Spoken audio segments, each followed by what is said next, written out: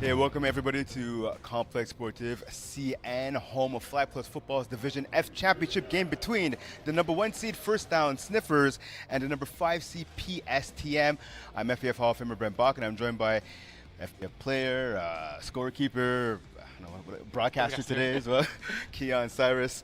A huge game here, the rubber match between these two teams. They met twice in the regular season. PSTM winning in week 4 by a score of 18-7. And then 10 days later, First Down Sniffers getting a 25-24 victory. What kind of game are you expecting here this afternoon?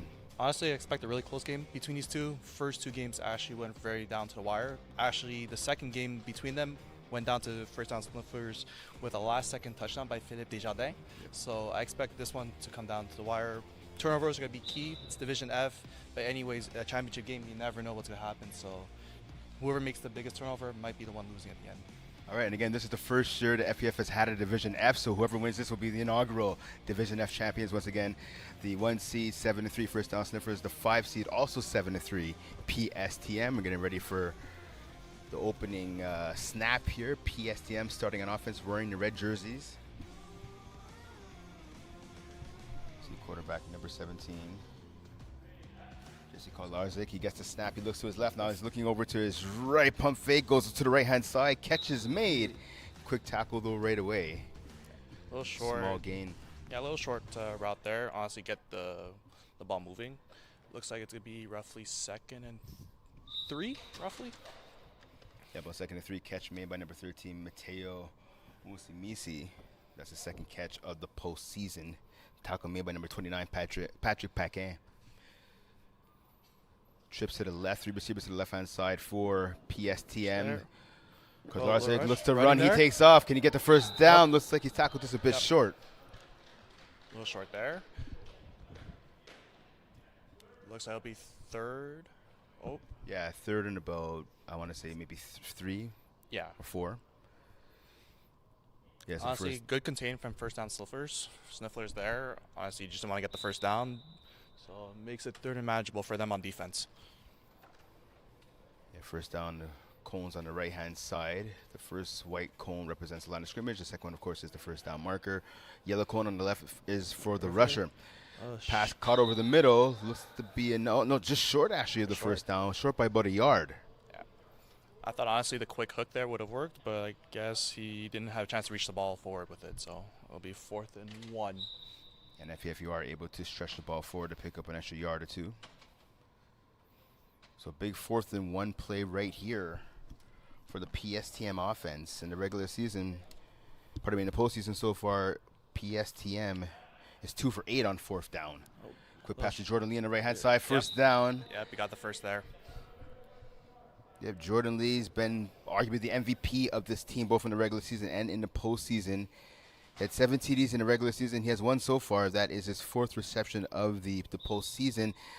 Big leader, though, on defense. 7 INTs in the regular season, 2 so far in the playoffs. Honestly, for Jordan Lee, he's been up-and-comer as of late, especially in the lower divisions. So I expect him to be somewhat a focal point for First Down Snifflers to guard down the field. Kolarczyk to the flat. Quick pass, a quick tackle. Pack in, another tackle right there. He's been solid at deflagging the receiver so far, and this one, that's the 2nd tackle of the game. So what do you think here offensively? Obviously, we see PSTM, Keon going short right here. Do you think that's going to be their game plan, is to try to take what the defense gives them, or do you think eventually they're going to start taking a couple of deep shots? I think, yeah, short game is honestly your best friend, especially early in the game. It's a championship. You never know how people are feeling. Oh, looks like Jesse Kolarczyk is running.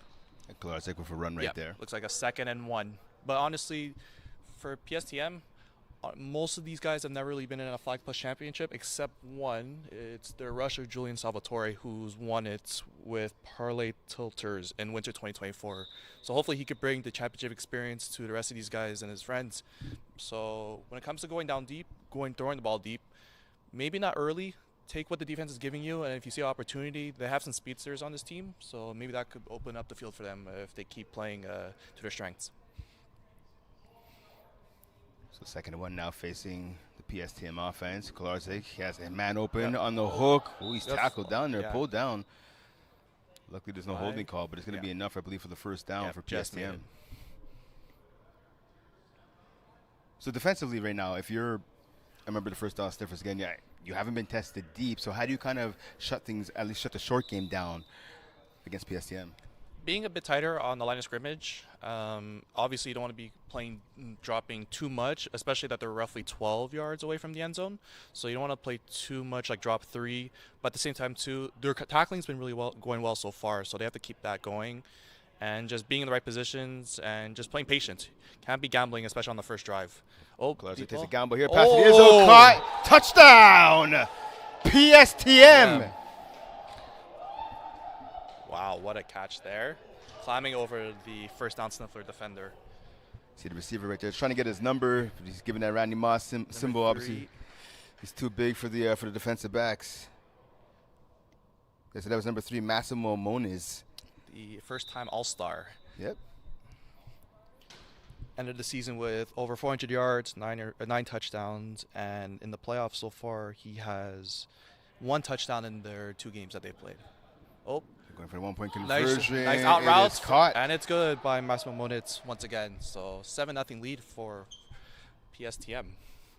And of course, for those of you that haven't watched the FPF game before, you can, for after touchdowns, you can go for a 1-point conversion from the 5 or a 2-point conversion from the 10. Obviously, right there, PSTM going for the 1-point conversion. Moniz with the touchdown grab and the 1-point convo. So 7-0 lead for PSTM. Now we get to finally see first down Snifflers. They actually came back from being a 5v5 recreational team last winter, moving up to 6v6 in Division E now. So they've had experience in 5v5. They've had a solid season in 6v6, going 7-3.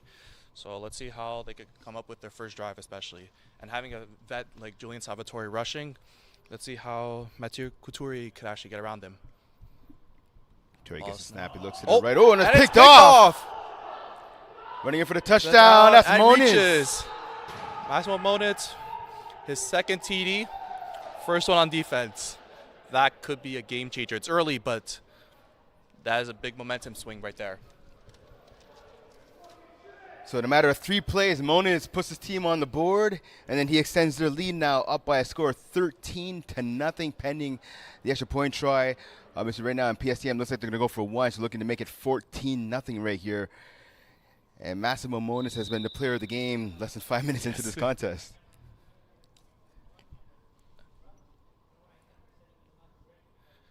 Going for a 1-point conversion right here for PSTM. Clark gets a snap. He looks to his right. Now First looking over the there, middle, pass to the left. And incomplete. So, honestly, still great stuff on defense. All it took was 1 play for a pick 6. But look, first down Snifflers, they get ball back second half. Even though they have let up a pick 6 on their first play, ain't over yet for them. So let me ask you, obviously, Keon, so Couturier comes out, first pass of the game gets picked off, right? In the regular season, he had 13 interceptions. So far, though, this postseason, he's been pretty clean. At least to this point, hadn't thrown a pick yet. How does he need to settle himself down here? Keeping it basic. Don't feel like you have to go, and a boy. snap over the head. Will it be a safety? Oh, yes, it will. That is not the start that first down Snifflers needed. 2 points added to the lead now for PSTM.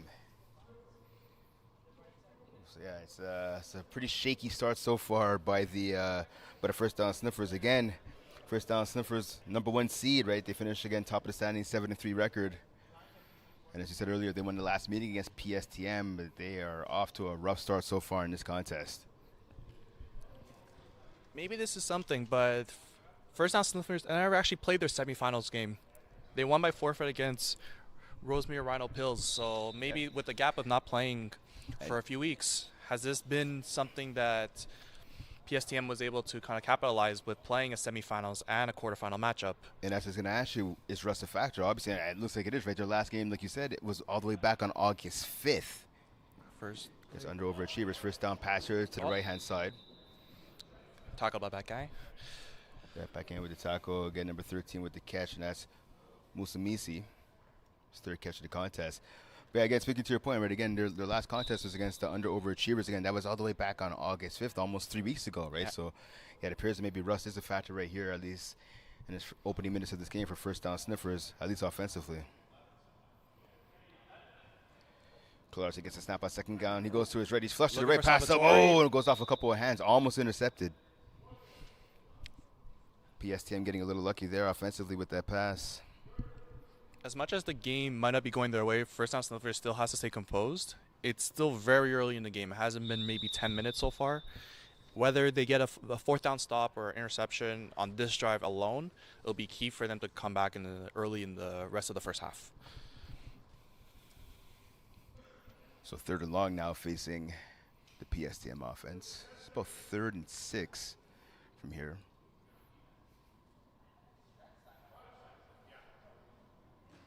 Galarza gets a snap, trips to the left. He's running to his right. Keeps the ball on the ground. Oh, he breaks a tackle. Running towards the end zone. Finally deflagged at about the 10-yard line. Big run there, but the big man Kolarczyk setting up his team near the red zone. Big run there. I didn't expect the missed tackles there, especially with Paquin there. He's been very efficient, at least in the early get-go of this game and also throughout the season. So that was not something first down Sniffers need. But again, now you're roughly 1st and goal. I'm trying to wait to see if they're inside red zone or out. Looks like they might be right outside, or so the red zone is about the 8-yard line. Yeah, looks like they're right outside red zone, but obviously you can't run this play. But of course, in FAF you can't run on back-to-back plays. You cannot run at all in the red zone.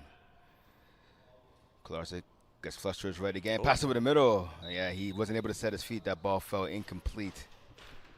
Been noticing Jesse Kolarczyk has been rolling a lot right. Maybe that's his go-to strong side, but maybe that's something for first down Sniffers to pick up on as the game goes on. Yeah, you're right-handed quarterback. If you're running to the right, it makes those throws a little easier when he's throwing to the right versus throwing to the left, right? Most of those throws you kind of have to turn around your hips and then throw across your body. If you're trying to go to the middle to the right-hand side when you're being flushed to your left as a right-handed quarterback.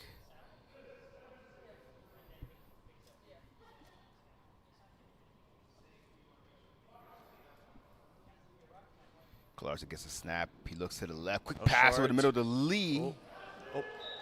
I can't tell what the number as they're falling. It's already falling off his shirt. Yes, it actually was not Lee. That appears to be. Can't tell. His number flew off his shirt. By the way, that catches enough for a first down. Yeah. So PSTM able to extend the drive. I believe it was Lee. No, it's the or that could have been number 2, James Mastriotra. Yeah, it's probably Mastriotra. You're right. Yeah, that's exactly who was number 2 there. Was at the slot now going to the wide receiver side on the left. Kolarczyk rolling to his right. Pass in front of the end zone. Bounces. Ooh, almost intercepted right there. Bounced off the hands of the receiver. And that was close right there. Was that 4th down? Oh, looks like that was actually 4th down. Oh, yeah, you're right. It was. Yep. I thought they got the first on 2 plays ago. So I thought they did too because where the second cone was placed, it looked like they were still able to get a first down, but I guess not. So with first down Sniffers now, 2 offensive drives, 2 plays, 2 bad plays, 1 safety, 1 pick six. But again, they were sort of interrupted. They were able to dodge a bullet right there. At least the defense made a stand right there. Yeah. So now a little bit of momentum is on their side. Let's see if their offense can take advantage of it here. Couturier waits a snap. He gets it. He looks to his left. He goes there right away. High pass. Reeled in, though, by the receiver. Yep. That's what they need. Forget the past 2 offensive drives that happened. Your defense, like you said, made a great stop there inside their own end zone. So they just got to push the ball forward. They still have time, and they get the ball back. Olivier Ledeau there with the grab. His 9th of the postseason. One of the top players on his team. 6 touchdowns as a receiver in the regular season, 2 in the postseason. Defensively, though, is where he makes his real impact. 8 INTs in the regular season for Ledeau. Couturier gets the snap. He looks to his left. He's going deep. And that ball hung in the air about 3 or 4 seconds too long there. Allowed the defensive backs to kind of get in position. But luckily for the first down Sniffers, that pass was not intercepted.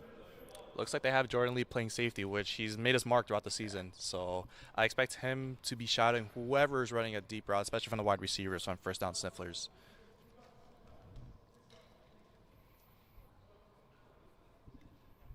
First down Sniffers have the number 1 defense. 155 points against in the regular season. PSTM, though, had the number 4 offense. So obviously PSTM with the advantage right now in this one. But the first down Sniffers offense looking to pick up the pace here. Trips right. Oh. Couturier is going to run. Yep, he is running. Will that be enough for the first down? No. Oh, looks. You stop, Like so maybe got a yard out of that. yeah, got your. So now it's gonna set up a fourth and a long 2 here. Yeah, and you can't run now, so.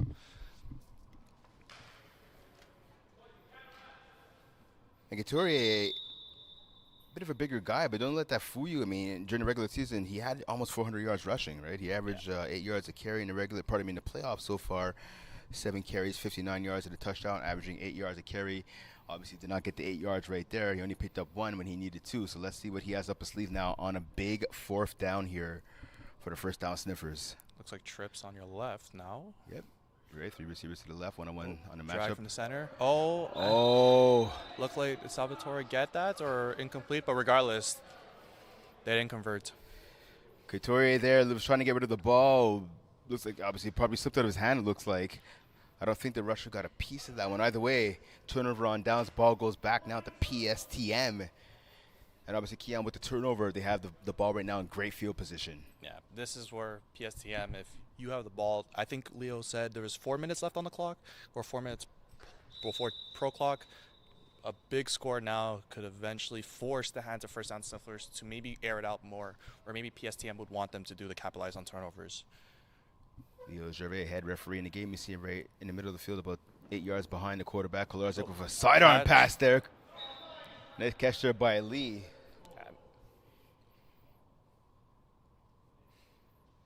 There's a bit of creativity right there by Kolarczyk. I mean, usually it's over the shoulder type of throw, but a nice little sidearm throw right there. And for Jordan Lee not being the tallest guy on the field, he could make those grabs in places that maybe defenders might not be able to reach. So right here, obviously, if you're PSTM, you're in control of the game. Defensively, you're shutting out your opponent so far. You got 2 early touchdowns. What do you have to do here? What are you calling right here if you're Kolarczyk in the huddle? Honestly, maybe a bit of some levels just to get the PSTM defenders moving around. Not saying that you have to give like all hooks, but just something easy where Kolarczyk could actually get his first or second reads pretty quickly without being pressured to actually throw the ball away or make an unnecessary throw. You saw a catch there by Lee for a couple of yards. Setting up like a 3rd and 5, I think. Yeah.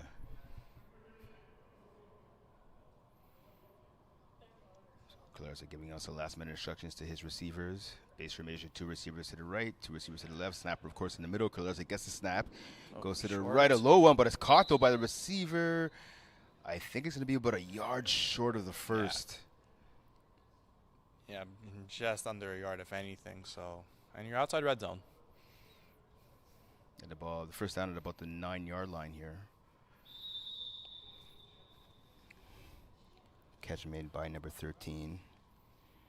And Musamisi. Big 4th down right here for both sides. Pass. Low one. Look how you got it, yep. Yeah, nice clutch catch right there.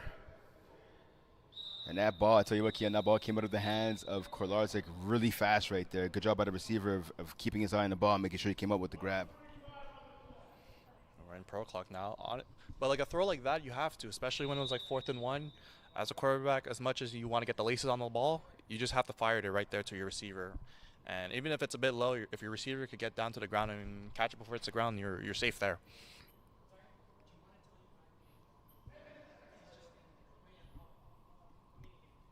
So fresh set of downs now for the PSTM offense. They're officially now in the red zone. Kolarczyk pass to the right-hand side is caught. One broken tackle, almost another. Oh, that's flag guarding, unfortunately. Yep. Good call right there, Keon. That's Alexa Diab there with the call. Sideline official on the right-hand side. Looks like the flag guard initially happened roughly around the 5, so depending on what the penalty, what first down Sniffers do with the penalty, they're back up 5. Yeah, so pretty much they lost 1 yard out of that catch.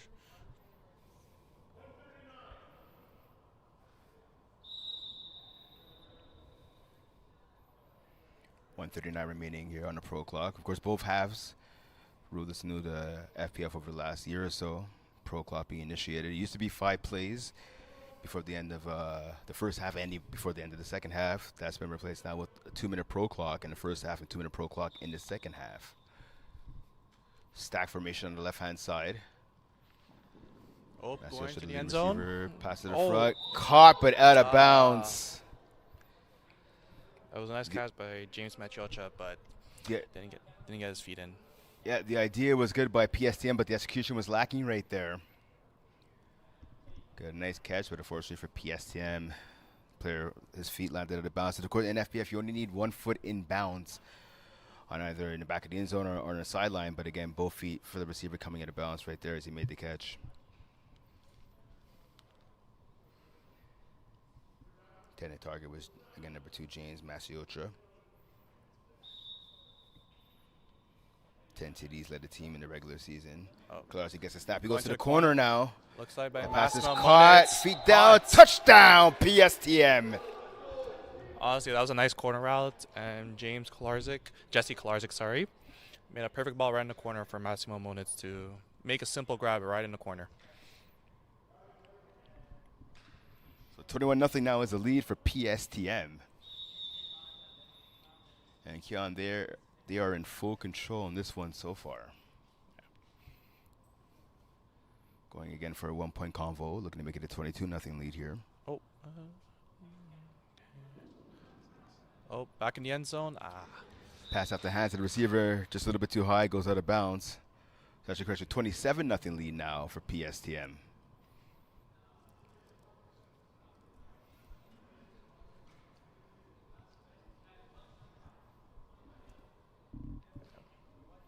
So about just under 90 seconds now remaining here, Keon, in the first half. If you're the first down Sniffers, what do you have to do, not just to get some points, but just to get some momentum for your offense right now? We still have time on the clock. You still have a timeout they could use. I would try to get something where one of your faster receivers, whether it's Olivier Ledo or perhaps Philippe Desjardins, getting them in space, whether it's a short hook or whatnot. You still have time. You don't have to rush it. One thing I've noticed with teams in FPF, especially with the pro clock, they rush the ball in the 2 minutes.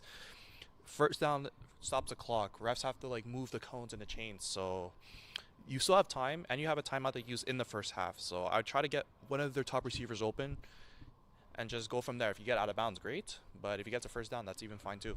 Let's see the first down Sniffers right here. A little handoff here. Yep. Oh, that might be a holding. Yep, there it is. Yep. Good call. Good eye by you right there. Carried by number 12, Philippe Desjardins. Again, scored the game when he touched on the last time these two teams met. So the penalty will give the first down Sniffers an automatic first down. The run for about 8 yards, but again, you add 5 more onto that. Again, giving the Sniffers a first down here. That's honestly as perfect as you go. You got the penalty, you got yardage there, and now you don't have to rush things. You still have over a minute left on the clock. Clock is stopped. Just take what the defense gives you at this point. Ideally, you don't want to give PSTM any time on the clock, or very less than maybe 10 seconds. So, but if you have a chance to score, take it. Couturier running pass over the middle. Nice catch. Looks like he was inside the 10 there. That was a nice catch. Yeah, the little kind of jumping into the air and snatching that one out. I was going to say, and that was kind of a risky pass right there, because that pass, I think, is a little bit higher. It might go off the hands of the receiver. It could be intercepted. Those are great hands there by Olivier Ledo for that, because honestly, I thought Mathieu Couturier was actually a run with the ball. It looked like he was in the full sprints. But good job by Ledo for actually making the grab. So that's a good job actually by the quarterback throwing the ball, because if he would have ran, don't forget the play before, even though there was a penalty, it was a run, right? So there would have been a penalty against. Exactly. Great point there, Brent, for mentioning. So the ball now at the 8-yard line, at the cusp of the red zone. Couturier fakes the run. He's going to his left. Now he's going to run, and he gets sacked. Loss of about a yard and a half right there.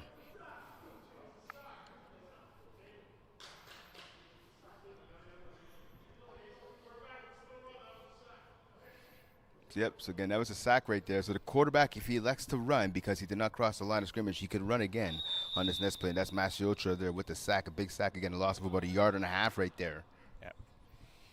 Less than 30 seconds remaining here in the first half. 27-0 lead for PSTM. First down Sniffers, though, at the door. Can they punch it in?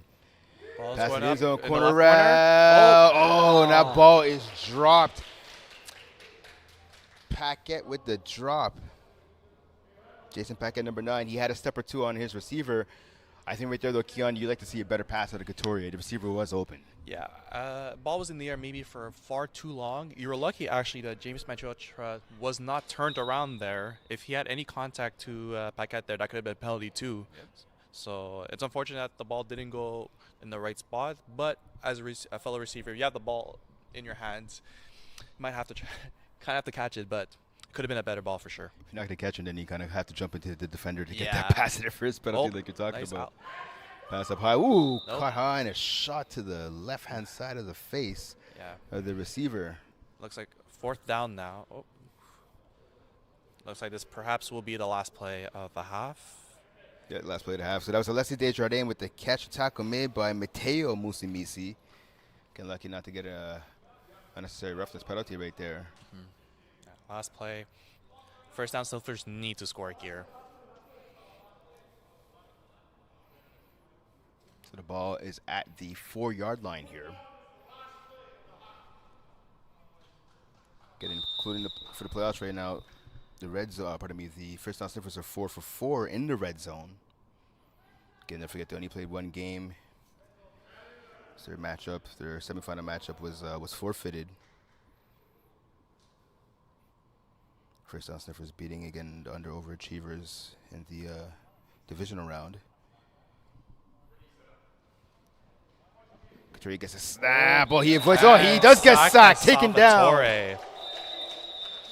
Big play right there. Julian Salvatore ends the half with a sack. 27-0 lead for PSTM over the first down Sniffers.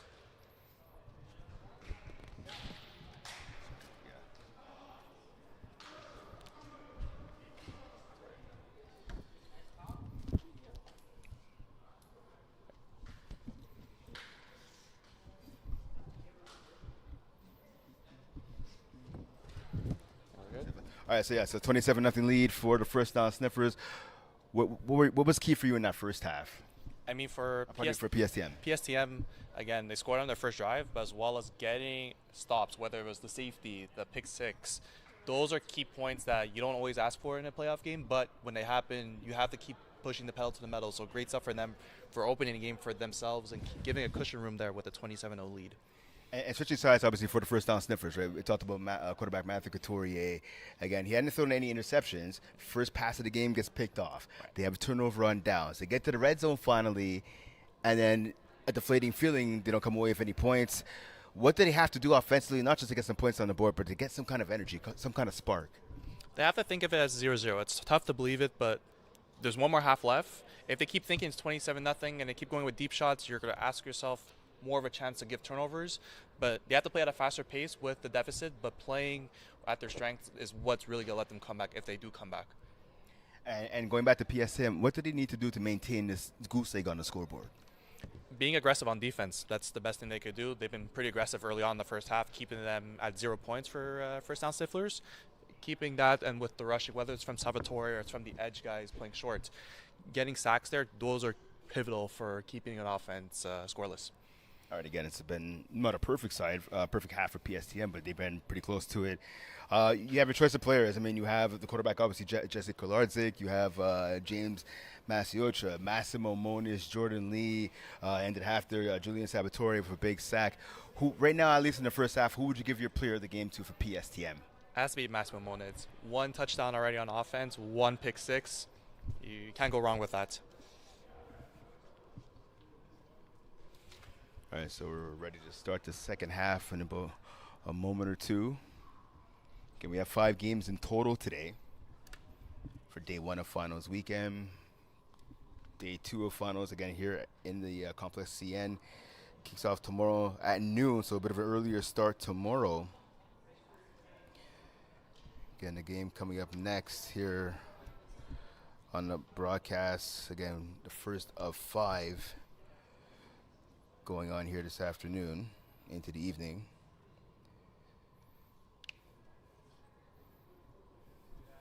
And yeah, the next game coming up, so I'm just trying to find the schedule right here. Division D.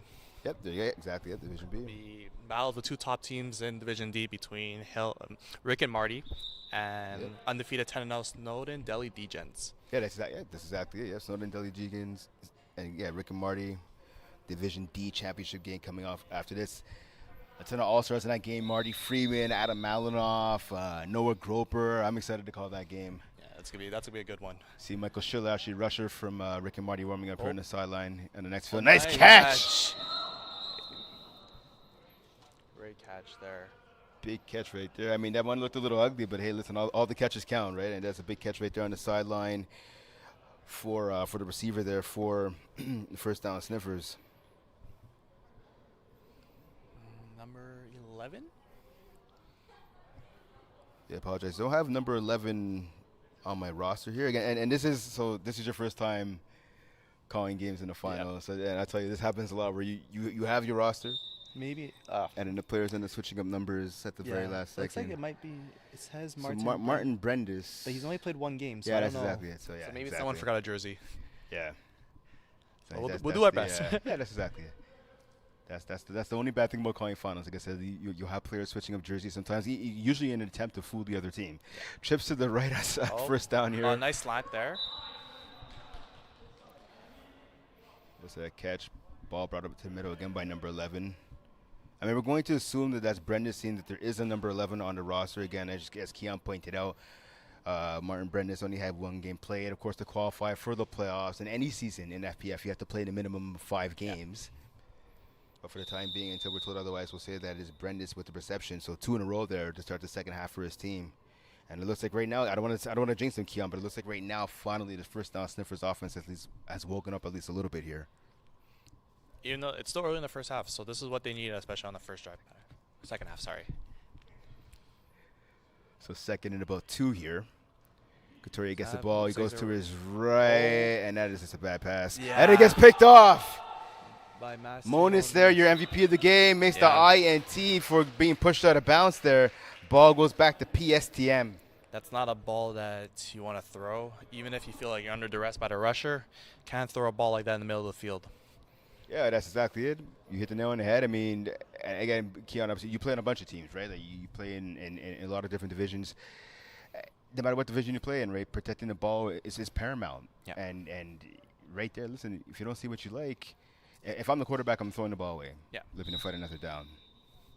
Throw it away, even if you take the sack, even if you don't want to, rather than just throwing it in the middle of the field where it was one receiver on maybe 2 or 3 guys. You would have been hopeful if it was an incomplete pass. So PSTM now takes possession of the ball at their own 9-yard line here after the INT by Monitz. Clark gets the snap. Like he's going deep. The middle, and that pass is picked. No, dropped at the last second. So I'll tell you what, right there, Keon, a good play right there by Jordan Lee. Yes. Ended up playing defensive back Olivier Ledo, again, led the team in INTs for the first down Sniffers in the regular season. He came up, he had the ball in his hands, but before his feet were able to hit the floor, I think Lee punched that ball out. Yes, exactly. That's exactly what happened. If only the ball was maybe a bit further, Jordan Lee had a step on Olivier Ledo. Great play for Ledo for being there, and for Jordan Lee, you had to play DB there, even if you had the ball.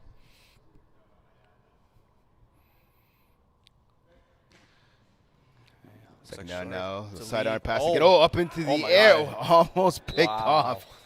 What hands by Jordan Lee there. And the ball was behind, and he was still able to catch it for it, but dangerous though. The ball was in the air for a bit too long. Yeah.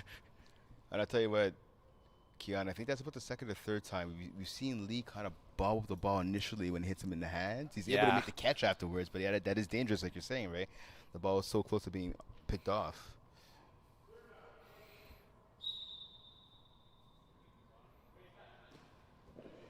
Third down now. Clark being flushed to his right, goes deep. Oh my!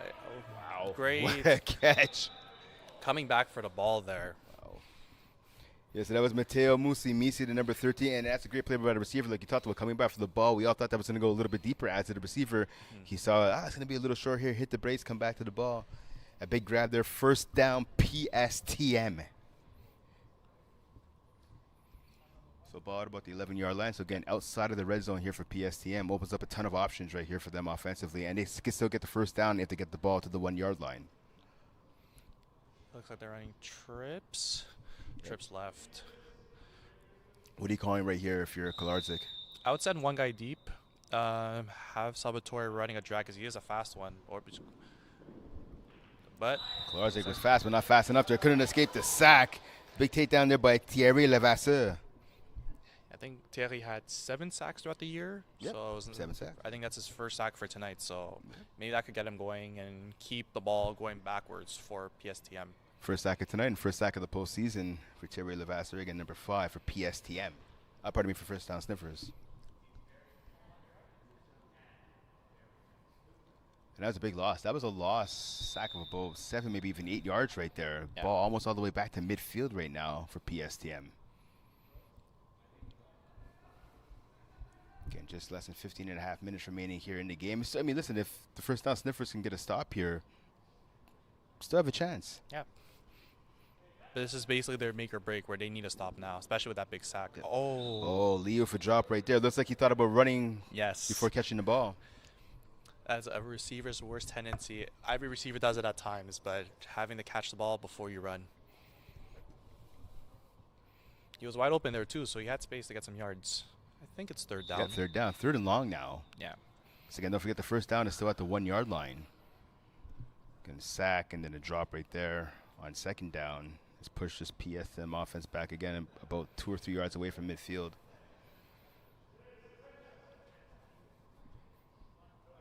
Galarza gets the snap. He looks to his right. Oh. Goes to the left corner. Man wide open. Oh, and that's dropped. That was a broken coverage there by first down Sniffers. They got very lucky that was an incomplete pass. And I tell you what, if the first down Sniffers could come back and tie or potentially win this game, that could be the game-changing play right there. Yes. That receiver was wide open for the touchdown. So 4th and long right now. Oh. So I believe, I think they're going to punt. Yeah, that's a smart play right here. Yeah, it goes to the 1. But exactly by PSTM. So the ball, once you get the ball past midfield, when you punt it, it goes to the opponent's 1 yard line. If you get the ball before midfield, you punt it, it goes to their 10. It's honestly smart for them because if Salvatore could give a lot of pressure, because Mathieu Couture, he doesn't have that much of a leeway in terms of space because he is backed up behind the end zone. Yeah, of course, if you punt the, like usually how it works here in FPF is if you have the ball, you usually start at your own 10 yard line. If you lose a yard or so, or even more than a yard, if you're punting the ball away before getting the ball to your own 10 yard line, then the ball goes to half. But again, as you said, in this case, the ball was past the halfway point of the field, so it goes to the 1 yard line for the first down Sniffers. Here they go on first down. Couturier gets a snap. He looks to his right. He has a man. Oh, almost intercepted. What a big pass break up there. Massimo Moniz with the break up there. I mean, so that's, at least it counts as a pass deflection right there. So, I mean, he has an interception. He has a couple of touchdowns in this one already. I mean, I think he's the MVP so far. Yeah, honestly, if the game keeps going, it looks like he's going to be the MVP. Yeah, Mona is definitely a playmaker. One of many playmakers this afternoon so far for his team. Again, up by a score of 27-0. Brent Buck and Keon Cyrus with you live at Complexe Sportif CN here in Brassard for the FPF Division F Championship. Second down now facing the first down. Sniffers Couturier gets a snap. He looks to his right, passes it quickly to the flat. Quick pass, quick tackle though. Masiocha with the tackle. Caught there by Levasseur. It gives Couturier more room now, honestly. You just need a pass to get at least past the 4 or 5 yard line of your own back end. So now you're making it third and manageable, which gives him more space at least. You just can't take a safety. Yeah, that's it. So about 5 yard gain on the play. The ball now at the 6 yard line. First down Sniffers looking for anything here, any type of positivity out of their offense. Let's see if they can get the ball out of the shadow of their own end zone. Couturier waits the snap. He gets it. He looks to his left. He's going another lofter towards the sideline. Oh! And that ball, I think the defensive back knocked it out of the receiver's hands at the last second. Masiocha. Yeah, Masiocha in coverage. That actually was a pretty good pass. Yep. One of the rare accurate passes, at least this game, when it comes to first down Sniffers for taking a deep shot. Again, good play by the defensive back. So now 4th down here, 4th and about 3. What are you calling? Obviously, they're going to have to go for Ray Couturier in his offense. What are you calling right here if you're a member of the first down Sniffers offense? I think at the final play, whether it's like a 7-in perhaps for Olivier Ledo or Philippe Desjardins, getting something with levels. Even not every team knows this, but maybe going on 2, for example, to get the rusher a bit stumbled. You never know. But definitely some levels. They're running with trips right now. But I wouldn't go deep. Just get the first down, but at least make sure you get the first down here. Trips to the right of the quarterback. He goes to his right. Now back to the left. There. He has a man open. And that pass is caught. First down Sniffers. That was a tell you great what, grab there. that ball hung in the air, seemed like for an eternity. Good catch right there by the receiver, number 11, for the first down. Sniffers to extend this drive for his team. And one thing, so Keon, one thing I noticed, obviously doing the prep for this game, right? PSM offense dominant in the first half, right? Yeah. Even in this game, up 27-0. They've been that way the whole playoffs, right? Their offense seemingly has fallen asleep in the second half. There's a couple games this season, even during the postseason, where they scored 0 points in the second half, and that's the case so far right now. Yeah, honestly, it's not the recipe you would want to be scoreless, especially in the second half. But if they have a big enough lead and they trust their defense to not allow those same points in the second half, it's been working for them so far.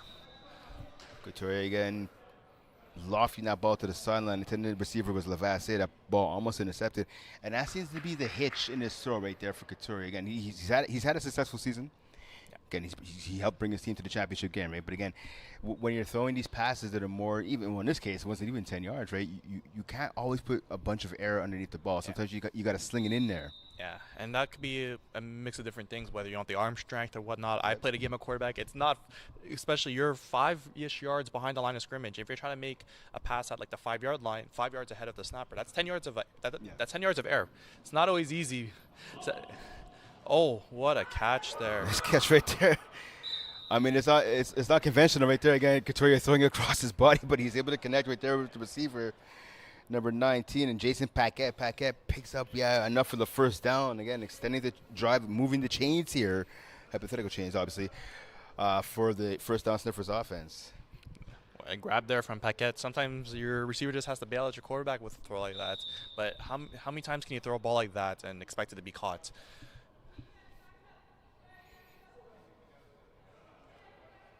Again, 18 points that the PSTM scored against the first down Sniffers in their Week 5 matchup. Second matchup of the regular season was their lowest output. Obviously, they surpassed that today here with 27 points. First down Sniffers looking for point number 1 here in this contest. It's his third time here in the red zone. Let's see if they can capitalize. Fast rush by Salvatore. Gets sacked again. Salvatore came out of a cannon on that rush. There wasn't much that Couturier was able to do there. And obviously, Keon, you play a lot of different positions offensively. Well, a receiver, you said you played a bit of quarterback, but on defense, you've played rusher, you've played corner. As a rusher, what's the key to getting sacks? As the part of the game goes on, it's more like you just have to be at the right place at the right time. But as the game goes on, what's good for a really good rusher is knowing the snap count, especially from the center. If you could understand the snap counts of what the center is going through, you could time it so well where the second the ball's off the ground, you're already within the snapper's face, which gives the quarterback less time to even get the ball out. So as long as Salvatore, especially in this sense, times it, and he's quick, so it takes practice at the end of the day. And that was a catch. Paquette catch right there, number 19 for first down Sniffers. And that was Jason Paquette once again. So Paquette's catch brings the ball to about the 6-yard line now for first down Sniffers. Just under 6.5 minutes remaining in this contest. Brent Bach and Keon Sires with you live at Complexe Sportif CN, home of Flat Plus Football's Division F Championship. Again, the first of 5 games here this afternoon and into the evening. Coming up next, don't go anywhere, we have your Division D finals game between Rick and Marty and the Snowdon Deli Degens. Snowdon Deli Degens, number 1 seed, 10-0, looking to complete their path to perfection. Rick and Marty, the number 2 seed. Because Couturier running, and he is in the red zone, so he cannot run. So that'll be a penalty. It won't be a loss of yards, but what it'll be basically is an incomplete pass credited to Couturier and his offense. Yeah, he was at the 7-yard line there, so he was already in the red zone.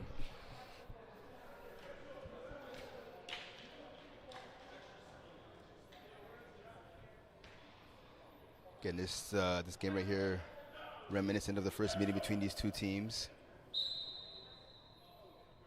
PSTM jumped out to an 18-0 lead in the first half. Touchdown by Jordan Lee. They won by Massimo Monitz. PSTM was able to add another one again before the break, up 18-0. But then, just like today, they didn't score in the second half. First down Sniffers were able to get a touchdown, but that was it. An 18-7 win for PSTM, as we said earlier, though. First down Sniffers able to eventually lose 25-24 later in the season, a week later. Couturier pass over the middle, incomplete. And the flag on the play, it might be throwing. Yeah, he might have been over the line. Legal forward pass, yep. Yeah, Yep, turnover on downs. So smart play right there. Yeah, so you can hear right there, head referee there, Leo Gervais saying illegal forward pass. Yeah. Quarterback goes over the line of scrimmage, throws the ball. PSTM smartly, instead of accepting the penalty, they choose to decline it. Incomplete pass to get the ball on downs. Yeah. What did you see out of the PSTM defense that led to the turnover right there? They were strong. There were some big plays by first down Sniffers, but at the end of the day, PSTM, they were composed, especially in their own red zone. They were fortunate with some penalties there, but their defense didn't break. Looks like Jordan Lee's breaking down straight middle. Nice defensive play right there. Yeah, Lee nice was open. You're right. Lee was open. Nice break up there. Yeah, great pass deflection. That was by number 12, Philippe Desjardins. Got on his horse right there, able to track down the ball and the receiver, and made a play to knock that pass incomplete. It's hard sometimes to see, especially when your center is running a deep route, because they're the last person on the line that's actually going to be running as they snap the ball right away. So Lee, with the speed that he has, he could get if it was ever needed for him to get these deep routes, he is someone that could do it. But right now with a 27-0 lead, with less than 4 minutes left in this game, honestly, just kill clock if you're PSTM. But again, I feel like they're also having fun too. Yeah, passer to the right-hand side, caught by Mateo Musimisi. Like it's third down now. Facing the PSTM offense.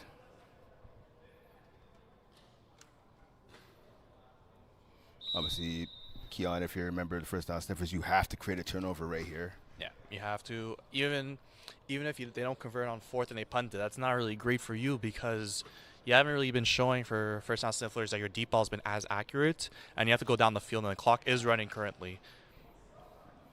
Wheel route there potentially by Mashotra, and defended by Paquette. Yeah, Paquette was there step for step. You can even make the argument, Keon, that he was actually in better position to make the catch than the receiver right there. Yeah, he was there.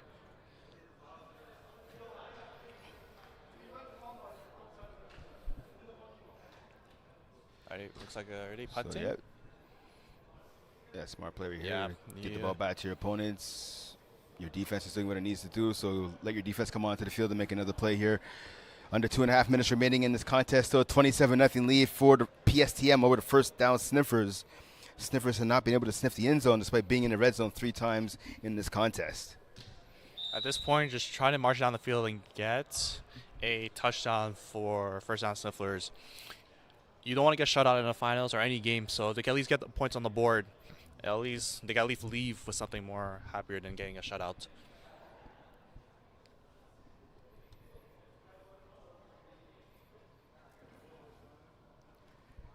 So Couturier waits the snap now. See the reality of losing the championship game, and appears to have set in on him and the rest of his squad. Pass and that one is almost picked off. Mateo Musimisi, number 13 right there. I think his eyes were big, and he thought about dancing on his way to the end zone. Yeah, got to catch the ball first. Nice jump there on the route. Honestly, this was a great performance all around by PSTM. Yeah. Especially in the first half. Second half, maybe they let off the gas, but when you're up 27-0, sometimes it is hard to kind of let yourself keep fighting with the engine, but their defense has been standing tall. They haven't allowed a point yet. Yeah, PSTM coming into this game, they had 5 interceptions. They definitely added to that total here this afternoon. Yes. Second down now. Handoff. Fake handoff. Avoiding a sack was Couturier. Avoids another tackle. Can he break a third? He gets held. There's a hold. Held a second time. So Couturier. He is frustrated, but he did get the call there. Yeah. I mean, he got the call twice pretty much. Two different holds by the PSTM defense on that play. Stopping the big man as he tried to rumble and bumble his way down to the goal line into the end zone. So 30 seconds remaining. Yeah, clear holding. Yeah. Call against PSTM, so automatic first down. First down Sniffers, at least they have a chance. They can still get on the board here. Yeah. At this point, you definitely would want to get on the board. You don't want to leave Brossard at least with being shut out. PSTM has delivered one shutout in the regular season. That was an 18-0 victory back in Week 3 over Vengeance.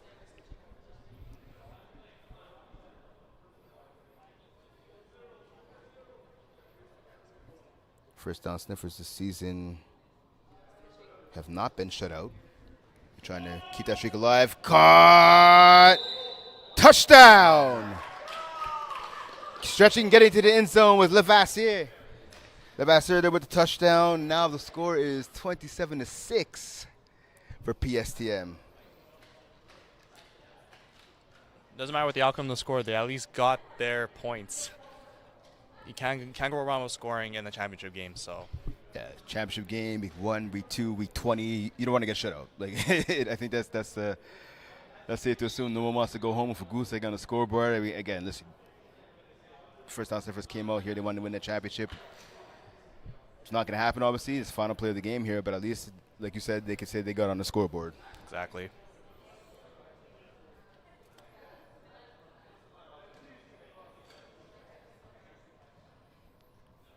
So going for the 2-point conversion now to make the score a little closer.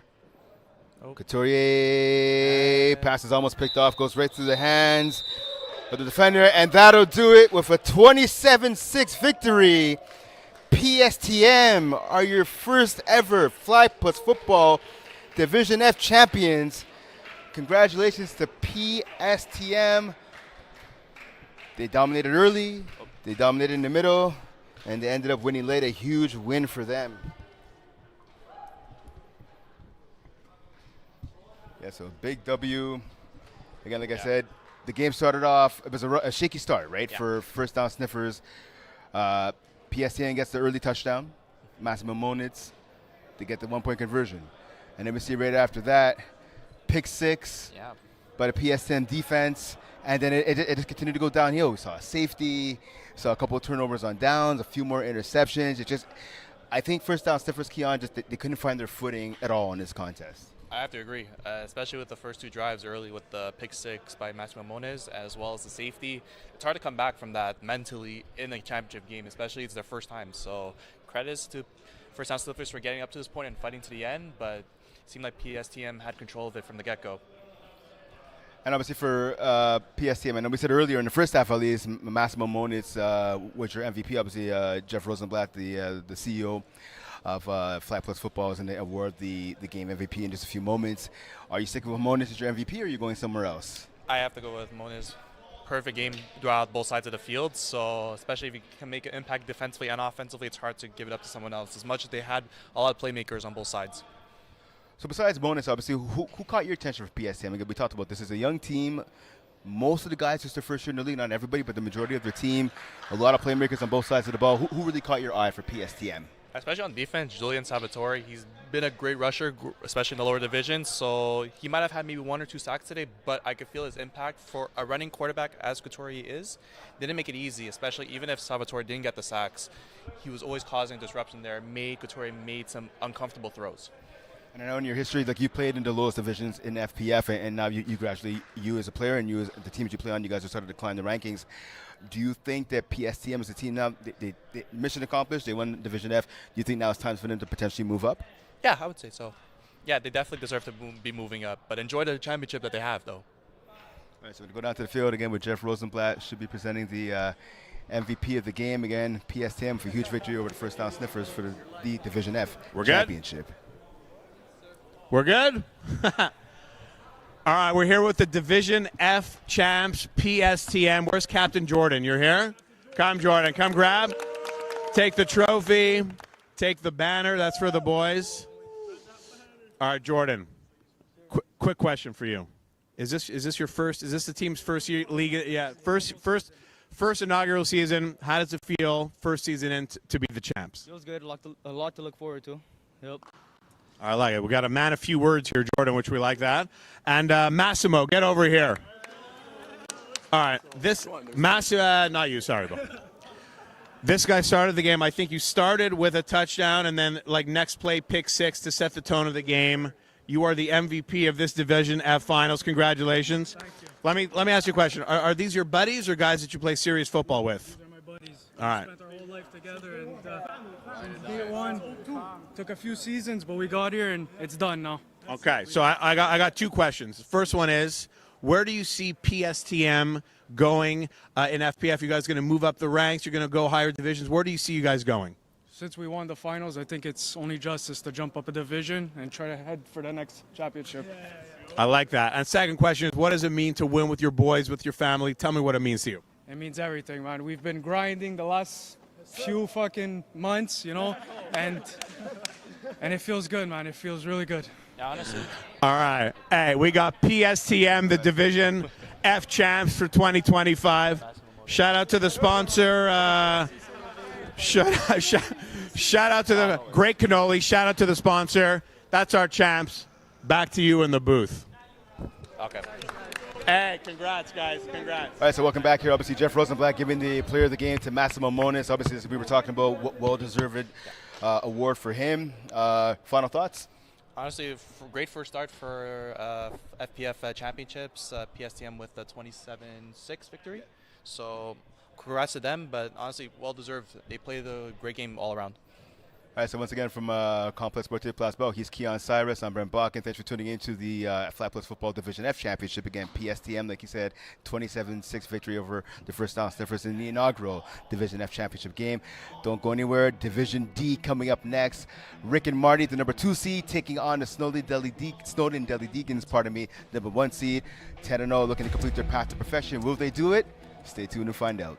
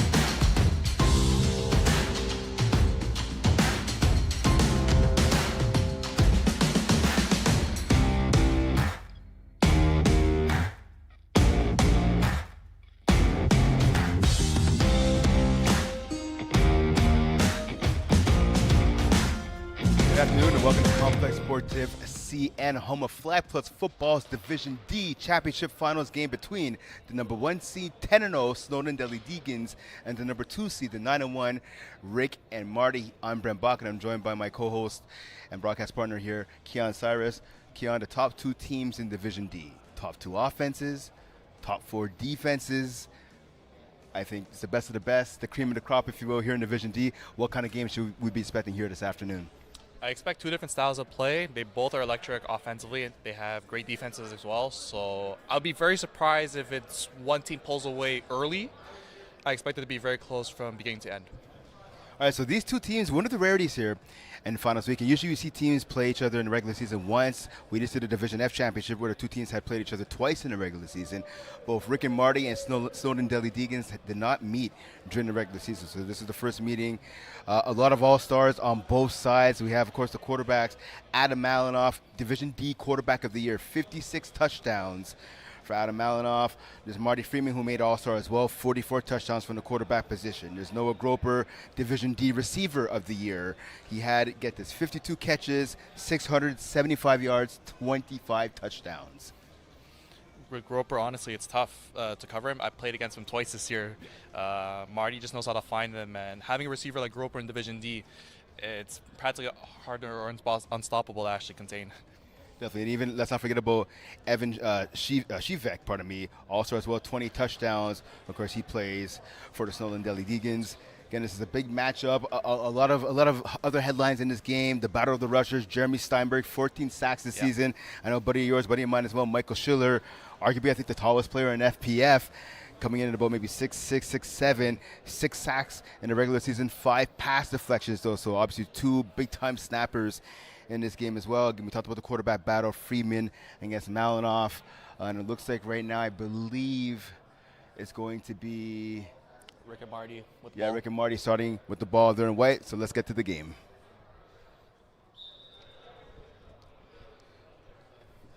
So Rick and Marty again wearing white. Snowdon Deli Degens wearing all black. Pass over the middle, caught right away. Brennan Burke, quick catcher. He's tackled right away. But Snowdon Deli Degens defense, pick up of about, I want to say, about a yard, maybe 2 at the most right there. Tackle made by Matthew Leutner, number 84 for the Snowdon Deli Degens. Had a chance this week to talk to Jeremy Steinberg on the FPF podcast, the First and Goal podcast, and he mentioned actually when I asked him who is the most underrated player on the team, and that's the first thing that came out of his mouth was Matthew Leutner. 4 interceptions in the regular season. Even as a receiver, he had 2 touchdowns. Not a lot of big numbers, he said, but in the postseason, he has been heating up in terms of his play on both sides of the ball. Freeman now going to the flag. Nice catch there. Looks like that was number 15, Jonathan Perez there with the catch, bringing the ball out of bounds. Great route by Perez there. Marty, calm, collected quarterback. He's been playing well in the playoffs, so I expect the same with him. Yeah, Perez picking up about 9-10 yards right there, getting the first down for his squad.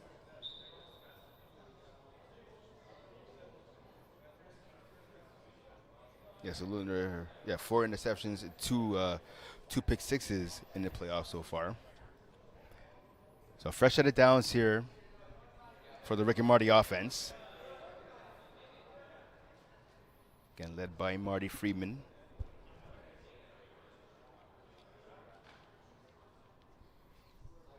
Freeman awaits the snap. He gets it from Berg. Freeman's look to his right. Now he's going to the left. He's going to run. Aiming for the left sideline. Stretches out the ball. Not enough for the first down, but a pickup of about 4, maybe 5 yards on the run right there by Freeman. With Marty running there, Marty doesn't run that often, but he has shown in the playoffs when he needs to, he will run.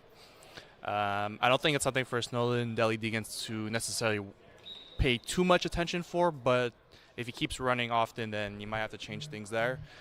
Jeremy Steinberg, I know, is one of the great rushers, up-and-coming rushers in FPF. I know he's going to try to set. I spoke to him earlier today, and he wants to set his tone in this game, especially early.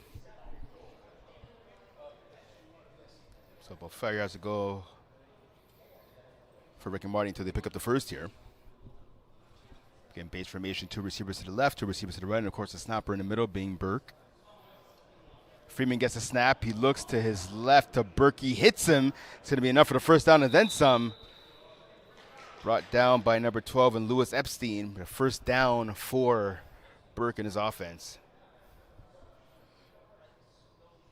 See Adam Malinoff right now on the sideline getting ready. Mentally preparing himself, number 7, waiting to get onto the field again, the reigning quarterback of the year in this division. Freeman, no. Basically, who came in second in the quarterback of the year voting, getting 44 touchdowns. He's done a good job so far on this drive, missing in both the pass and the run. Both these quarterbacks, again, like you said, great quarterback resume, especially for this year. I know Marty's looking for his first championship, and for Malinoff, he's won in junior, never won in the upper leagues of FPF as a quarterback especially. So for one of these two QBs, one of them is winning their first championship.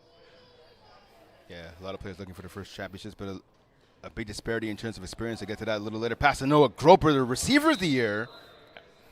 Pick up about 7 yards right there for Groper. Expect him to have the ball in his hands a lot in this game, no matter where they might move him around, but I expect him to be catching a lot of balls from Marty Freeman. Officials for this game, Leo Gervais again, the head referee in the middle on the left sideline. Celeste Diab on the right sideline is Leo's daughter, Phoebe Gervais.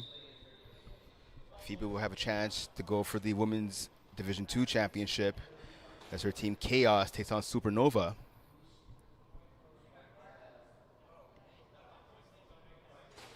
Comes Freeman now, 2nd and 1 here. First down's at about the 3-yard line.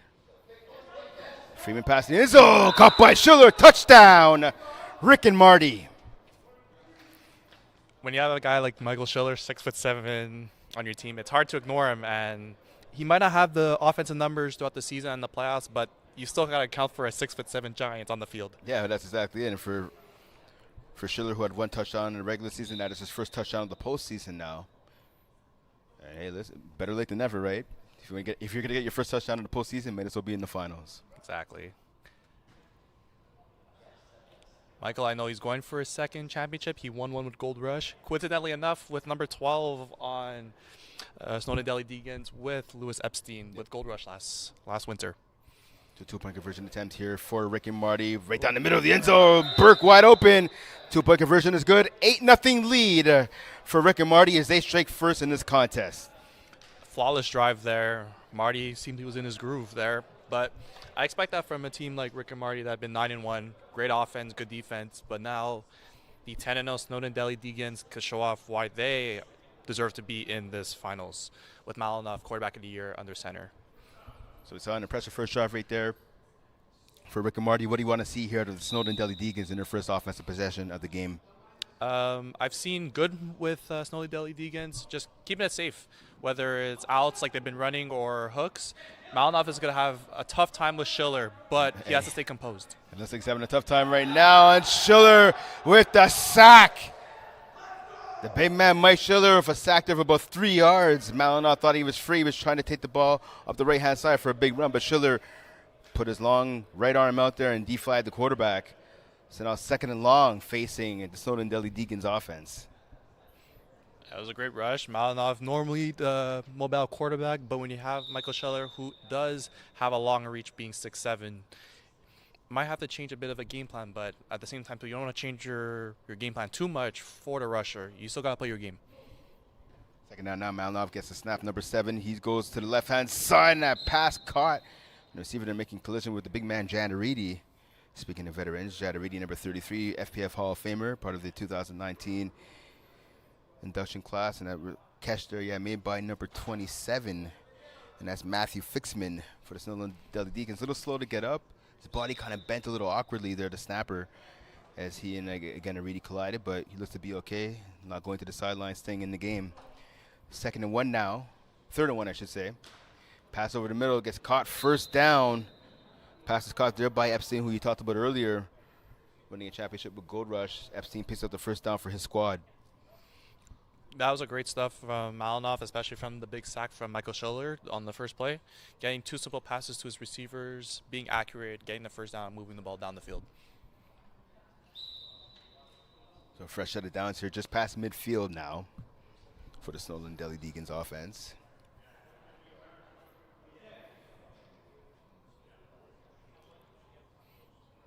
Run balance with 2 receivers on each side. Malinov gets a snap. He looks to his right. Pump face. He goes to the left, trying to get past Schiller. He does. Gets past Aridi. Can he get past Groper? No, he can't. But a pickup of about, I want to say, 7, maybe 8. No, I'll call it 9 yards right there. Yeah, what a great run there. It looked like Michael Schiller was going to get the sack again, but Malinov, being mobile, knows how to use his hips around rushers, was able to get around and get past another defender to make it 2nd and 1. Coming into today's game, Malinov had 129 yards on 12 carries and a touchdown, averaging about 11 yards a carry. Pickup of a little bit shy of that, pickup of 9, but now setting up a 2nd and 1. Tons of options, I should say, pardon me, for the Snowdon Deli Degens offense. Malinov gets a snap, thought about going over the middle. Kind of a throwaway, if anything, right there. I mean, the receiver was in the area, number 29 in Shivek, but it was more of a throwaway there, throwing the ball at his feet. Again, pressured heavily was Malinov by the big man and Mike Schiller. 100%. That was a throwaway. You couldn't do anything because Michael Schiller was going to get the sack there. So, honestly, smart for Malinov for getting it out. But that's the thing. With Michael Schiller running, being fast, and being long with a long wingspan, you might have to get some of those throwaways. Malinov gets a snap, quick pass to the right sideline, caught, feet in bounds, first down, Snowdon Deli Degens. I think that was by Max Kadanov, if not mistaken. Yeah, I believe you're right, number 14. Yeah. So a big catch right there by Kadanov on the sideline to keep this drive alive, continue the drive for Snowdon Deli Degens. For Malinov, especially on short yardages, has to get the ball out because having Michael Schiller rushing, as soon as Schiller's in his face, it's tough. He takes away so much surrounding space, but if he gets the ball out quick there, then there's nothing Schiller could do. Malinov gets the ball past the left-hand side, caught, touchdown, Snowdon Deli Degens. Lewis Epstein gets his team on the board. They're down by 2. Great drive by Snowdon. It started off rough with the sack, but Malinov and company showed that why they're 10-0, why their offense is deemed to be the number 1 offense in Division D. And going for 2 to tie the game.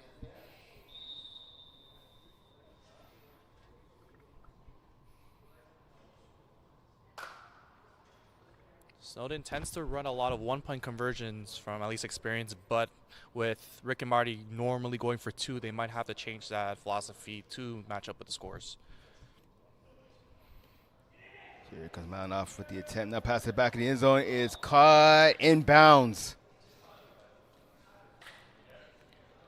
So the 1-point convo there for Snowdon Deli Degens, and now they trail 8-7. Yeah, and they went for 1 there. They were typical bread and butter play with Evan Shivik being on the receiving end of that.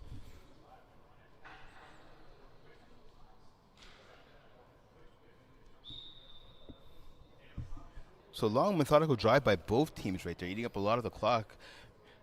Almost 9 minutes and counting remaining here in the first half. What do you want to see here, Keon, under the Rick and Marty offense now on their second drive of the game? Same thing as the first drive. I don't expect Rick and Marty to go deep too often. When you have a playmaker like Noah Groper that could just make yards with his speed and his hands, don't always have to go deep, just finding where he's open, and his other receivers too. Very reliable, and Jonathan Perez as well. So I think Marty should listen to you right there about not going deep. Freeman was open, just a bad pass. Groper was open, just a bad pass. But Freeman, looking at how both teams got here, Rick and Marty using their defense, 5 INTs so far in this postseason. They beat the number 19 seed Team Ethnic 40-20 in the divisional round. Then knocking off then knocking off the Nighthawks, the 16 seed, 16-7 in the quarterfinals. And then they beat a team called FBIFC that I think Keon plays for. We'll get to that in a second here. Burke with the catch over the middle. He's tackled after a minimal gain there. So yeah, I had a chance, obviously, again, last Tuesday here in Broussard.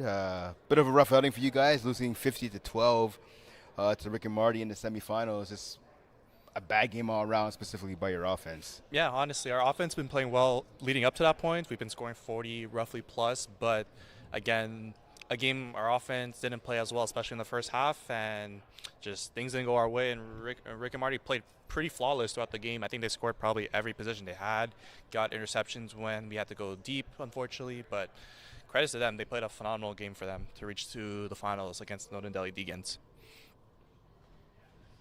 Freeman gets a snap, quick pass. Corey Sim Robertson on the sideline. The big man trying to make his way a little bit down the sideline. Picked up enough, though, I believe, for the first down. Yep. That's the first down there, but the big man, Corey Sim Robinson, one of three members of his team that plays in the FPF 35 plus league as well, along with Jad Aridi and Marty Freeman. Although Marty is not 35 yet, but I mean somehow he manages to get his way onto to Sean Abrams' roster, so it is what it is. He's reaching up there, but yeah, he has his ways of being part of FPF for a while as he's been. Yeah, so yeah, it's part of the OG FPF community. So I guess he's allowed to. I mean, he's closer to 35 than he is to 25. So I mean, I guess. Yeah, 100%. He's able to get into the 35 plus league. It's all about playing football, right? Having fun. Freeman gets a snap here on first down. Wobbly pass over the middle. Oh, and that was a dangerous one right there. You can see the frustration on the face of and the body language of there. Number 27, Matthew Fixman. He thought that should have been picked off for sure, and I can't say I disagree with him.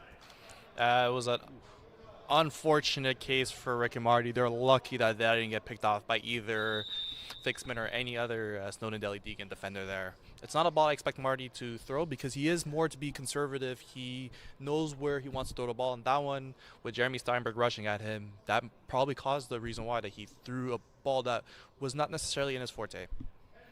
Guess Diamond number 88, again, having a chance to talk to him earlier, last week now on the podcast, and he said he's a quarterback obviously as well, but he says he loves being the rusher. That is his favorite position. Freeman going deep. Intended for Groper. Good coverage though right there. Number 29 was in Freeman's back pocket, and that's Evan Shivek, right there. That was great coverage. I know when it comes to red zone, Groper is the number one target as leading with 25 touchdowns, but having Evan Shivek there, playing great coverage there to force the ball overthrown. So I talked before about Rick and Marty's path to today's game. Snowdon Deli Degens, they beat the number 20 seed Born Ready 38-13 in the divisional round. They beat Vieux Lynx 39-32 here in Brossard in the quarterfinals, and then this past Tuesday they beat the number 12 seed the Studs 45-26 in the semifinal matchup. So, both teams playing great on both sides of the ball, but specifically using their defense to help them advance. Looks to be a bit of a nice catch there by Sim Robertson walking up the sideline. Not into the end zone, though. Yeah, great ball there. Marty loves his outs and corners, so that might be something for the Degens to kind of change up with their defense, focusing a lot on the sidelines. First and goal there off the catch by Sim Robertson. Again, as I was saying, both teams getting some solid play on both sides of the ball, using their defense to get some turnovers. And I believe right now, I mean, maybe a little early again with just under 5 minutes remaining here in the first half, but both defenses, they're playing not bad. We've seen the offenses score, but the long drives where you got to move down the field slowly, dinking and dunking. For sure. Both teams trying for the deep ball have not been successful so far. Freeman gets the snap. He looks to his left. Jump pass over the middle. Bobbled and dropped. Intended for number 15, Jonathan Perez. That was one where everyone looked like everyone was boxed up and covered. Snowdon Deli Degens covered everyone well there, and the rush from Steinberg was pretty contained. So all around, that was a great defensive drive, at least for that play. So dropped there by Perez. He has to be careful though. Sam the man, Anastasopoulos is in the area. I mean, we've seen Sam this year in Division B. He made All-Star. He plays so fresh in Division C. One of the top players, no matter what team he is on. Just kind of seems to have a nose for the ball. 100%. Sam loves being with the ball in his hands, whether on offense, on defense. So that's something for Marty to watch out on when he's playing middle. Marty throws away from him, goes to Schiller in the corner. Jump ball! Schiller took a bit of a bump there. Couldn't hang on to the ball. Yeah, that was that might have been a bit early, but again, Louis Epstein was there in the corner, but I think that could have been a bit of a contact early, especially before the ball got there. You talked about before, right? It's Schiller and Epstein playing together before. I just saw Schiller give a bounce, give a little low five there to Epstein, saying good coverage. Yeah, that is Michael Schiller, and honestly, that's a ball that Marty Freeman has to throw. If you were throwing to Michael Schiller there, you got to throw it wherever he could reach, and that was right at the corner. You can't get much more of a corner than that. Freeman gets a snap now. He looks over the middle. He has Burke. Oh, Burke able to squeeze the hands together to get that ball. And I tell you what, Anastasopoulos was right there in the area. Almost got a fingertip on that pass, but he couldn't. Touchdown, Rick and Marty. That was a great ball. Brandon Burke being right at the right place, being that safety blanket as a center. But all I have to say for that, great drive from Rick and Marty. But that pass, knowing Sam and playing with Sam for quite a few seasons, he will pick that off if that ball comes to him again. And speaking of Sam Anastopoulos, again, number 17, what makes him so special? I mean, again, you played with him on a couple of different teams the last few years. Just talent. He might not be the fastest guy, but he knows, especially his reading, especially on defense. He knows how to jump passes, make tackles. He's always going to be diving. And especially on offense, just a knack of getting the ball. Oh, and there's a play right there. Oh, Anastopoulos was in the area, but number 15 there, Perez, with the big grab. Yeah, that was a nice grab there by Jonathan Perez. So Rick and Marty has extended their lead now. About 2 minutes remaining. We're in the pro clock, right here now. 10 the first half. 16-0 is the lead for Rick and Marty over the Snowdon Deli Degens. With it being pro clock, might be a little dangerous, but like for Snowdon Deli Degens, as long as you're still composed, because they have the 2 minute pro clock, and if they can either go quick or they could have the score within like 2 points going to half, they get ball back second half. Malinoff gets a snap. He looks to his left. He goes there. Anastopoulos with the catch, deflagged by Sim Robertson. Clock is running now. Pickup of about 9 there on first down. So lots of time though. Just a bit more than 90 seconds remaining here in the first half. No rush right here for the Snowdon Deli Degens offense.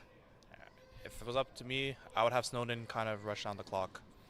Malinoff, he's going deep to the right side. Oh, off the hands of the intended receiver. He was open, number 14, Maskadanoff. Not sure if he would have been able to get into the end zone with a Kesha, but he at least would have got a first down for his squad. That was a nice ball by Malinoff. Unfortunate for Kadanoff not getting his hands ready on time on there. Maybe didn't expect that the ball was going to come too quick like that. Third and 1 now, facing the Snowdon Deli Degens offense.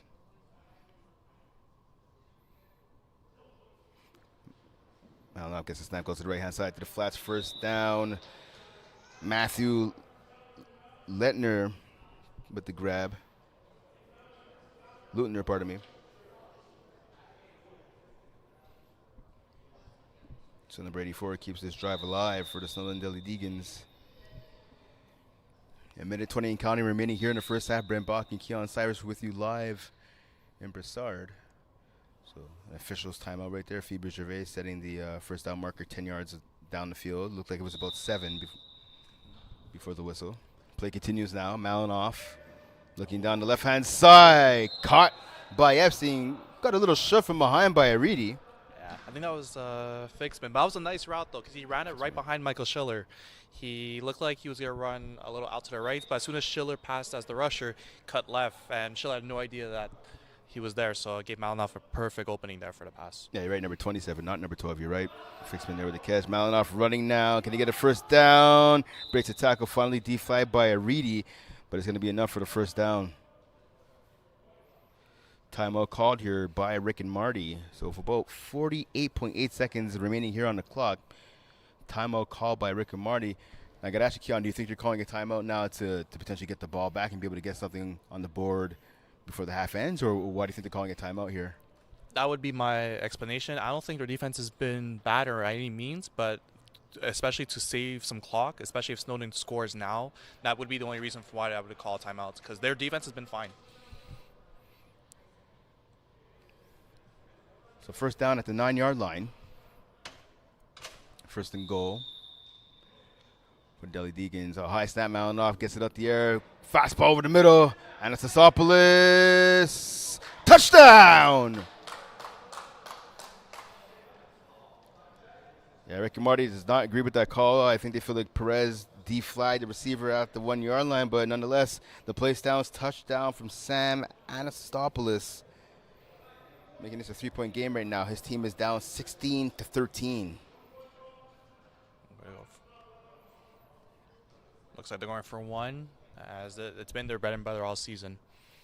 Would you go for 1 here, being down by 3? Would you go for 2? At this point, you just go for 1, because if your defense gets a stop now before half, you get ball back second half. So I would say it's good to go for 1 now, but they might have to change, especially with Rick and Marty going for 2. Now if you're passing the back of the end zone off the hands of the intended receiver, falls out of bounds. So 16-13 lead for Snowdon Deli Degens Pardon me, for Rick and Marty, I should say, with 42.7 seconds remaining in the first half. Yeah, honestly, it's been a great game for both sides. They both haven't tested much deep, which I expected more from Snowdon, Deli, Degens, as they tend to go deep more often than Rick and Marty. So, but with 42 seconds left as well, maybe Rick and Marty might start opening the field, not maybe for like a long bomb, but maybe for like 15 yards or like 10 to 15 yards of a catch, because they could get the first down with the clock. So that timeout call by Rick and Marty was smart. Getting the ball back again, just less than a minute remaining here in the first half. They have time to march the field. Low snap. Rolls into the end zone. I don't think it'll be enough for a safety, though. Yeah, looks like it was just stopped at like the 2. Yeah, 2 yard line, exactly. That's a good call there by head referee Leo Gervais. The ball bounced in front of Freeman, bounced off of his foot, and ended up rolling into the end zone. But again, calling it down right there at about the 1 or 2 yard line. Lucky right there. Lucky play. Rick and Marty, that could have been a lot worse. Yeah, very much. They're very fortunate, but now they're still backed up inside their own 2. Freeman gets a snap now. He little sidearm pass to the right-hand side to Perez. Perez now working his way to the sideline. He gets it a bounce. So not a first down, but he's able, by getting on the bounce, to stop the clock now. 7.9 seconds remaining on the clock. Ball's about, I want to say, 2.5, 3 yards away from the first down. That concept actually shifted the whole defense of Snowdon, Deli, Degens. Everyone shifted towards the right, where Perez ran towards the left. And so he was wide open there, was able to get a lot of extra yards there. Even though he didn't get the first down, he had enough space to run forward and get it out, making it manageable with, I guess, 7, 8 seconds.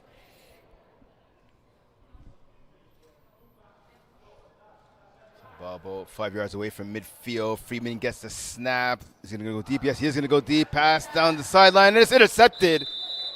Takeaway there by number 12, Lewis Epstein. 2.1 seconds remaining on the clock. So the first turnover of the game is forced by the Snowdon Deli Degens defense.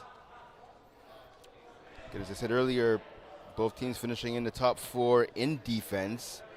Snowdon finishing 4th in the defensive rating. Rick and Marty finishing 2nd.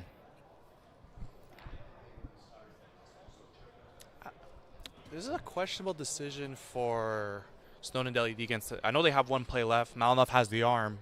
But do you want to risk it by going for it with 1 play left where you have... Well, it looks like they switched rushers, so it looks like Noah Groper is actually going to rush instead of Michael Schiller, who Noah Groper himself is a really good rusher. He rushes in higher divisions. Yeah, that's exactly it. So Groper's fast. He has experience at rusher, and the smart move I think he on right here is getting Schiller again, 6'7". Let him play defensive back right here on a Hail Mary attempt. Malinoff goes deep to the left-hand side away from Schiller. Oh, and that pass is almost caught right there. Intended receiver was 29, and Evan Shivek, but just couldn't come up with the ball. That was a perfect ball. He threw it early, too. Groper was in his face, and Shivek honestly jumped for the ball at the right time. No other defender kind of was in the air for him. He just wasn't able to catch it with his hands at the end.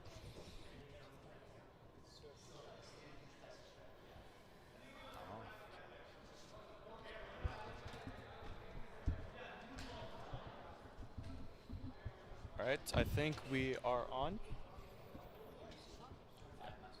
So I think we have it at halftime. Snowdon, Deli, Degens trailing Rick and Marty with a score of 13-16. Yep, 16-13, 3-point lead, yep, for Rick and Marty. So how do you find the first half is going, Brent? I personally think it's going good. I mean, it's exciting. Again, we said the top 2 teams here in Division D going out here. The number 1 seed, Snowdon, Deli, Degens, the number 2 seed, Rick and Marty. So we saw both teams came on their opening drive, right? They get a touchdown. They kind of established a little bit of rhythm, a little bit of momentum.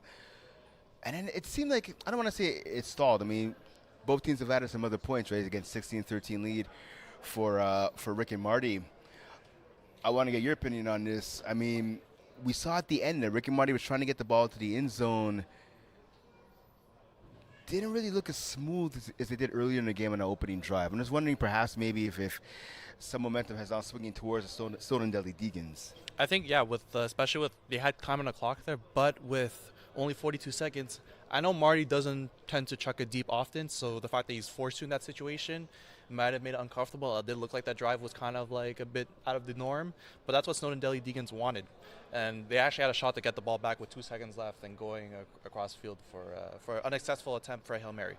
And now listen, if you're playing for the Snowdon Deli Degens, and you just said it right there, right? Marty doesn't throw deep that often, and we've seen so far in this contest when he has thrown deep, hasn't really been all that accurate, right? How do you take away the short game and force Rick and Marty to become one-dimensional by going for the deep ball on offense? The guys playing short have to be aggressive. They love running from looks like slants, and Brendan Burks either likes to go deep or likes to play very short as an outlet, especially for like Lewis Epstein playing out on the edge, or perhaps Sam playing the middle, being as aggressive. And perhaps they have had chances to get an interception. They haven't got one yet until the very end, but in terms of the regular field play, they haven't. So they just might have to jump one and be more aggressive. And switching sides now to the Rick and Marty defense we talked about, right? Snowdon, Deli, Degens, they were the number one offense in Division D. They only have 13 points so far. What do you think Rick and Marty is doing defensively so far that's worked out for them in the first half? They're preventing the deep ball because Malinov loves throwing deep. They've been doing a very good job, but I expect their kind of pass attack for Snowdon, Deli, Degens to kind of change up.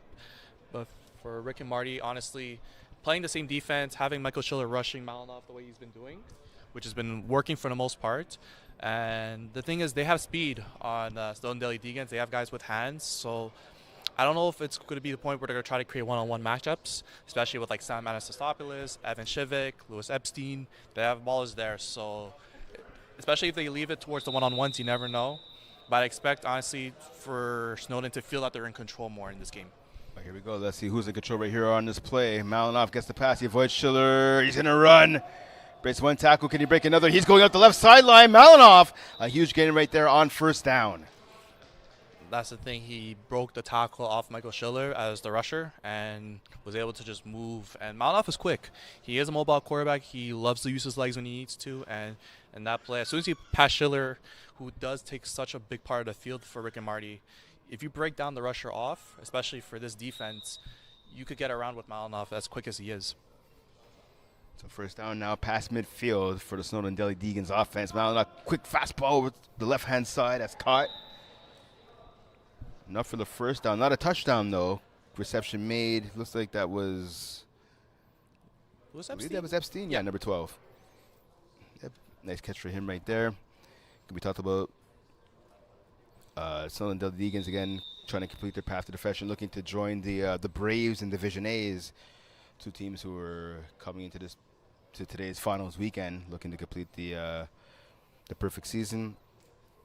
For Rick and Marty, their only loss was all the way back in week 3, 20-18 versus Glogane. That was all the way back in June. Pass, and that one hit the turf. Yeah, Leo Gervais, the head referee, calling that one incomplete. That was catted off there, not able to make the grab. Yeah, I think, unfortunately, that did hit the ground slightly. It was tough, though, especially with the angle, but Leo had a pretty clear angle there. As Phoebe, unfortunately, couldn't see it because Katanoff was right in front of her, and the ball was kind of not in her view. But as the head ref Leo said, if it was incomplete, it's incomplete. We talked about earlier, this is the first finals for a couple of members of the Snowdon Deli Degens, specifically for Jeremy Steinberg. Pass to the left-hand side, caught. Nice tackle. I don't believe they're calling that a touchdown. I don't see a touchdown being signaled here, so. Yeah, it got in because it didn't look like Katanov got flagged there, actually. Okay, yeah, so yeah, it is a touchdown, yeah. So Leo Gervais saying 1-point conversion attempts right here for Snowdon Deli Degens. So the touchdown is good. 19-16 lead now for the Snowdon Deli Degens. Flawless second half first drive for them. And that's what you need, especially with the first half. Yeah, you didn't get that deep ball to Shivik at the end, but that's what happens being the number one seed. You get the opportunity of starting the ball with in the second half. Yep. Apologize. Usually we have the replay on our monitor. The monitor doesn't seem to be working right now, so do the best we can. Play continues. Your extra point conversion, and it's good. 1-point convo. Good, caught in the back of the end zone by the Snowdon Deli Degens' Lewis Epstein. Now the lead is 20-16. That was a nice ball by Malinov. A rare sighting of throwing across the middle when you have a 6'7" rusher there, but he threw it right where Epstein was in the back in the end zone. So 4-point lead, 20-16 for the Snowdon Deli Degens, who trailed for much of that first half.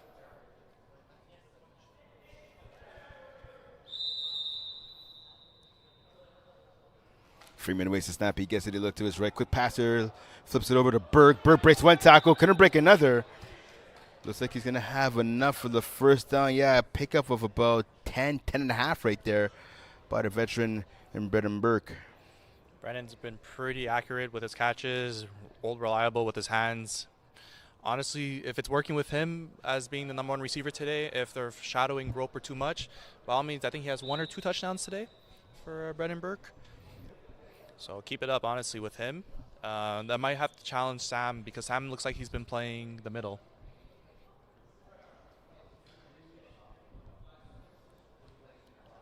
So some layman instructions from Sam Anastopoulos, get number 17. Marty Freeman giving his center Burke, and perhaps maybe changing the play at the line of scrimmage, seeing something they like or maybe don't like here. First down. Burke snaps to Freeman. Freeman looks to his left. He goes there right over the middle actually to Burke. Burke though tackled right away by Leutner. One thing for Snowdon Deli Degens there, they are letting a bit of space on the line of scrimmage. I know Jeremy Steinberg, as a great rusher as he is, he has no chance of getting even close to Marty Freeman, as by the time he reaches the line of scrimmage, the ball's already out. So maybe it's something for Snowdon Deli Degens to maybe play a bit tighter up on the line of scrimmage to perhaps make those throws less of an easy possibility.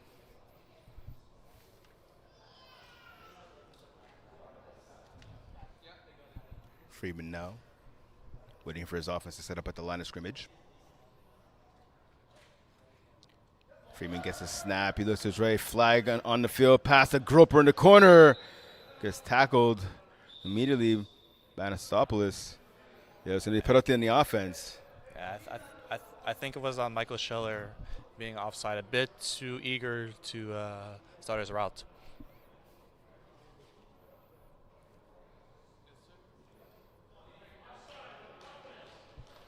Yep, you're right. Good call right there, Keon. So offside there by the offense. And now we get the play-by-play on our monitor. So able to see what's going on here from the far view, obviously, of the field and up close here on the monitor.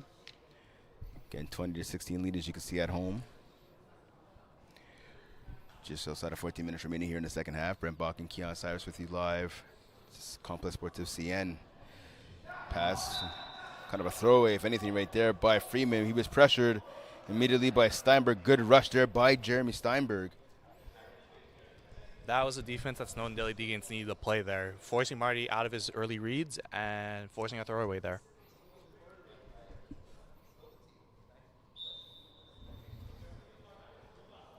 So now with Snowdon Deli Degens having the lead here, Keon, how do you think that switches things? Again, they trail for most of that second half. They finally get the lead here to start the second. How are they going to be able to carry that momentum now and make sure they can get out of here with the W? They have to stay composed, especially on this drive on defense. I know these guys, I played a lot with them, and I know if they do get a stop here, the momentum of this, not even of the game, but like how they perceive themselves is definitely going to be an issue. Out of bounds intended for Groper. Yeah, so with this Snowdon Deli Degens defense, if they get a stop here, you're going to hear it from their bench. Their bench, their players, and the crowd even is going to be hyping them up. So it's important for Rick and Marty to stay composed. They've been in control in this game literally until maybe a few minutes ago, where that's why they didn't have the ball in the second half to start off with. So if they stay composed and take the game slow, which is what has been working for them. So now it's fourth down right now. Fourth and long. It looks like about fourth and 10 right here. Yeah, this is not a comfortable situation for them. But again, this is where you would expect number 4, Noah Groper, to be on the receiving end. But Brendan Burks has been playing really well, too. So you got to watch for those two guys as well, especially. About 5 seconds remaining in the play clock now. Snap. Freeman goes to his right. He's going deep. Sidearm. Perez, and he made the catch. Yes, he did. What a Jonathan Perez with a huge catch, giving Rick and Marty the first down. One guy I didn't mention, but you got to watch out for Jonathan Perez, the second leading receiver on this team. Behind Noah Groper, very reliable with his routes. Might not run the fastest, but he's reliable with his hands and the spacing there. That was a much-needed fourth down conversion by Rick and Marty, because I know if they didn't capitalize there, Snowdon would have felt like they had all the momentum in the world. So that was a big momentum swing just for that fourth down conversion. So fresh set of downs here for Rick and Marty, just past midfield. Freeman gets a snap, goes to the flat to Groper, tackled though right away. Nice tackle there near the sideline by Shevik.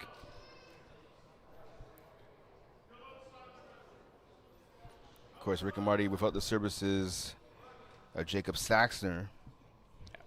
A bit of a two-way threat for them throughout the regular season. Not in the lineup here today, or at least not on the sideline. No.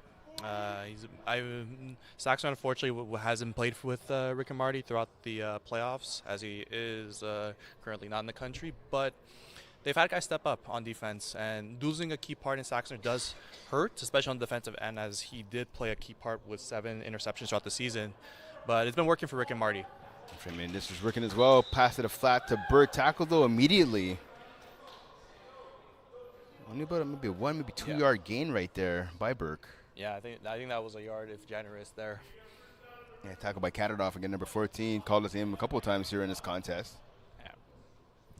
So this sounds like Noah Groper territory, red zone opportunity.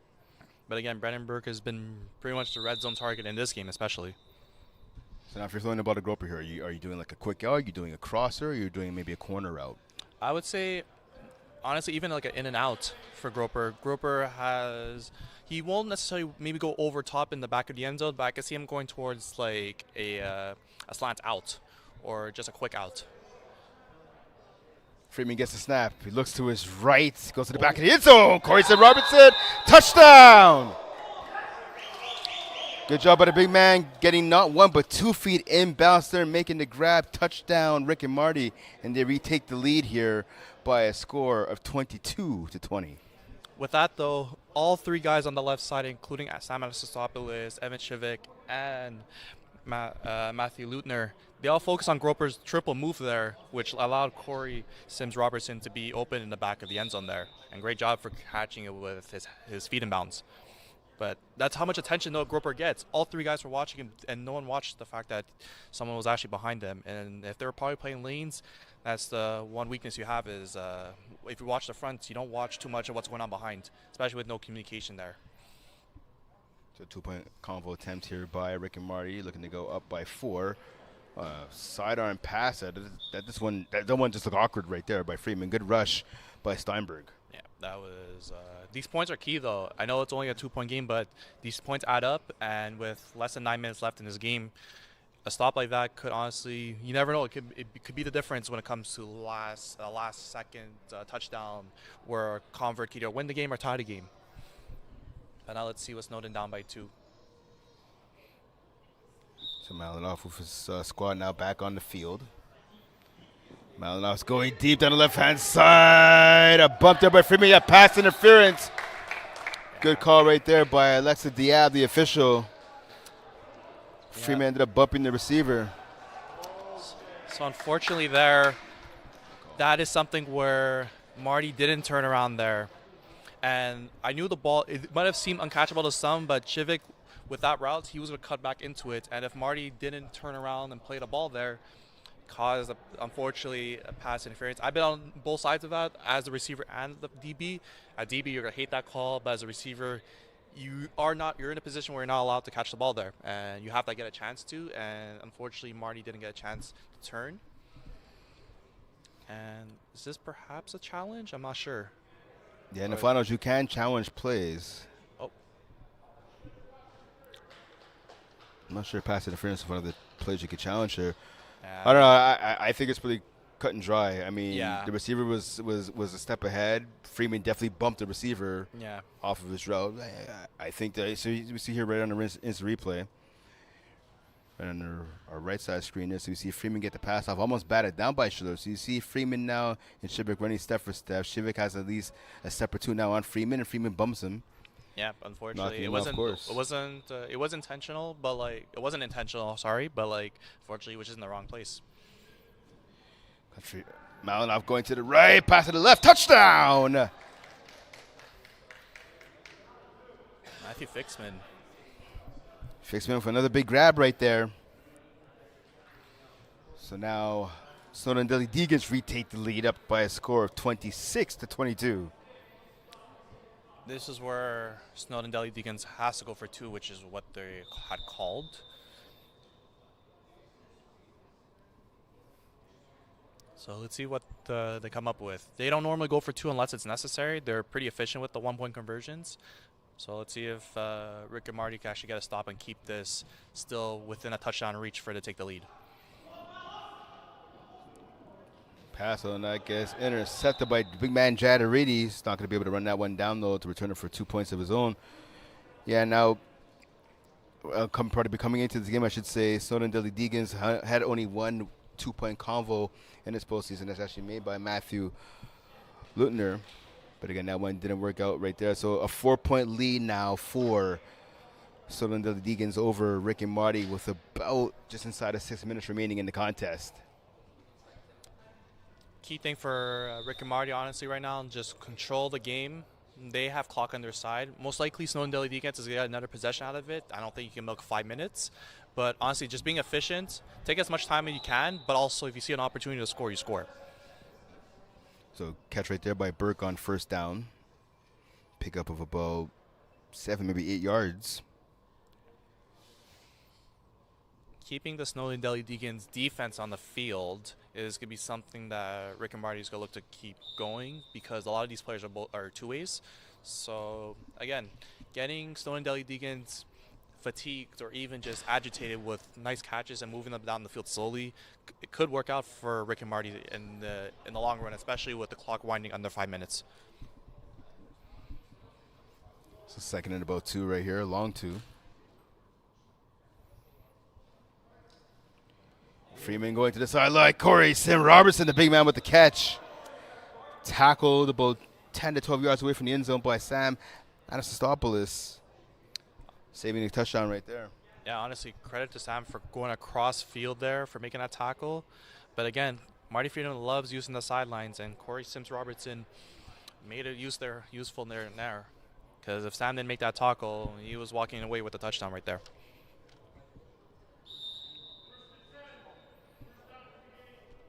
Looks like they are outside the red zone. They're around the 11-yard line.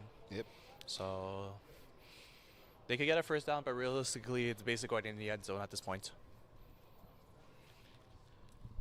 First down would be at the 1-yard line with the ball being at the 11. Freeman going aloft over the middle. Schiller couldn't hang on, batted away the last second by number 27 to Fixman. Yeah, even Marty is he's pointing at himself that it's his fault because that ball was a bit behind Schiller, which resulted in, was that Matthew Fixman that got the? Yep, it was Matthew Fixman there with a big breakup. But if that ball was a bit more forward, Michael Schiller was probably to get that. So Marty knows that was on him.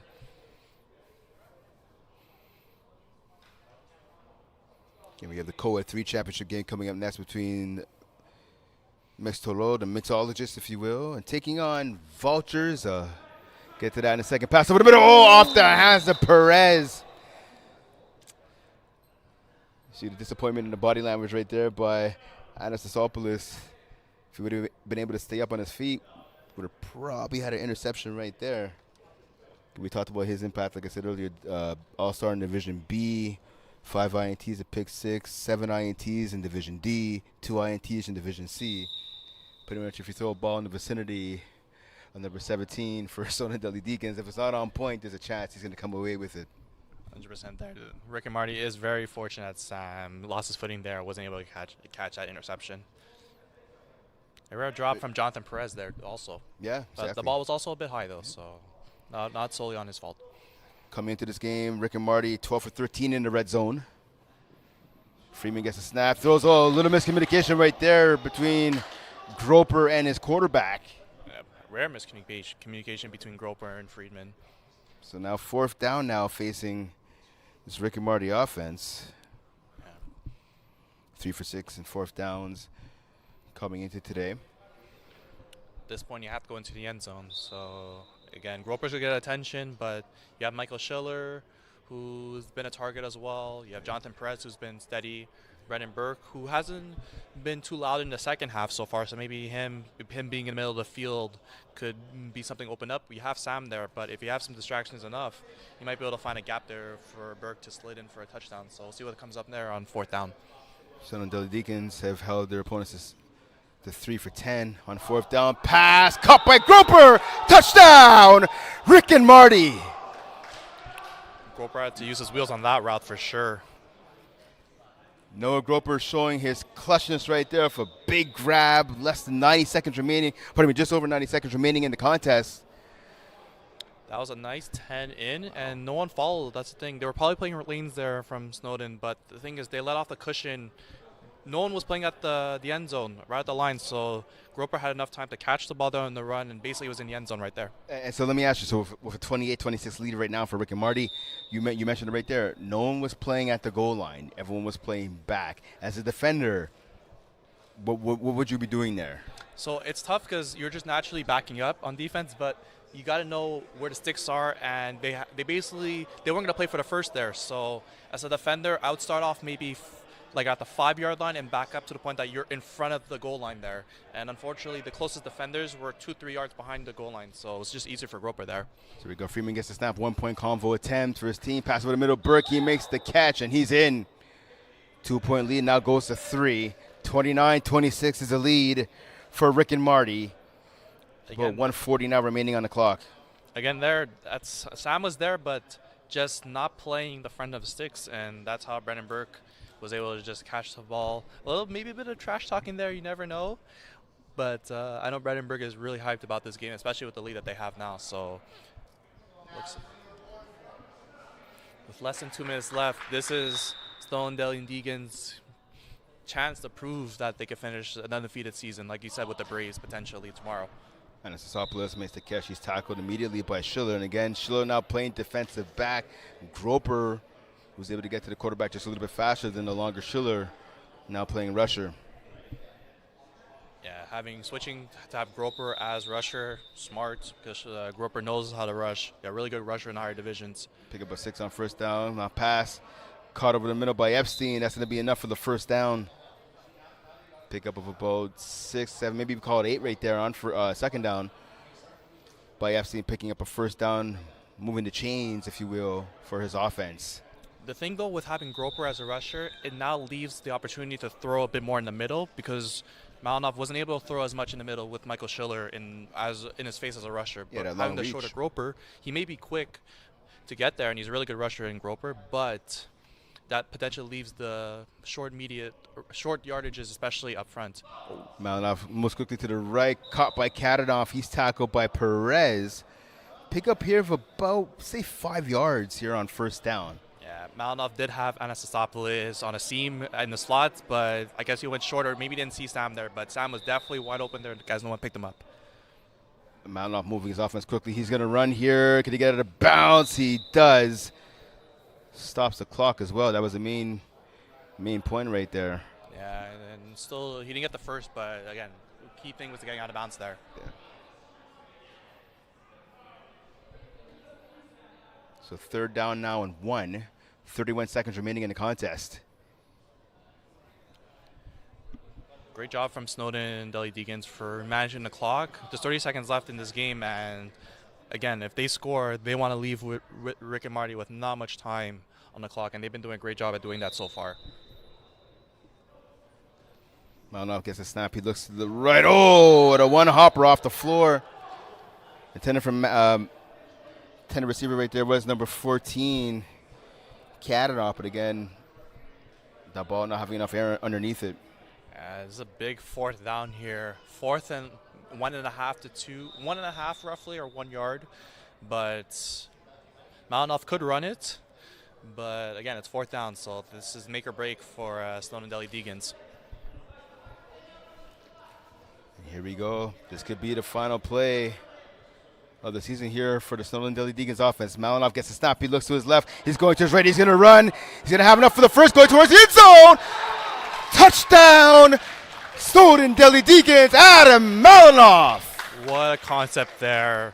I'm not sure if that was triple slants left, and then that created so much space on the right side. Yes, it was. It was triple slants left, which left Malinov with the one-on-one with Groper, and Malinov with the speed there was able to turn the corner and run it in for the touchdown for the lead. 32-29 lead for the Snowdon Deli Degens. 22.5 seconds remaining. You saw the replay right there again. He didn't see anything he liked down the middle. He said, I'm taking off down the right-hand side. And he made his way all the way to the end zone. 2-point convo attempt now.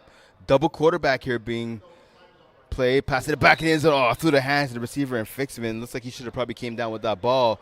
He couldn't. So now again, the lead still is 32-29 in favor of the Snowdon Deli Degens.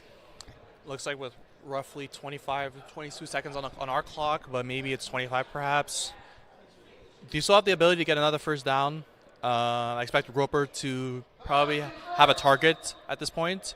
But again, you can still get a first down and the clock will stop. And they still have an extra timeout that they haven't used yet. So you still have that in the back pocket. But for Snowdon, again, big emphasis, keep the ball in bounds if you can. But again, you also don't want to let anything deep. You have Jonathan Perez, who has been shown to get in really open spots. You have Roper, who could run fast, and Michael Schiller as well. So Freeman gets the ball here. He's going deep. He has Schiller open. Couldn't make the grab. Pass interference. Yeah. Being called against the Snowdon Deli Degens defense. Michael Schiller's definitely hobbling off of that, but what a call there. And I can't argue. That's a good call right there. You're going to see on the replay, the cornerback never turns around and make a play on the ball. 100%. And he makes contact with the receiver. That's a flag. I know Snowdon Deli Degens don't agree with the call, but it's a smart call. It's the correct call right there by Alexa Diab. Yeah, 100% there. Matthew Fixman, he was step for step with Michael Schiller, but the fact that, like you said, never turned his head around for it. As soon as he turned his head, it would have been fine because the ball was underthrown, which honestly he could have gotten a pick out of it. But unfortunately there, never had a chance to turn his head around, and I think that was an easy call there, unfortunately. And the fact that the ball was underthrown too, that could have also been an interception. You have Michael Schiller there fighting for it, having to jump over Matthew Fixman. That almost could have been offensive PI if only Fixman was able to turn his head there, actually. So, I think now. So I know right now, I believe Snowdon Deli Degens are wondering if they could challenge this here. Yeah, I think trying to debate if they will as well. And it looks like they, yeah. And I mean, I think they have how many? Have they used their timeout already? Have they used one? Because I mean, at this point, you might as well. No, Rick and Marty. Yeah. Rick and Marty used their timeout earlier. I mean, you have 2 timeouts per game, right? Exactly. So I mean, at this point, you never know. I don't think the call's enough to overturn there, but you might as well. And also, you know. Well, you might as well try. I mean, this is it, right? I mean, just like 16 seconds left. 100%, and also gives a chance to breathe there because that is a big momentum call. So at least maybe they could focus on perhaps figuring out their defense scheme if the challenge is unsuccessful. So we see head referee Leo Gervais coming up to the replay booth now. He's going to check to see if he sees anything on the replay again. Obviously, Snowdon Deli Degens right now challenging a pass interference call on Matthew Fixman in the end zone. Pass was intended again for Michael Schiller, the big man there going down the left sideline. You can see on the replay up here again, Fixman.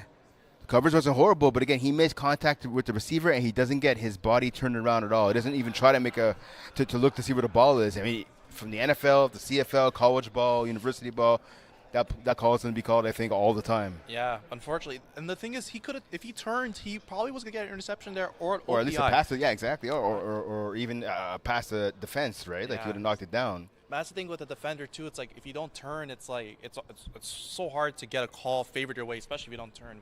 We saw the call with Marty on the earlier in the game too, where he didn't turn as well, and Evan Shivik drew that deep ball where it wasn't in his vicinity because Marty Freeman didn't turn around there. So this is roughly very similar. I think I'm speaking a little prematurely here. I had a chance to work. I was on the call yesterday for the Sherbrooke Verrior against McGill Redbirds game. And there was about 3 times where that play was not called, where the defender did not turn around and make a play on the ball. And for some reason, the officials, Leo Gervais was actually part of that officiating crew, not to throw him under the bus. For some reason, that call wasn't made. It's not, he wasn't responsible. He wasn't the official on that side of the field when it happened. But the call wasn't made, which was surprising to me in the broadcast booth. And at least here in FPF, the right call was made right there. So again, credit to Alexa Diab for making that call. So obviously, assuming the call stands, we'll get the confirmation right after this. Yeah, it looks like Leo is walking to make the Rick and Marty's going to have the ball close. We're pretty much on the 1 yard line. Yep. The call was confirmed right there. DPI, defensive pass interference. Penalty against Fixman stands. So quickly, Keon, what are you calling here? If you're Rick and Marty, you're getting the ball really close to the end zone. You have different options. You have no Groper running his triple moves in or out and out. You also have Michael Schiller on a one-on-one island, which has definitely been it has been a possibility. But the thing is for Snowdon Deli Degens, especially if the play evolves, watch the back of the end zones. We saw it before with Noah Groper being distraction for Corey Sims Robertson. Yep. And if you're Snowdon, Jeremy Steinberg hasn't had too much of an impact on his game, but it's not solely his fault. Sometimes, especially if your defense is letting up too much space for the offense, your rusher can't do anything about there. And Steinberg has done a very good job at containing Marty Freeman when he needed to, but especially with 1 yard, if they could give Steinberg a few seconds to get to Friedman, he's getting the sack. So let's see where they line up. The ball's at the 1 yard line here. You have to play as close as you can. This So is here we much go. better for Snowdon. They're much more tighter. 16.5 seconds remaining. Here we go. First down. Freeman gets the snap below one. He looks to the left, back to the middle of the field. Oh, just out of the reach. A flag on the play, though. So, yep, it's going to be either legal contact or pass interference against the Snowdon Deli Degens defense. You guys see on the replay legal who's contact. on. It's legal contact against the defense. Was that on Fixman, number 27, perhaps? Or it was on the outside, perhaps? I don't know. Perhaps. I mean, anyways, fresh set of downs on first down again. Yeah. For Rick and Marty. So the big thing there, Keon, is only 3 seconds came off the clock. Yeah. 16.6 seconds when the play started. 13 seconds remaining. Plenty of time right here for Rick and 100%. Marty's offense. I expect a lot of crossing. They're back in the end zones. As you saw, Michael Schiller was in the back there, so I wouldn't be surprised if Michael Schiller does a back end of the end zone in. Well, here we and go. then Let's find out what he does. So snap, flag as well. Low snap and a Oh. flag at the same time here.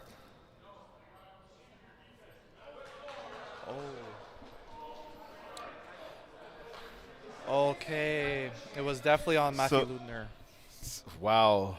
So Snowdon Deli Degens, they're being called. It's a rarely called penalty. Basically, in at least in FPF, you have to be about 3 yards away from the receiver before the Yeah. ball is snapped. And I think especially because it was the center too, he was Yeah. straight. He was straight there. He didn't give enough space for the center. So number 84, Lutner, was not 3 yards away from the center, hence the call. It's a rarely called penalty, I should say, pardon me. Usually the officials give the players a warning, the defensive players a warning before the snap, tell them to back up or move over a couple of yards to the left or to the right. But players are supposed to be aware of where they are on the field, especially in the finals, right? So and that's another first down here for the offense. Rick and Marty, snap. Freeman, throw it to the ground. Ooh, dangerous pass there intended for Groper that almost ended up in the hands, though, of number 12, Lewis Epstein, who was lurking in front of the goal line. That was honestly for Snowdon Deli Degens. One Steinberg, he jumped, which if he didn't jump, he would have gone potentially to sack there. But that was good coverage all around. It was a tight window, and Marty Freeman threw it honestly perfectly where Groper could have had it. But it's a tight window there. And you had, I think, was that it was Lewis Epstein there too on the coverage. That I don't think he got a hand on it, but his presence there was a really bang call there. So after a couple penalties in a row going against the defense, see if they can come up and make a couple of stops here. Season championship on the line here. Looks like Anastasopoulos is shadowing Groper here. Freeman gets a snap. He looks to the left. Now goes to his right pass, and that goes out of bounds. Great coverage right there by the Snowdon Deli Degens defense, and a superb rush by Jeremy Steinberg. 100%. Great coverage there. I see now that they're probably going to keep Anastasopoulos on Noah Groper. Arguably their best defender against the best offensive player in this division. So that might be the matchup. So if Anastasopoulos is on Groper, who else could be an option for Rick and Marty? So third down now coming up from the 1 yard line. 4.9 seconds remaining, so enough time for 2 plays here. Yep. This game is definitely going the distance. 32-29 lead for Snowdon Deli Degens right now over Rick and Marty. Let's see what happens here on third down. Freeman gets a snap. He looks to his right. He goes right away. Groper with the drop. No pass deflection. This Anastasopoulos there just getting a fingertip on the ball. Yeah, I think Sam had just enough of a finger, and Groper had the ball in his hands too, but the misdirection of the ball could have caused that incompletion. You can see with the replay here, Groper runs in out, And yeah, I think Sam potentially had it. Even maybe Evan Shibik could have played a factor or two, but that's honestly the right play call for Rick and Marty, just unsuccessfully for them. So here it comes. The game will be decided here. Fourth timeout called right here by Rick and Marty. Smart timeout called by one of the captains on the team, number 33, Jad Aridi, coming down from the sideline there. Yeah. Only plays defense, so smart timeout right here. Gives his team a chance to stay longer in the huddle. Maybe think about something else they want to call here. Same thing for the defense. Defense has the time. You can see a lot of those guys going over to the sideline now, getting some water, taking a breath, talking things over. What are you calling right here? First, with the offense, what are you calling right here if you're a part of the Rick and Marty offense? I think, unfortunately, you have to get Groper away from Sam Anastasopoulos, whether it's maybe a slant and like a indirect pick play, but getting Sam away from Groper, because Sam will jump for those passes, and that could have been the key factor of the last play. So getting Groper open. But you have Jonathan Perez as well as Brandon Burke and Michael Schiller as an option on the left side of the field. So I don't know. I know Marty loves Noah Groper as a receiver, and you trust him for being as a talented receiver as he is, but you might have to look other ways, especially for the last play, especially when the Snowdon Deli Degens knows it's probably going to Groper. You have other options there, so let's kind of see if Rick and Marty could use one of their other receivers to get the game-winning catch. And what are you calling here defensively if you're a member of the Snowdon Deli Degens? Again, looking to make this defensive stand. Same thing. They've been playing, looks like lanes. They shadowed Groper with Anastasopoulos. But the rest of the defenders, whether it's Fixman, it's Lubner, or Epstein, have to be very tight. You can't let a quick move be the deciding factor. You have to be tight. Heck, if you get a holding penalty at this point, you do it. You're just not letting them score. All right, here we go. Let's find out. 2 seconds remaining. Final play of the game. Pass it in zone. Perez, touchdown. Rick and Marty, they're your Division D champs. What a play call. Jonathan Perez. I did say if Noah Groper is not the guy catching that, someone else is going to step up. And Jonathan Perez running a quick drag from the slot. Wide open there. Fixman did his best to follow, but when you're running a drag cross center with 1 yard, receiver has the advantage there day in and day out. So credits to Rick and Marty staying there composed and Jonathan Perez catching the game-clinching championship touchdown for Rick and Marty. Now you have the guys shaking hands, but what a game that was, 35-32. Yeah, heck of an ending right there. Again, the two top teams in Division D. And the underdog, the 2 seed, coming away and getting the championship victory on the final play of the game. You could not have written it any better than that. Jonathan Perez with the game-winning score again, 35-32 win for Rick and Marty over the Snowdon Deli Degens. An amazing game. What are your thoughts? Honestly, between the two best Division D teams, I couldn't expect anything different. It went down to the very last play. Credits to Snowdon Deli Degens. They were undefeated up to this point, and they lost with 1 play. And you can't take it sucks losing the championship on that play. I can only imagine at that point, but what an incredible season. They have a special group of guys there, and I hope they stick together in the sense. But for Rick and Marty, the poise, staying as the number 2 top team in the division with their path here, they deserved it. They played through thick and thin. Even when Snowdon scored in the second half to open the lead, you thought that, is Rick and Marty going to panic or a little bit? Marty Friedman and his guys stayed composed. They got touchdowns where they needed. And at the very end, Jonathan Perez, it's hard to not say his name now because got the game-winning touchdown from Marty. So I got to ask you, obviously, again, heartbreaking way to end the season for the Snowdon Deli Degens. Again, they were 10-0. Again, looking to complete that path to perfection. Maybe they run it back. Next spring is a long time away, but maybe this coming fall season they run it back, maybe in Tier 3 or maybe even Tier 2. What do you think for next season, at least for the fall season, where do you think their ceiling is for this team? For Snowdon? Yeah. I think they are running it back in Tier 3, from what I heard. I don't know what the rosters consist of fully. Actually, yeah, they are running it back from what I remember. So the roster is going to be very similar. They added some talent, which should they play Tier 3? I don't know, but I guess we'll see with the roster they have that they're able to fit in Tier 3. But this is a good team. They went 10-0 before and last spring. Unfortunately, they didn't come out on top. So this team is poised to win a championship soon. So I expect them to be together for a while. All right, so we're going to shoot it down to the field with Jeff Rosenblatt, again, the CEO here of Flat Plus Football, to present the championship trophy and the MVP trophy as well.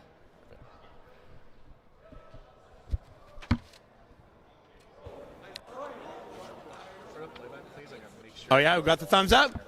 Felix, we got the thumbs up. Okay, I'm with the Division D Spring Champs, Rick and Marty. Let's give the trophy, Felix, to Captain Marty Friedman. Here's your banner also. We'll get to that after. And here, give me that. We'll get to that after. Okay, Marty, got to ask you a quick question as a team captain. You're playing with a real bunch of gooners over here from what I can see. Well, what's it like playing with obviously a bunch of your boys and winning a ship with them? Feels great, man. My boys are goons, but it's fun to play with them. They always come up big in those big moments, and that's what brought us the ship. They did come up big. I'll give them that. And to present the MVP, it's sponsored by, let me just show you this, Jax's Pro Rubbing Mud. I know if you guys know me, I'm big about preparing your leather balls. So for the winning quarterback, we got a Jax Rubbing Mud for you. And the MVP also goes to Marty Friedman. So, Marty, double trouble. I'm going to ask you one more thing. You know, I see Groper, Jad, I see Perez, I see all the boys over here. Again, it's sort of a repetitive question, but how does it feel to win it like with your buddies, you know, as opposed to just a group of guys? These are your buddies. Tell me how it feels. It's just an extra layer of sweetness, man. My boys, they deserve it. They got us here. We closed out. Actually, Jeff, you brought me into the league, but that's a story for another day. Yes. But yeah, yes. It feels really good. Very nice. Recent father, congratulations. Mazel tov to Marty. And we got our Division D champs, Rick and Marty, back to the booth.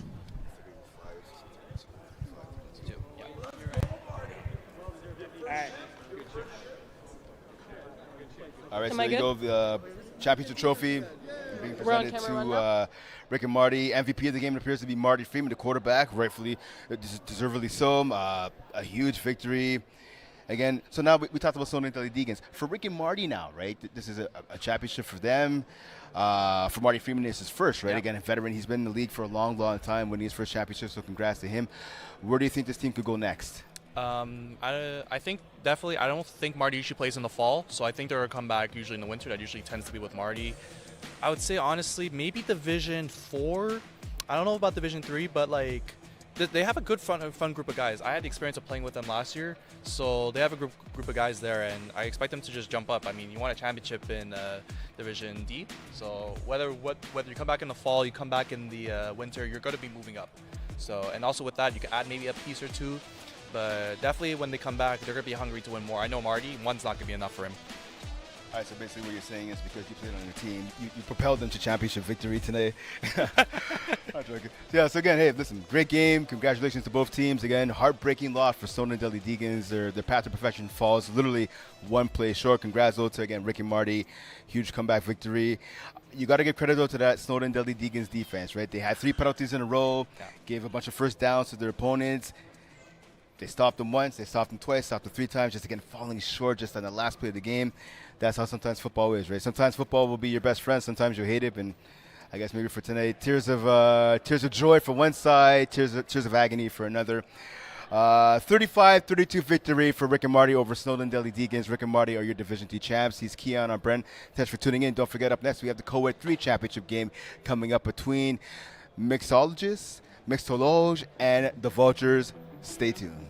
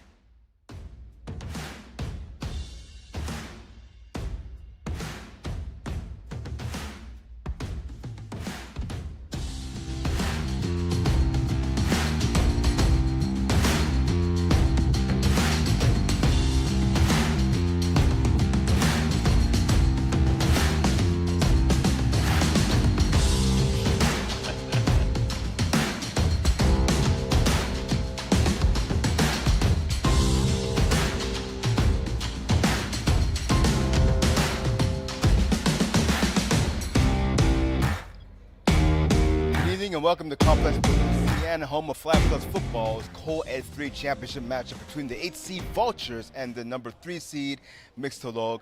I am FPF Hall of Famer Brent Bach, and I'm joined by 8-time All-Star Kwesi Gordon Mall. What's up? A huge game coming up here again, Co-Ed 3 Championship game on the line. A little bit of, I guess you could say controversy. Yeah, a bit. You can say that. Yeah, in terms of how these teams got here. Mixtologue beating the Dream Killers, the number 7 seed in the quarterfinals, and they beat the Yard Chasers this past Tuesday in the semifinals to punch their ticket to the finals. The Vulturez, the number 8 seed, they beat the number 9 seed, the Shadow Song, and then Shadow Song, and then they beat the number 2 seed, La Bit at TB in the quarterfinals, but then they lost last Tuesday right here in Brassard to the number 1 seed, Ghosted, by a score of 50-16, but because of a scheduling conflict, Ghosted couldn't make the finals here today, so the team they beat in the semis, Vulturez taking their place, taking on Mixtologue. Both teams did not meet in the regular season. All the controversy in that aside, what kind of game are you expecting here this afternoon? Well, I do want to give a shout out to the Vulturez for their quarterfinal game when they played versus La Petite Bête. There were only 5 guys. There were 3 guys, 2 girls, and they actually beat a powerhouse team. So I want to give the props to that. The fact that they did get in the finals because the schedule conflict it's unfortunate, but it does happen. For the game that the game that we're looking forward to see today, I'm looking forward to seeing a good game. I think one thing I do realize with the Vulturez that they kind of realize that they don't deserve to be here, so they have nothing to lose. You know, for them it was to a point where they weren't even supposed to have a game today. You know, so I feel like we should have a good game. I think the Vulturez gonna be ready to play, and I know the other team's gonna be ready to play. Yeah, the Vulturez kind of playing with house money again. Didn't think they'd be playing here today. Found out earlier this afternoon that they would be playing. A veteran squad, though, Phil Roberts, Ben McMahon, Emma Townsend, Aslan. Roberts at quarterback, he gets the snap. Vulturez starting with the ball, wearing the red and white jerseys. Pass to the right-hand side of Matteo Girardi, and that's dropped second and long, now facing the Vulturez offense. One thing you kind of do have to realize that for some reason I only see 5 players on both sides of the field. Yeah, you're right. It seems like maybe Vulturez, I think, it's weird. Yeah, there's 5 players on both sides of the field. It seems that Mixtologue maybe had 5 players, and Vulturez decided to keep with 5. So Girardi there makes the catch. Will it be enough for a first down? No, a gain of about 7, maybe 8 right there on second down. So setting up now 3rd and short. Yeah, you're right. I mean, this is not the 5v5 division. This is 6-on-6 co-ed. But you're right, both teams appear to be a little short-handed. Well, yeah, I think so. Yeah, what it is, yeah, you're right. So Mixtologue, Vulturez have 7 players, so Ben McMahon and they have enough to fit the roster. Yeah, but one team only has 5. Girardi there with the catch now picks up a first down. Yeah, so there's Emerick Leclerc, the other player on the sideline, number 35 for the Vulturez. Yeah, and then you also have Bet on the sideline too. So yeah, they're definitely. I guess they kind of realize that maybe they don't deserve to be here, so they kind of want to make it a fair game, keep it a 5-on-5, which is a nice thing to do, I guess. It's a gesture. Hopefully, it doesn't pays off. So fresh at the downs here, Roberts gets the snap. He goes to the sideline over the hands of the intended receiver, Magali Delan. So it's a little interesting, Kwesi, when you look at this Vulturez team, right? So I was just doing my prep for the game, and I was looking at it, and I'm like, okay, Phil Roberts, veteran here in FPF. Obviously, one of the big headlines in this game is which Phil Roberts are we going to get? Are we going to get the one who came into the semifinals last week throwing 14 touchdowns and only 1 interception in the playoffs, or the one who finished the game against Ghosted, where he threw 2 touchdown passes and 4 INTs? Passes off the hands, a rare drop there by Emma Townsend Aslan. Yeah, that's a bad drop by Emma. I think she kind of looked up before she even caught the ball. She was looking up the field, so maybe some finals jitters as well. But she's all year she's been a reliable receiver. So hopefully, the next ball thrown to her, she catches it. And Townsend, as I said, looking to win 3 championships this weekend. She's playing in the final game here tonight with Purple Blood as they take on Block Party. That should be a good one too. Yep, definitely. Sanders Almond against Yvonne Salomon, 2 mobile quarterbacks with big arms as well. Pass deep to the end zone, outside of the reach of the receiver there. That receiver was open. I believe that was number 12 who was running that route. I believe that's Leah Leah. Bigra. Yeah, exactly. So that's twice that Phil kind of goes for that corner, and he kind of just overthrows it. So hopefully if, he's able to kind of put less power onto that, and it should be a completion. Yeah, so again, Roberts at quarterback here took over pretty much once the playoffs started. Magali Delon was a regular quarterback for this team. I'm not sure why they made this. Well, I mean, one reason I think why they made the switch is interception is Delon with 22 touchdown passes, but 25 INTs. Yeah. Pass to Girardi catch. Yeah, Magali didn't have the best season this year. She's a new quarterback. She's still getting used to like how FPF kind of works, and I believe she's a quarterback. Used to play 7-on-7 outdoors, so it's a bigger field. So now she's kind of getting used to the system and stuff like that. But I believe she was gone on vacation. That's why kind of Phil kind of stepped up, played the last 2 playoff games. They end up winning, and then the semis, they want to go with the hot hand, so they kept with Phil, and I think they're going to continue keeping with Phil. So the hot hand in Roberts doesn't pay off. Turnover on downs now, so Mixtologue now they get the ball just before midfield here. The quarterback gets a snap, going to his right, thrown over the middle. That's caught. It's caught by Alexandre Leblanc. So the pass right there, so this is where you see a bit of the, I guess, confusion or missing pieces in the roster. Regular quarterback for that team, for the team in blue, is Tristan Toussaint, number 10, do with their quarterback. His brother, number 19, is usually the top receiver. Now he's playing quarterback, and that's Lucas Toussaint. Yeah, so it seems like he probably couldn't make it tonight. That's why he's filling in his brother's spot. So Lucas Toussaint goes to the right. He's tackled there in the open field, but a pickup, I believe, more than enough yet for the first down. Yeah, so before he made his first cut, his flag kind of just fell off by itself. So they just had to touch him, and he would have been considered down. I have a question for you, Brent. If you were going into the finals, if you guys were Vultures, would you decide to just play with 6 players, or you're going 5 players, or you're going 6-on-5? I mean, I go 6-on-5. It's not my problem. The other team's missing players, but I mean, it is what it is. Listen, again, for a team that, like you talked about, shouldn't really be playing here, doesn't deserve it. Maybe that was a stipulation of them playing, was they agree to play 5-on-5. No, I think it's more a gesture of them playing 5-on-5, but I think I would do the same thing. I think I'm going 6-on-5. Of course, going 6-on-5. I'm trying to win a championship. Yeah. LeBlanc there with the catch. Pick up a couple of yards. About, I want to say, 5 yards short of the first down. It feels also so much different because it's 6 on. Well, we're playing 5-on-5, and the field's so much bigger. So there's so much more gaps in the field compared to because you're playing 5-on-5 on a 6-on-6 field. So it looks so much different. Who do you think that favors, offense or defense, when you have definitely offense. Definitely offense. You have so much more room to do so many more things, especially if you're a running quarterback. You feel way more comfortable. Toussaint gets the ball, quick dump off to number 4, Ophélie, and Larivière Garapi. He pick up about 2, maybe 3 yards on the play. They're still short of the 4th down. Yeah. I believe it's third down. Yeah, 3rd down. So it's not bad. It's 2-3 yards. They get a bit closer to try to convert a first down here. I think it's 3rd and 4. I would want to say. Yeah, 3rd and 3, 3rd and 4. So if you're on offense right now, what are you calling here? We have 2 shots to pick up a first down. Slants left, and I'm just running. To his son now. Looks like he is going to run. He's listening to you, Quazy. He gets past 1 tackle. I think Emma got him. Did he pick up the first down? No, I think he's just shy. I think he's right on the line, so it's going to be 4th and inches. Yeah, exactly. 4th and inches right here. It's a good tackle in the open field there by Townsend Asselin. Yeah, Vulture's definitely getting a stop right here. It's going to be kind of like it's like a reset and like nothing kind of happened, and the game would just like start all over again if they get a stop here since they started with the ball. Again, now he can't use his legs, so that's a big thing for them. Pass over the middle of the field. Caught. Touchdown!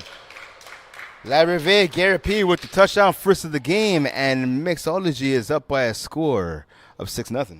Yeah, good play calling. The defender, Magali, was kind of drifting a bit out, and he was able to hit the easy hook, and they're on the scoreboard, so that's good for them. They're going to start this game off 6-0, and hopefully their defense could make an air stop and get back the offense the ball after the convert, of course. So Mixtologue, they've only gone for 2-point conversions the entire playoffs. They got 8 of them so far, one of them coming on defense.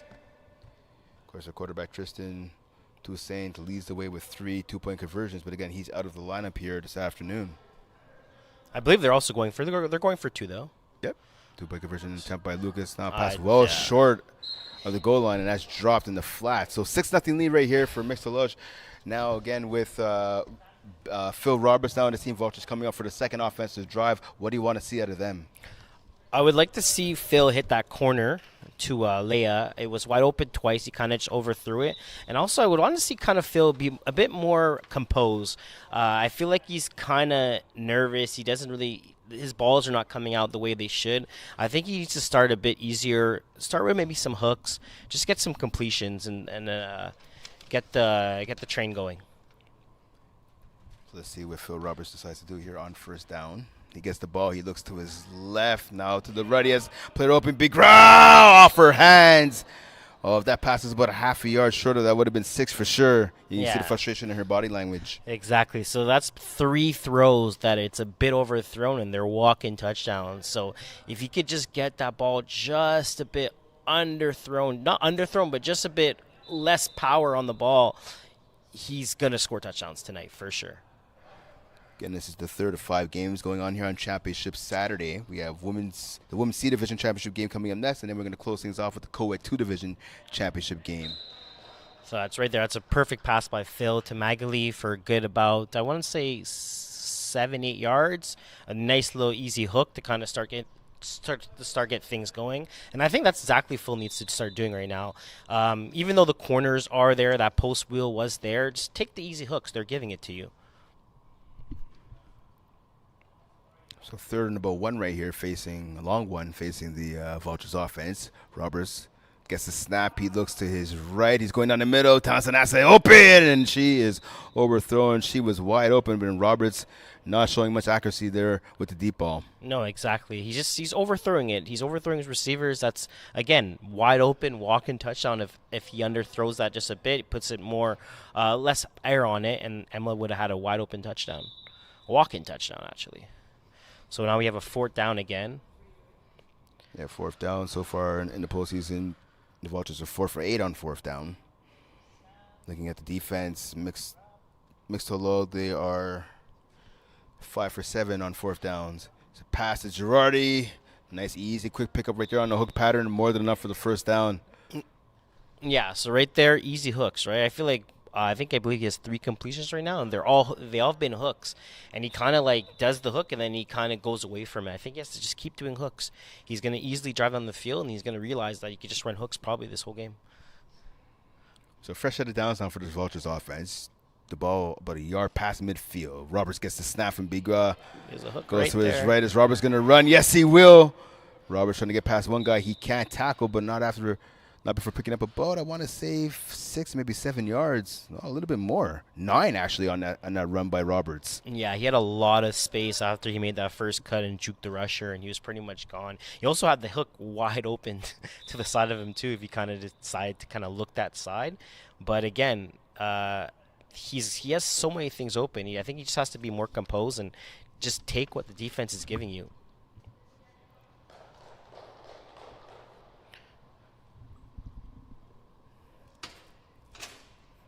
There we go. Short yardage situation here. 2nd and 1. Pass to the end zone to Girardi. Intercepted. Jumping up and making a play on the ball right there was number 3, Raphael Williams Claudio. And he saw that one all the way through with a big INT for him. Yeah, so he went with a hook and goal there where the hook was kind of wide open at first. The defender baited it just a bit, but then again, he underthrew the ball and didn't overthrow the ball. So it was an easier catch for the defender. But again, he doesn't have to do all these special plays, hook and goes, post corners, post wheels. The hook was wide open. I think he's kind of in his head right now. He's trying to do a bit too much. Maybe he's not used to the 5-on-5 format on a 6-on-6 field because it is a bit different. But he's gonna have to realize that take the easy things. So Toussaint leading his offense onto the field after his defense calls a turnover pass to the flat off the chest of the receiver, and LeBlanc falls incomplete. 2nd and long now facing his offense. Yeah, that's a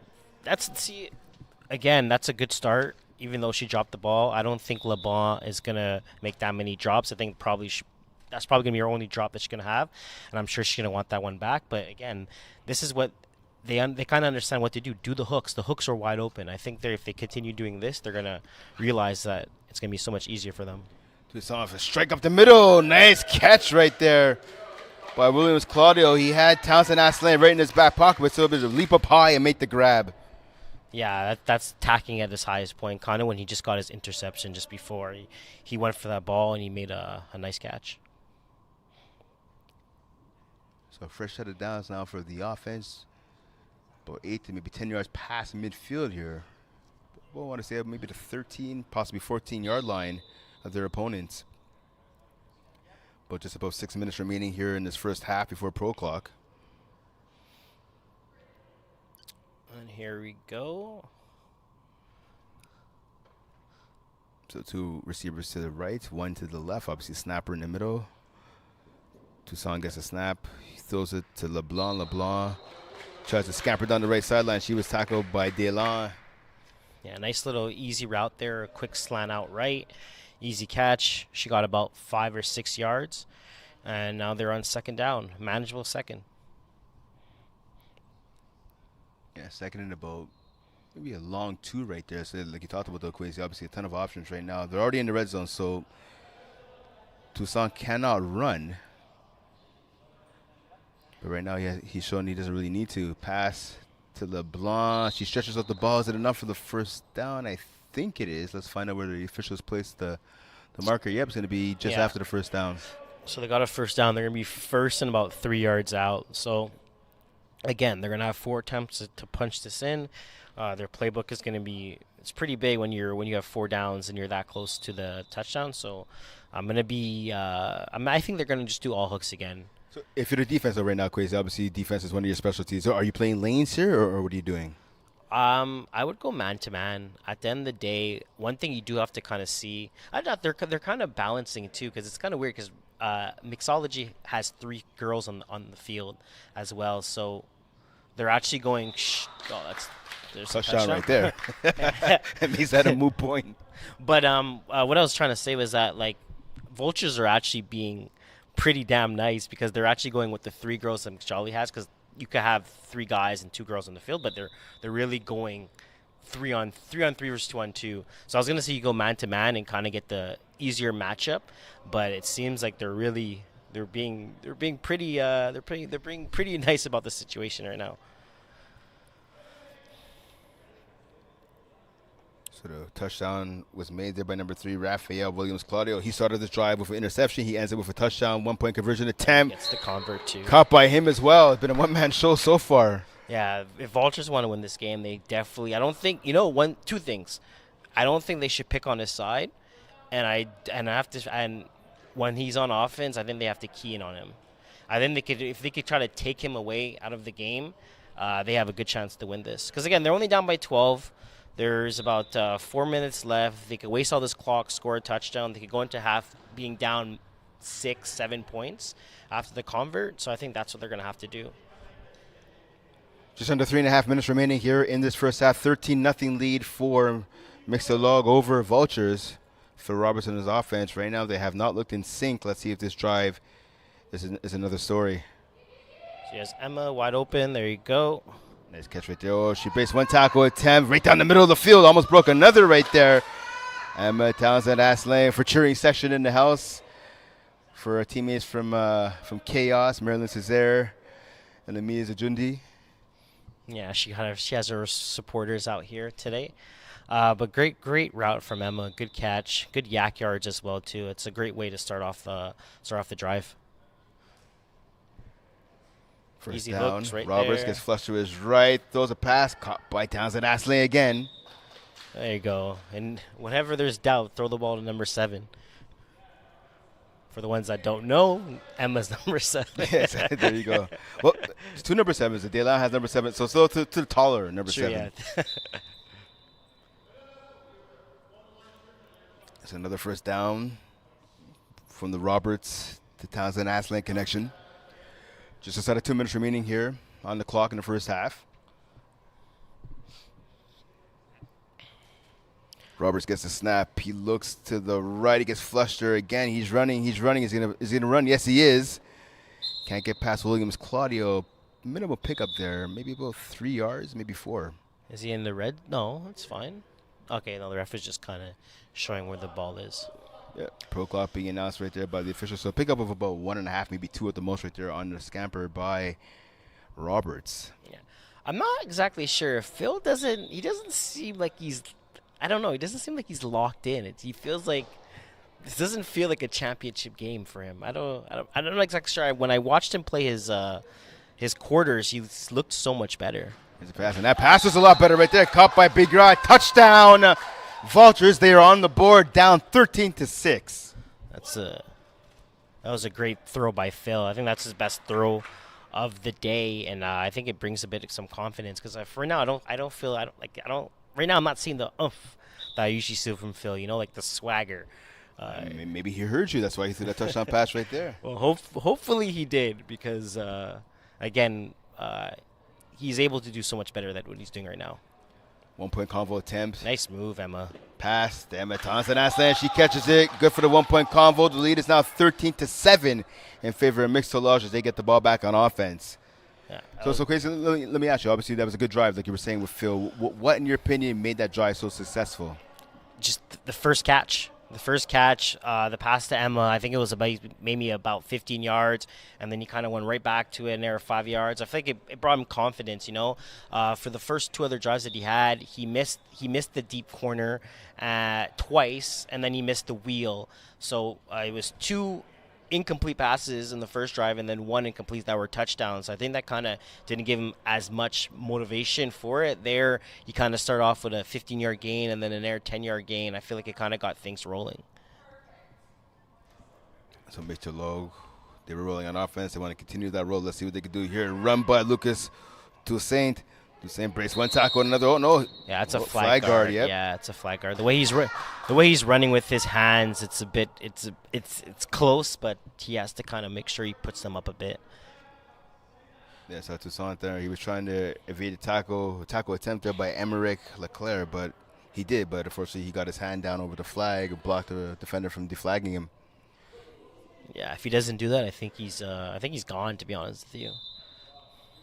So 5-yard penalty, 5 yards back now for the team in blue. That's a pass on the middle of the field, intercepted by Ben McMahon. McMahon with the INT, going down the left sideline. Can he break another tackle attempt? He does. Oh no! Oh, touchdown, saving tackle right there by Toussaint.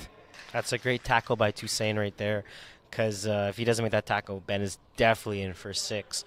But again, here we go. It's kind of the start of something that we kind of see from the Vultures. They had a great offensive drive. Now they have a great defensive drive.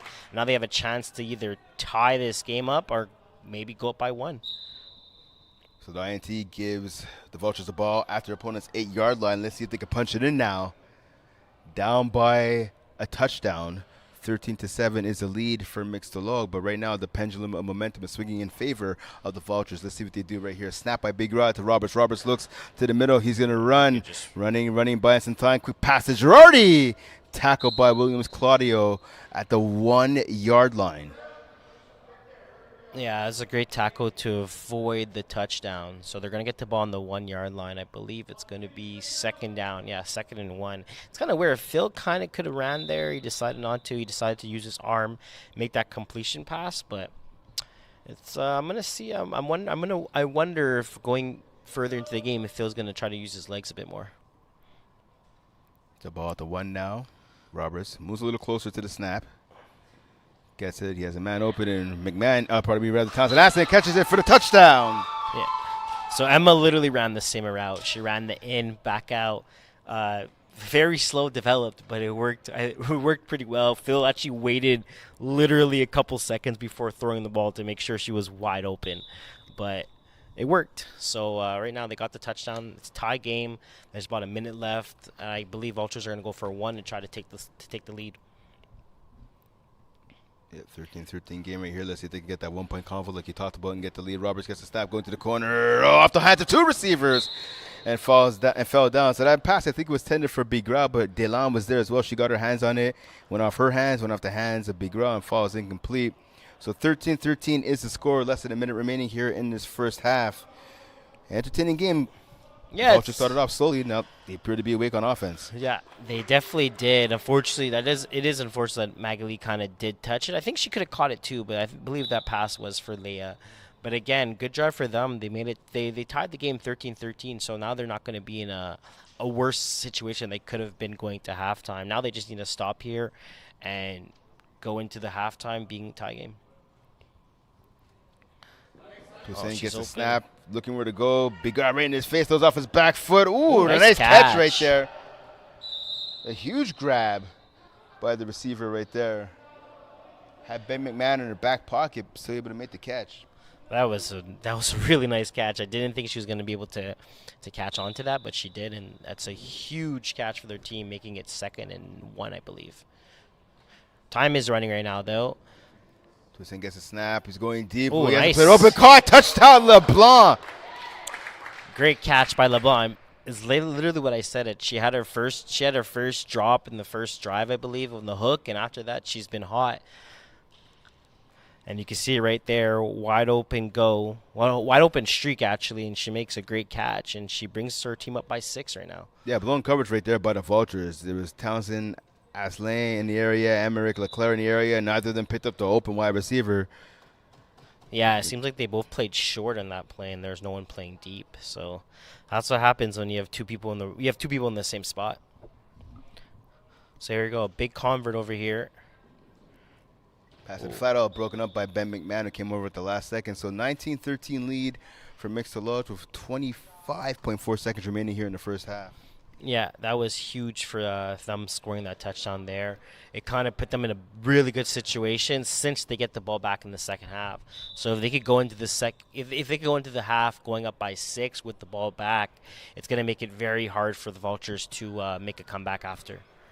So 25.4 seconds remaining, still plenty of time for the Vultures. They have all their timeouts in their back pocket. So you have the wheel Roberts, again. yeah, wheel route right there, the big Oh, route. she drops it. A bad drop by her. So I think that's two things right there. Crazy. A, she thought about running before catching the ball, and B, she saw LeBlanc coming over the top. Maybe was worried about a little bit of contact. Yeah, maybe a little bit of the contact, but again, we both saw it. She did try to run before she caught it. She kind of saw a lot of green in front of her, and by the time she realized the ball was on the floor. 2nd and long now facing the Vultures offense. Getting down by 6 after tying the game on her last offensive possession. Roberts pass caught by Delon. The sideline, can she get out of bounds? She gets the first down and then some, but doesn't step out of bounds though. Yeah, so she doesn't get a step out of bounds, but remember, the refs have to set up the field for the time to start clicking. So right now she's kind of walking to the huddle. She needs to run into the huddle, get a play down before the ref kind of whistles in, because you do have a lot of time before the clock keeps going. So the first down does stop the clock, but again, once the officials set the cones like you talked about, play gets whistles in, and we see right there the Vultures having to use a timeout now. Yeah, so unfortunately they had to waste time out there. I believe she was maybe gassed a bit, but they should have had someone kind of right by getting that switch going, because they literally could have snapped the ball when the ref had the whistle in, because he had to take his time. He had to set up both sides on the field. On the left side, you have to set up the first down and where the rusher's going to be. So it's unfortunate I would say they wasted time out there. But again, they're in a great situation to score right now. I believe it's first down. Yeah, first I think they're about 13 yards away. Roberts pass to McMahon, a one hopper off the turf, falls incomplete, 2nd down now. And you talked about Delon after that big catch and run, subbing herself off. Mateo Girardi came on for her. Number 5, the big receiver for the Vultures. Some time being added back onto the clock now, because the clock was running a little bit after the pass fell incomplete. Yeah. 8.9 seconds remaining. Yeah, unfortunately, Phil didn't have the best throw in there. McMahon kind of did it in and back out, and he did beat this defender, but Phil just didn't have the right ball that went to him. Roberts gets the snap. He looks to his right. Aslan Townsend open. Oh, she collides with LeBlanc. The battle of 2 number 7s right there, and LeBlanc wins that one. Yeah, that was a great by LeBlanc. I don't think Emma even realized that she was going to get contested. She kind of went up there assuming the ball was going to kind of be there, and LeBlanc kind of just put her body and her 2 hands to make a great defender stop. See, and you look at the replay right there, that's a mistake there by Roberts. Roberts needs to lead the receiver. If he throws that ball to the corner where it should have been, that's a touchdown. Yeah. Yeah, it's just his Molfus. I think he had one good throw so far, and that was Leia's touchdown that he did to the corner. The rest haven't been all there, so I think he kind of wants to underthrow it than overthrow it right now. Roberts gets a snap now. He's looking to the opposite side of the field. Passing. It's Otis intercepted again. Williams Claudio. Can he run it back for 6? Roberts makes. No, he misses the tackle. Touchdown. Mixtologue on the final play of the first half. Yeah, that's unfortunate that he missed that tackle. 25-13 lead now. One thing you could say is that they could technically challenge because he has one of his strings sticking out that kind of considers as a flag in the back. You kind of could see it there. That's what kind of Phil did grab. So the Vultures could kind of get away for a challenge and say that one of his flags, well, one of his belt is considered a flag as well. That's something that could have been challenged. They elect not to challenge it. 2-point convo attempt now. Running to the end zone. Toussaint, can he break one tackle? He does. Can he break another? And McMahon tackles him about the 4-yard line, and that'll do it. End of the first half. 25-13 lead for Mixtologue over the Vultures. Again, pick 6. Yeah, that was a huge pick 6. It's kind of unfortunate, right? Vultures were down by 12. Actually, they were down by 13. They go down by 13. They end up catching back up, tying the game, being 13-13. Then all of a sudden, now they're down by 12 without the ball going in the second half. So they're gonna have a big job here to do to play catch up ball in the second half. Yeah, again, so big defensive play like you talked about.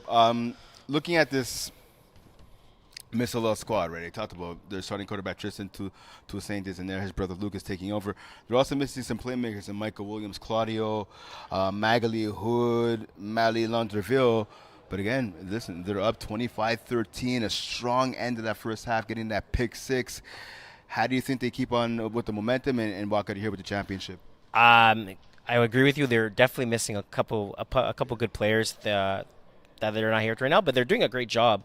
At the end of the day, so if you only have 5 players, you go with 5 players. They're doing a great job. I think what they have to do to kind of continue this momentum is keep scoring, keep going. They kind of had a downswing there where Vultures were able to capitalize, get those 2 scores on them, get that interception. If they don't throw any interceptions here, the quarterback uses his legs.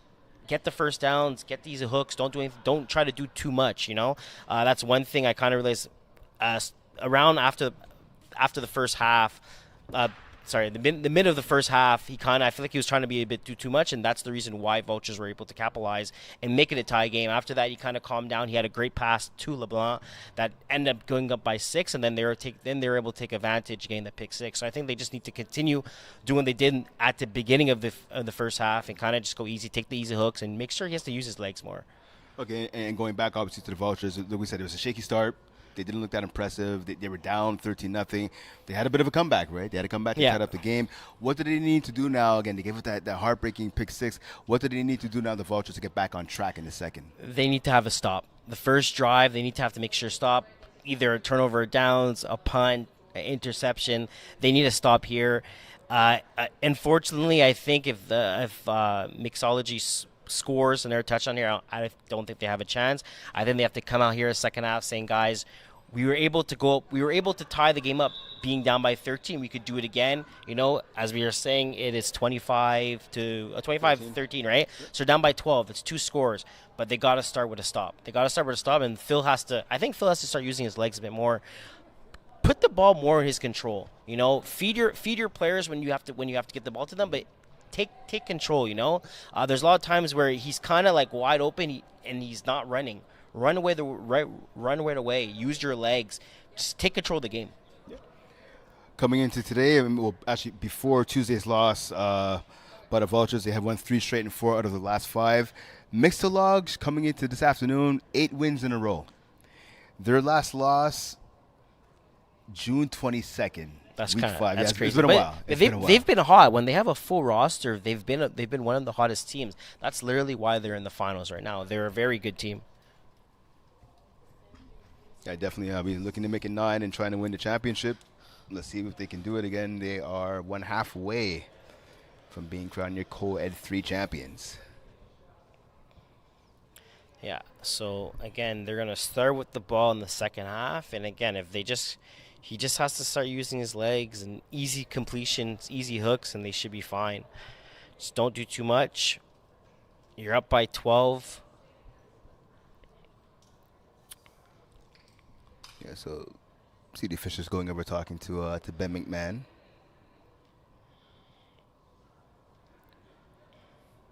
Again, don't forget, coming up next, we have the last 2 games of the day here. Women's C championship game will be coming up. So I know you'll be on the call with Keon Cyrus for that one. Indeed, that should be a good one too. I'm excited for that game as well because we kind of have a new team versus, not a new team, but we kind of have an older team versus kind of more of a younger team, right? Yeah. As we have The Cavaliers and Turf Titans. Yeah. And then we have to end the first day of championship weekend. Then this Saturday it'll be Block Party taking on Purple Blood. That'll be the Co-Ed 2 championship. Yeah, we have a host of games tomorrow. I believe there's 9 games in total going on tomorrow. Yep, 9 games in total going on tomorrow. The action starts at noon. The Women's A championship. That'll be between Matrix and Ice Cold. That should be also a really good game to start things off. First time in a few years, I believe since 2022, if I'm not mistaken, in Sub-Zero, not in the championship game. Sub-Zero being knocked off Cayenne as well, and earlier in the playoffs. Comes to Singh, gets past Bigra. Nice tackle there by Townsend Aslan. Looks like it's going to be about 3, maybe 4 yards short of the first down. Yeah, he's very unfortunately that Leia kind of didn't just dive and went for his flag because she was very close. She kind of hesitated just a bit, but I think she kind of has to realize that if she wants to be able to have a good rush, she's not going to be able to stop. At the end of the day, he's the quarterback's faster than her, and she might have to try to use that as an advantage and to realize, like, I'm just going to go for your flag. I'm not going to hesitate. Because if she did that, I believe she probably would have had the sack. So maybe looking forward, maybe we see a little switch in a rush. Yeah, that's rusher interference. Yeah, it is rusher interference, 100%.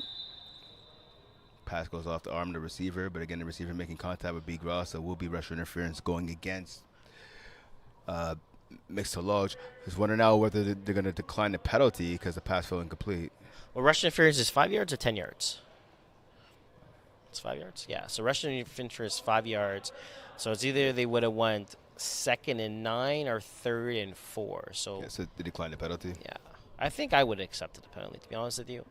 I think 4 yards is a bit too easy to get, especially with 5-on-5, with how big the field is. I think you kind of accept it. You get 2nd and 9, you hope for an incomplete. So it's a harder 3rd and 9 than it is 3rd and 4. Well, let's see if this gamble pays off defensively. Pass caught by LeBlanc, extends the ball. Yep. Referee signals it's a first down, so good move by the veteran receiver there, Alexandre LeBlanc, one of the top receivers on this squad. Yeah, she's doing a great job right now. Again, as we said before, she had that one first drop, and after that, she hasn't looked back, and she had three to four really good catches. That's the main reason why her team's up by 12 right now. Yeah, coming into this game, she had 7 catches for 73 yards and a touchdown on 8 targets. It's adding a couple of catches here this evening.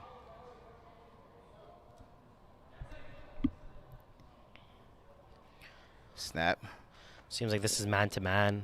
Just gets a pass over the middle. Good coverage right there by Townsend Aslan. She was right pretty much in the back pocket of Ofuli and Larive Garapi. Yeah, so it seems like Vultures were doing a man-to-man here, trying to get it incomplete, trying to get a pick, trying to get something to work out. And fortunately, they did. They got now we're looking at a 2nd and 10, so it's pretty good so far for the Vultures. They have to have 3 more stops, get a turnover, and get their offense going. 2 receivers to the left, 1 to the right for the Mixtologue offense. Oh, Bigra can't make the sack. Toussaint's going to make her pay, running to the right-hand side, tackled by Leclerc. I think it's going to be about a yard or 2 short. Yeah, about 2 yards, maybe 3 actually short of the first down. Yeah, so one thing that's not going to be helping the Vultures here is that their rush is not going to be able to break down on him. They might want to switch it up and maybe like send Ben out there to rush. Send, I believe that's number 35 is Felix. Yeah, for this Leclerc. Yeah, maybe send him out to rush. They might want to, if they want to win this game, they're definitely going to want to switch the rush. Send something different at him.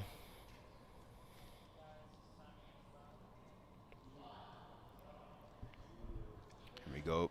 Toussaint gets the snap. Yeah, it looks like that was... Pass to LeBlanc wide open. She picks up about 5 or 6 yards, more than enough for the first down. Extends this drive for her team. It's a great catch by LeBlanc there.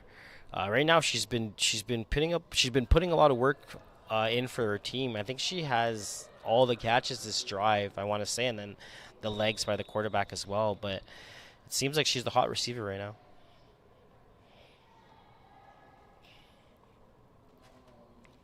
So fresh to the downs here for the Mixtologue offense at about the 8-yard line. Toussaint gets a snap, gets flushed to his right, big guy can't make the sack. Oh, and Leclerc comes up there and run support pretty much. Yeah, so that's a great job from Leclerc. Great rush as well too. She just missed the flag. If I feel like it just went right through her hands. So that was a great rush from her, and Felix right away when he realized that the quarterback was going to break out, he kind of came down as a speeding bullet. So if Vulturez could kind of continue doing that, they could have something up their sleeves. Let's see what they have up their sleeve right here. On a set coming play, just at the line of the red zone right now. Yeah, so we have a big second down here. I think 2nd and 7, I want to say. The second and goal. Oh, second and goal, but 7 yards to go, sorry.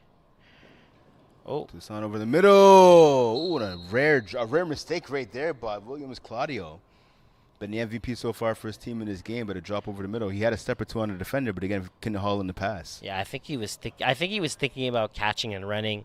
You kind of can see he's pretty much wide open a bit when the ball is coming, and it seems like he puts his hands up and his legs are already moving. So you know what they say, like always catch the ball before running, and that's something he definitely not do this time. Saw that in the first 2 games here this season. Pass. Nice catch there. In for the score. Larivée Garapi, her second of the game. Able to break the tackle by Leclerc at the goal line, and she sneaks her way into the end zone, extending her team's lead now to 31-13. Yeah, that was a great catch by her and a great move at the end, right? I thought Felix was going to be able to tackle her. We were going to be looking at maybe a 4th and 3, 4th and 2, but instead we got a touchdown. So they go up by 18 points now, going for a 1-point convert to extend it to 19. 19 is going to be hard for Vulturez to come back here, so hopefully they can stop it here, only make it 18, because 19 is going to be an extra convert that they're going to need if they end up getting this. Toussaint gets a snap. He looks to his left. He goes there. Caught right in front of the pylon. Williams Claudio leading now 32-13 for Mixtologue. Yeah, so that's a 9. That was a great play. You kind of saw Phil and Magali together on the same side. So again, I think it's kind of a bit of miscommunication with 5-on-5. I think it's something that they're not used to be playing, especially all season long. Or you're playing 6-on-6, except for the last time they played the quarterfinals or 5, but during the whole season, you're used to playing 6-on-6, so calls are a bit differently, and spacing is so much differently as well. So you kind of can see that why Phil and Magali were both on the same side there, and no one had underneath; they both had over top. Roberts gets a snap, throws across body to Townsend Aslan. She's tackled after a gain of about, I want to say 10, maybe 11. Yeah, called 11 right there, first down. Yeah, so great play calling by Phil. He kind of made one side. He kind of leveled one side, had Emma coming across the field. She makes the catch, gets 11 yards, and they get the drive going. Yeah, so the ball just past midfield now. Pardon me, just shy of midfield, I should say, but a yard away from midfield for the Vulturez offense. Roberts gets a snap. He looks to his left. He goes there. Girardi's open. Picks up again of about 5, maybe 6 on the play. Yeah, one thing I do have to say is that Phil, you're down by 19. You're gonna have to start scoring a bit faster. Exactly. There's a lot of loopholes on both defenses right now.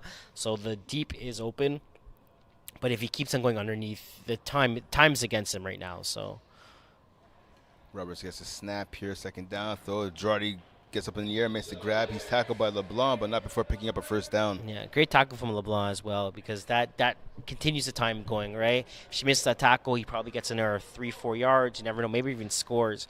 So right now, as I said before, the time's against them, and they need to score as fast as possible. So if the team is able to not let them score and let the time tick, it makes a bigger advantage for them. Ball at the 9-yard line now. Roberts goes over the middle. Big rush. She missed the catch. Extends the ball, but she's tackled. No, touchdown. Yeah, so she did a great job in extending it. I believe she just made it as well, too. So great catch by Leia there. They're down by 13, so chemistry right now, they're just going for 2. If they can make it an 11-point game, it's very doable. But if they make this incomplete, at one point they're gonna have to get it. They're gonna need a successful convert. Yeah, Big usually wearing number 61. Today wearing number 12. Got Aaron Rodgers on the field. Yeah. She gets a snap. Gets snap off, I should say, to Roberts. Roberts to the end zone. A spiral, nice intercepted. To saying he's a dangerous man. Can Roberts catch him? I don't think he will. 2-point convo going in favor of Mixtologue now. So they extend their lead 34-19. Yeah, so that's probably the worst situation that could have happened. Now they're up by, I want to say, 15 points, right? So it's to the point where I don't think an onside kick even helps them. So they have to score twice, get 2-point they have to get 8-point convert. Well, score 2-point convert and then score a 1-point convert. So it kind of put them in a worse situation with that interception, 2-point convert interception. And right now, Mixtologue is just smart. Took their time getting the ball from the sideline. They're going to spend some time in the huddle now. Probably wait for the official to be like 10 seconds left in the play clock. Milking the clock right now. The clock is the only thing standing in their way from winning this championship. Exactly. That's exactly it. You can see they switched the rush right now.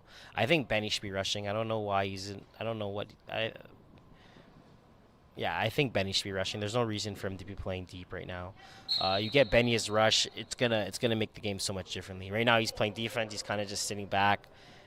Ben, go rush. I know we were part of our group chat this afternoon when we found out they were making the switch. I asked Benny, is he going to rush? Because that's it, too. So whether it's him or his brother, Tristan, doesn't matter who it is. These guys, they're great at just buying time and waiting for the receivers to get open. And as we saw, right, just even scrambling, picking up some yards. Yeah, he's fast. He's quick. And it's kind of like he's quick on the first step, you know? That's a great catch from LeBlanc right there. Yeah, LeBlanc bringing that ball down the left-hand side. I believe 13, maybe 14-yard line. That's a lot of yards. I think that's like 14, 15 yards after the 2 missed tackles from the Vultures over there. But again, I think the rush is going to make a big difference. Again, I don't even see Benny playing short, so I think they can make that switch, let Benny go rush, but the guy the rusher that's there, pin him going deep, and try to kind of do whatever you got to do at this point, because you have nothing to, as we said before, they have nothing to lose. So here we go. First down. Ball with left-hand side. Caught. Touchdown. Williams. Claudio. He has another one. Yeah, that was a really good ball. You kind of saw Benny playing deep there on the right side, kind of just looking at the quarterback, kind of spying on him. By the time you noticed the ball was thrown, great throw, great catch, and they're up by 21 now. So I think this is pretty much a 2-point convert would be the nail in the coffin. But I believe they're going for 1. So Yeah, they're going for 1. 21, 22, 23. I guess 20. They're going to be up by 22, which is still, it's a lot of points. Tucson gets a snap, goes over to the right-hand side again. Nope, no good. Incomplete. So we got 7 minutes left, and we got Vultures down by 21. So they're going to have to try to score as fast. I think they score. I think you score and you just go for the onside kick and try to put as much pressure as possible back on the other team. Because I feel like if you score and you feel like, okay, well, we'll play defense, I don't think that's going to work. I think you score, go for onside kick, maybe get the onside kick, score again, and then you probably have maybe 2 minutes max, 1 minute. But at the end of the day, you probably could be down by 8 in the best situation. Let's see if they can start that comeback right here again. Like you said, just under 7 minutes remaining in this contest. Roberts gets the snap. He's looking to the left. He goes there. Oh, and it's picked off. And that pretty much will do it. I think that could be the nail in the coffin right there. Quasi, that ball was intercepted. Yeah, so that was kind of a bit overthrown for Emma.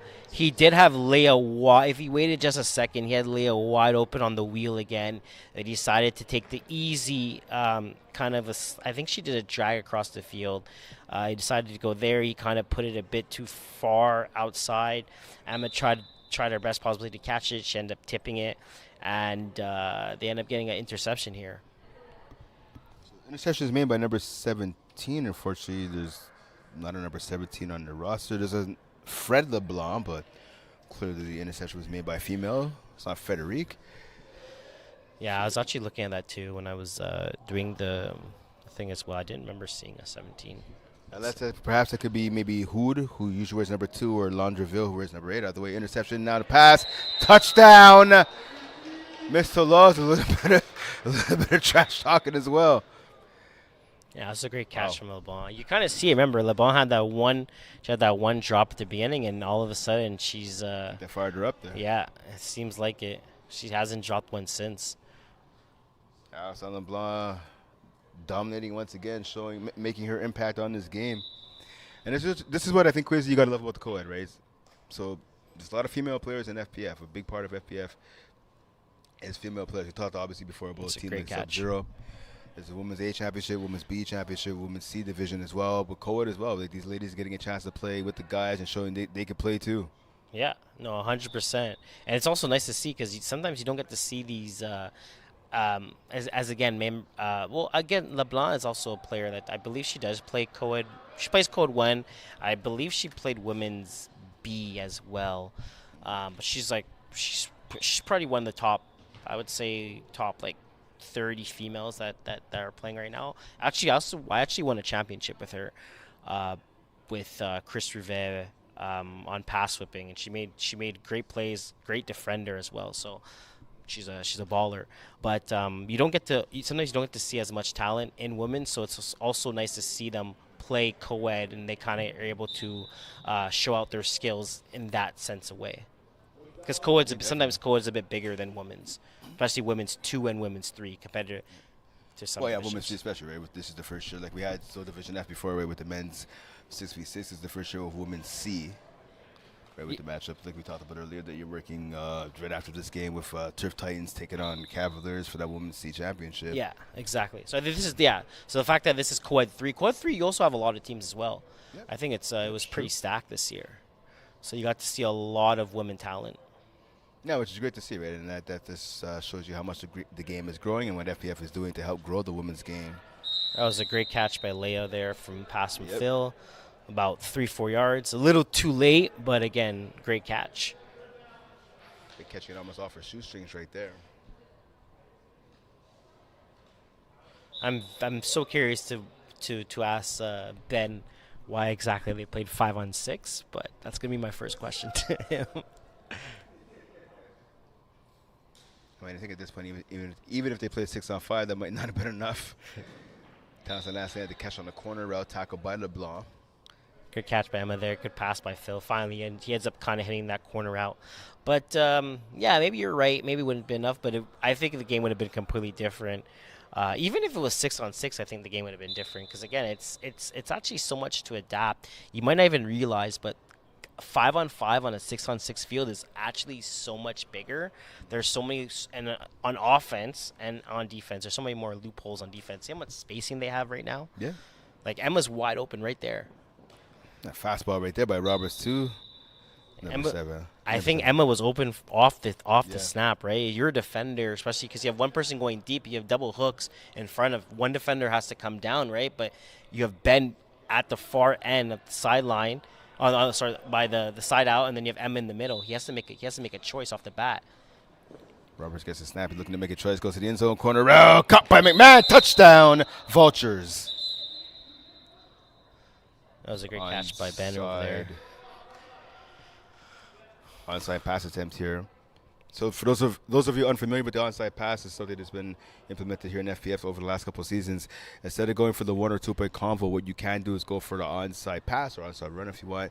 What that is you get the ball at your own 5-yard line. You have to get the ball to at least midfield. If you're able to do that, you can then keep the ball and then try and score if you don't get a touchdown, obviously, on the onside attempt. But if you don't convert it, what happens if Mixtologue, for example, picks off the ball, they get the ball, then wherever the person making the interception is tackled. Yep. What you can do, if you're smart, however, is you bat down the ball. If you bat down the ball defensively, you get the ball at your opponent's 5-yard line.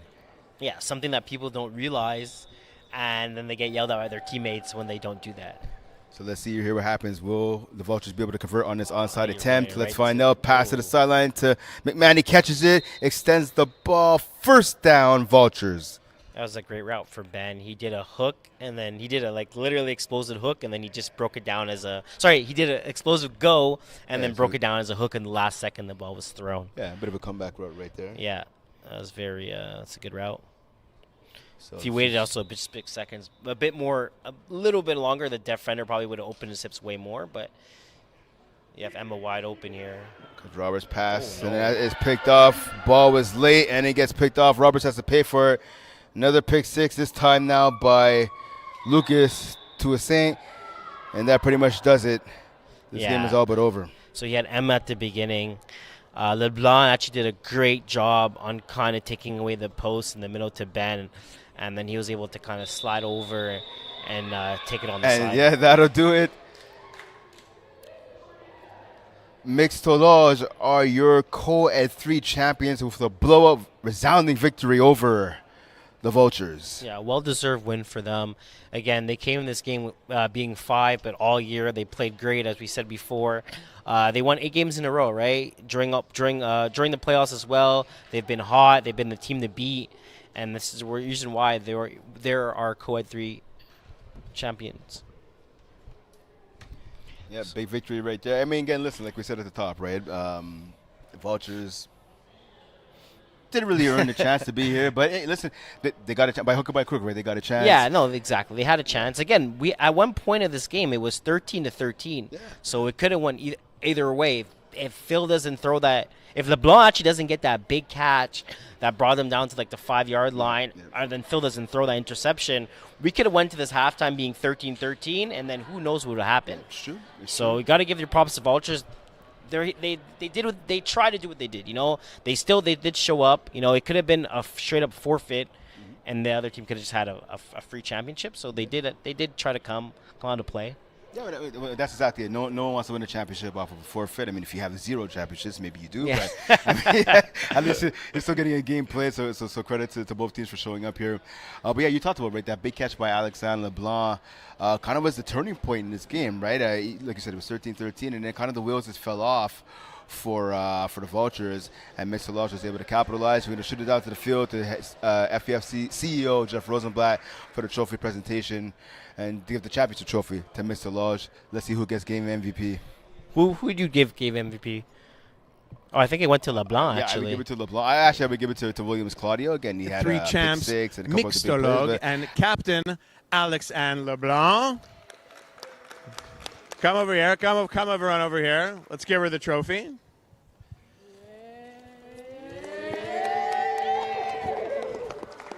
And we have the banner for you. All right, Alex, so you were only 5 tonight. I think I see an injured player over there.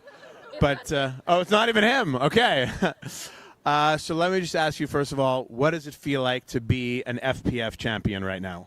Je me sens vraiment bien, honnêtement. On est arrivé ici avec notre QB qui n'était pas là. On ne savait pas trop à quoi s'attendre. Merci à Lucas qui a step up et qui a carry le game. Vraiment, on ne s'attendait pas à une game autant importante de nous. Puis je pense que tout le monde a joué à son 100%, puis c'est ça l'important.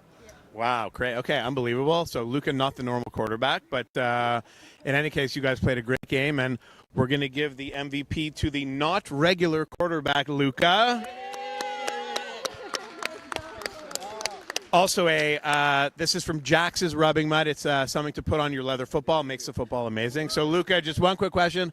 I know normally you don't play quarterback on this team. How does it feel to come in a big game and be quarterback and be MVP? On se sent bien. Je m'attendais pas à ça, mais finalement, je l'ai fait. Puis, j'ai pas eu peur. J'ai joué ma game. Puis, on a gagné. So, merci.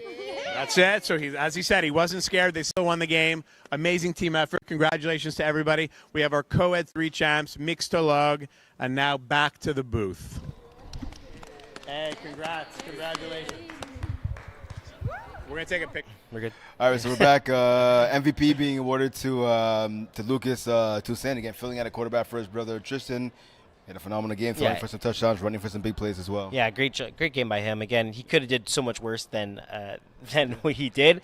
He kind of stepped up. A lot of people can't do that. You don't realize how hard it is actually to be a quarterback. If you never played quarterback, you never realize how hard it is. You kind of watch it. Oh, I could have made that throw, 100%. And then you get there and it's pick after pick after pick. So again, he did a great job. He stepped up, and that's why he's our MVP for this championship. Yeah, I think he had a pick six as well. As a defender, he had a pick six as well. So I mean, I kind of agree. I mean, it could have been Williams, Claudio, Alexander LeBlanc, anybody. That whole team actually played great from up and down from everybody. Everyone did their job, and that's the reason why they won this game. It came to a turning point where we weren't really sure, and then all of a sudden they stepped it up. Everyone started doing their job. Everyone started doing their role. Everyone started making a play. Then we had maybe 2 or 3 pick sixes. We had some convert pick sixes too. So everyone, I think, they all around great team job from them. There you go. Question for you. Do you think now, again, winning Division C, Co-ed 3, do you think now this team, Mixtologue, should make the move to Co-ed 2? Yeah, they definitely should make with their full roster, respectfully. With their full roster, they definitely should make that jump to Co-ed 2. Again, I think Co-ed 3, you have some good teams as well, but I think a lot of top teams, like Pittsburgh, them, Ghosted, the team that unfortunately wasn't here today, I think those are the probably top 3 teams that should make the drop down. So yeah, they definitely should be one of the teams that drop down to Co-ed 2 for next season. Okay, and for the Cavs, I mean, obviously, again, late notice, so I give them credit for just showing up for the game, and they were made aware of the whole situation with Ghosted. They said, yeah, we'll fill in, try to make the championship. Didn't work for them, whatever, losing 46-25. Where do you think they go from here? Do they stay in Co-ed 3, or should they make the jump to 2 as well? It depends on their quarterback situation, right? So as we see that Magali didn't have the best season. I believe we were saying the stats, she had 20 TDs and 22 INTs. 25 TDs and like 28 INTs. Yeah, around those lines, right? So I think if they want to make that jump, she's going to have to perform a bit better. If they do want to stay in Co-ed 3 to kind of get her back to a bit similar, because they do have a good roster around them, right? But again, if you don't have your quarterback that's able to perform the way you want, you don't want to make that big jump, because it comes to a point where you go 0-9 or whatever, 0-10, 1-9, you don't want to happen, right? So I think if I was the Vultures and we're sticking with the same quarterback as Magley, I think you take maybe one more season, maybe 1 or 2 more seasons, get her a bit more in sync with her teammates around her, and then make that jump into Co-ed 2. All right, so we'll have to see what happens with the team in the future. But for now, again, Mixtologue, your Co-ed 3 champions with a 46-25 victory over the Vultures. For Kwesi Gordon Mall and Bert Balkin saying thanks for tuning in. And don't forget, we have 2 more games coming up here on Championship Weekend. Don't go anywhere on the FPF YouTube channel. There you go. Facebook Live as well, I think, right? Yeah. Facebook Live? Yeah, it should be. All right. Stay tuned. All right.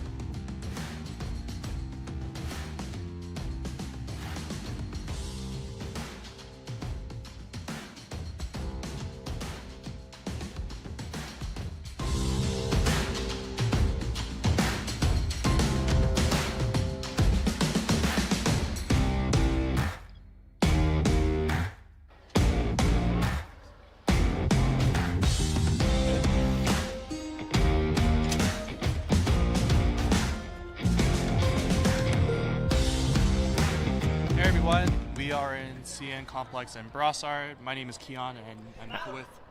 And I'm Kwesi Gordon. So now we are going to be commentating on the next division, which is Women's C Finals. Number 1 and number 2 teams between Cavaliers, who finished with an 8-2 record, coming up against the second seed Turf Titans, who finished with a 7-3 record.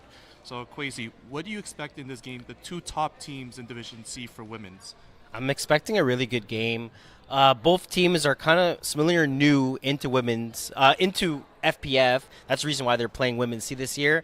We have the monster Cavs that literally destroyed Humble in the semis, 52-0, 62-0. They had a great game there. And then you had the Turf Titans that ended up beating... She Sparks. Yeah, She Sparks, and that was a pretty good game. I actually got to watch it. I think they won 18-7. I think it was around like that. So we should have really two good game. We should have a really good game. Honestly, with these 2 teams, they were the best at the regular season. One finished the first, one finished second. It is the inaugural Women's C division. We've never really had one before. We've had always Women's A and B. So this. After this game, we'll actually have the winner and the first ever Women's C champ by the end of it. Which is pretty cool to kind of be the first team to win a Women's C championship. Yeah, your team name will be the first on that banner, on that trophy. So with that being said, do you expect this to be a closer game, as Cavaliers did have a blowout win over Humble? Do you think it'll be more of a blowout case, or do you think it'll be a closer matchup? No, I think it's going to be a closer matchup. I think both defenses are really good. I don't think we're going to have a high-scoring game. I think I'm looking at maybe 18-19. Both teams are going to kind of struggle at the beginning. There's going to be a lot of defensive steps, and then some offensive plays are going to work on each side. And then we're probably going to be looking at maybe a 12 to 6 halftime, and then some team's going to end up maybe going 19-12. But I think it's going to be a low-scoring game. I don't think we're going to pass the 30 mark. I would say I would agree. Both teams, they are pretty score-heavy, at least within the division. But again, they both also have strong defenses. Cavaliers only allowing 10 points a game, whereas Turf Titans allow 9.2. So both these teams are very defensive when it comes to getting stops, and they could score points. So this should be pretty close in the end of it. The season series is 2-1 for Turf Titans. Do you think it'll end up potentially 3-1, or you think Cavaliers would get their get back? I think the Cavaliers are going to get their get back. I think they have enough talent on the team. Again, don't get me wrong, Turf Titans is a great team, but I just think Cavaliers are going to be more well prepared. Being a CJIP and kind of, I'm sure they have practices. I'm sure they have good coaching, and they're kind of going to break down what they're going to need to do to win this game. And I think it's going to help out by winning this game tonight. Thanks. I think now the captains just spoke with the head officials, so it shouldn't be too long until we see the action on the field. As this is women's C in 5v5, so the field is a bit shorter compared to a co-ed or a men's 6v6. And in terms of, if you're new in terms of women's flag, which at this point it's been growing across Canada, 4 downs to hit the midfield, and you start up at the 5-yard line. So whistle just got blown in, so it shouldn't be too long until the action starts with Turf Titans starting with the ball on offense. Yeah. So the folks that kind of don't realize, Turf Titans and Cavs kind of have similar jerseys.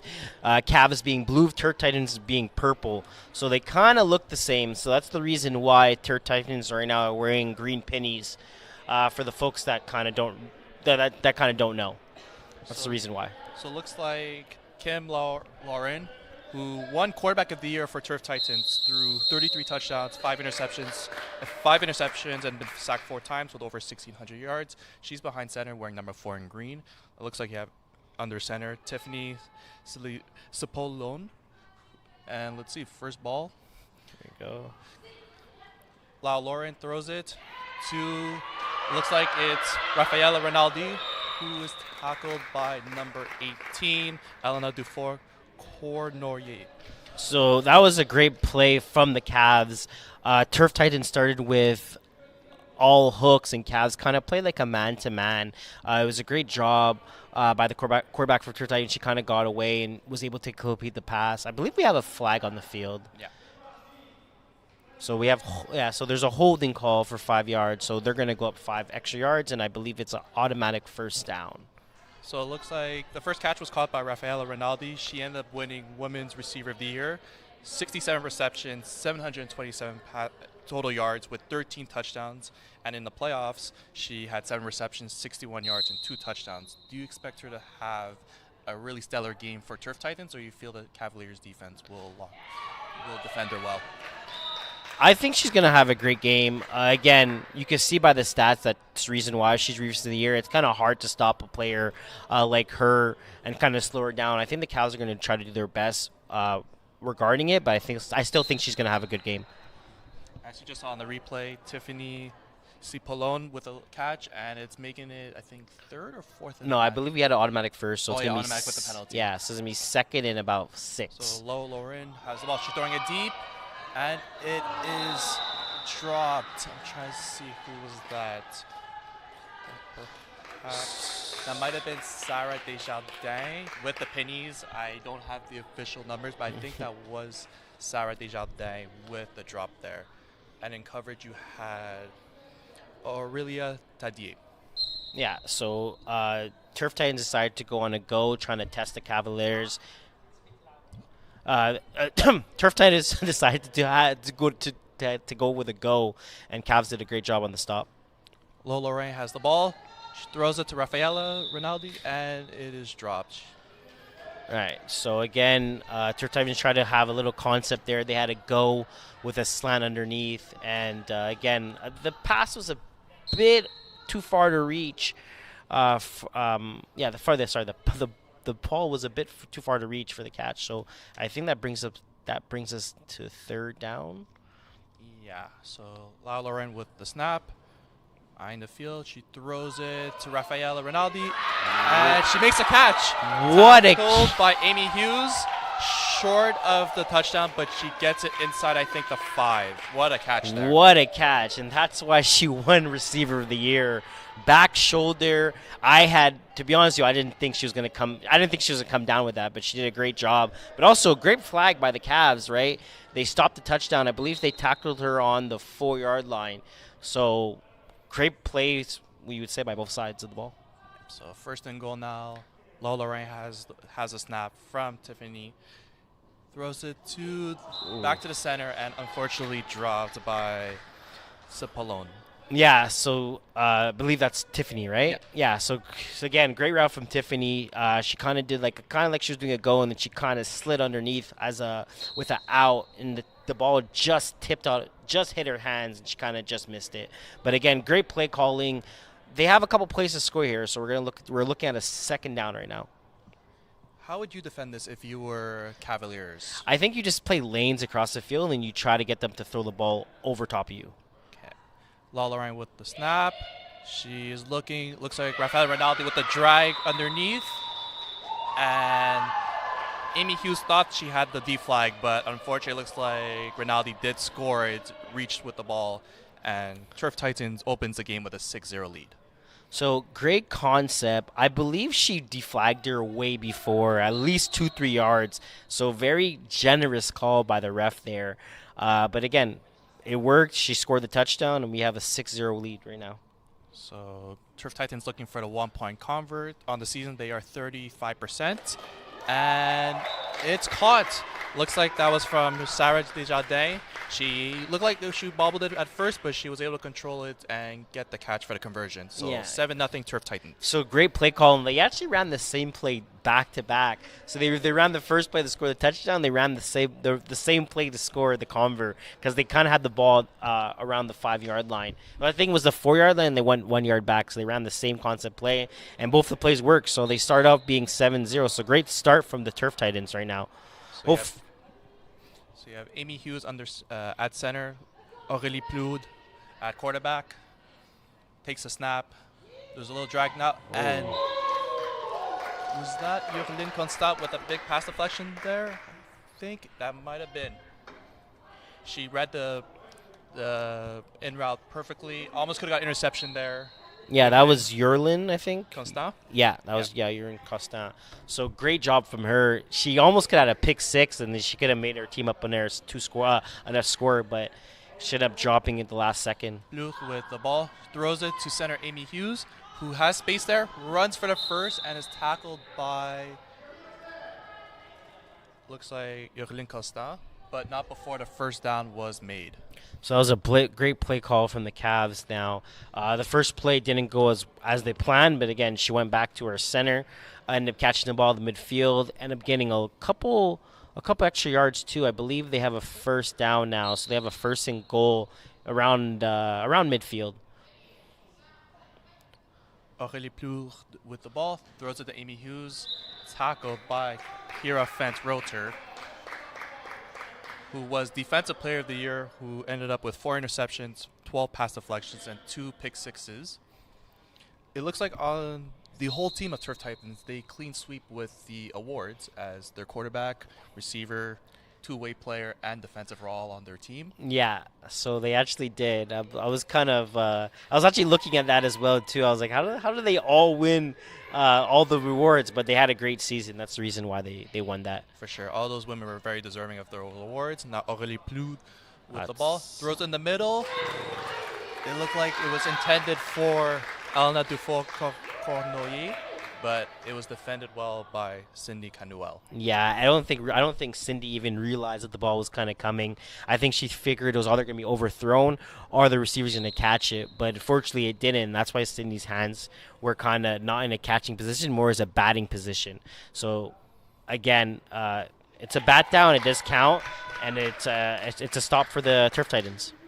So it looks like they're in a trips formation on the left. Ball snapped. Plourde is looking. And it is dropped by number 21, Kayla Swan. Milena Rinaldi was there for the sack, but she wasn't able to get the flag, which gave Plourde the opportunity to actually make that ball into the end zone. Yeah, so that was a great move by her. She avoided the rush. She actually had a lot of time to make the throw. She's been kind of staring in the middle a bit too much, as it makes defenders kind of look at her eyes and kind of close that gap. So she's gonna want to maybe look away from there, and then when she wants to throw the ball, look in the middle. So yeah, Plourde with the ball, throws her across to Amy Hughes, and tackled by Cindy Canuel. Looks like she got the ball first in the rotation, but she is slow to get up. She's able to be on her own power, but it looks like she might need to take at least a player or two off. It looked like it could have been knee on knee there. Yeah, it looks like it was a bit knee on knee there. Unfortunately, she got up. She seems like she's fine. She's actually gonna be. Looks like she's walking to the bench. Maybe she's gonna get some. Maybe she's gonna drink of water. Maybe cool off a bit. Walk it off a bit. It seems like it's her ankle. I believe that was actually turnover. That was fourth down. Yeah, that was turnover on down. So great job by Turf Titans. Now they are able to get the ball and maybe capitalize on this. Lorraine has a snap. She is looking. Throws it to Rafaela Rinaldi, and unfortunately the ball was a bit low there. Yeah, so low ball there, but again, they're in control right now. So nice and easy. It was a manageable pass, but again, they're gonna have to huddle up, get a play going, and try to make this a successful pass on second down. Kwesi, what do you see from the the Cavaliers defense in terms of what should they be doing in terms of stopping Rinaldi or at least containing her to a degree? What a catch, though. Yeah, that was a great catch. A bit too physical from number 18 from the Cavaliers. I believe that is... Dufour-Cornoyer. Yeah. She was in the right spot, but the contact looked like Sarah Desjardins was there first with the catch. Credits to her for holding on to it in that contact. Yeah, exactly. So again, it kind of good plays on both sides. Just a bit too physical on one side. Where again, guys, this is flag. You can barely have any contact, and usually when there is contact, it's gonna get called. To answer your quote, actually, we'll go with Turf Titans on the first down here. Yeah, Lorraine has the ball, throws it to Rafaela Rinaldi, and it is broken up by. Try and get the number. I believe Is that Charlotte Susi? I can't see the number. Yeah, I think that's Charlotte Susi with the bandana. Yeah. That's Charlotte Susi. Again, for the Cavaliers, it seems like they're playing man to man. They're playing a lot of different defenses. They're kind of just shooting whatever they could do right now. Lorraine with the ball, throwing it deep again. That's a pick.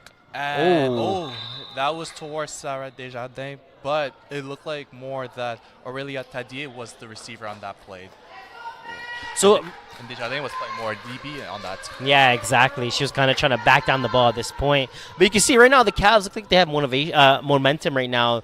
A lot of their defense calls is pretty good. Anything when there's a drag coming underneath, their other play on the opposite side is calling it. They have the deep covered.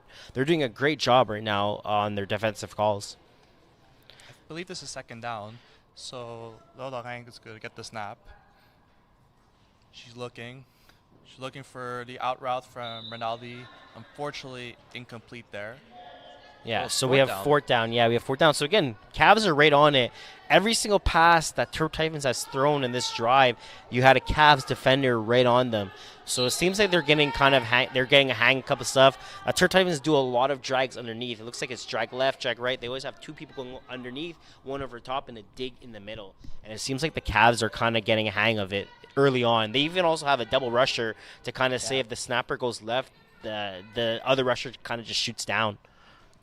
Lorraine with the snap on fourth down, throws it to the boundaries, caught by Sarah Desjardins, tackled by Aurelia Tadier, but not before the first down. Looks like she advanced to maybe the 11 to 12-yard line. So that was a great play call from Turf Titans. That was a great catch by her. Seems like Cavaliers were in I want to say a 1-4. I want to say a 3 lock.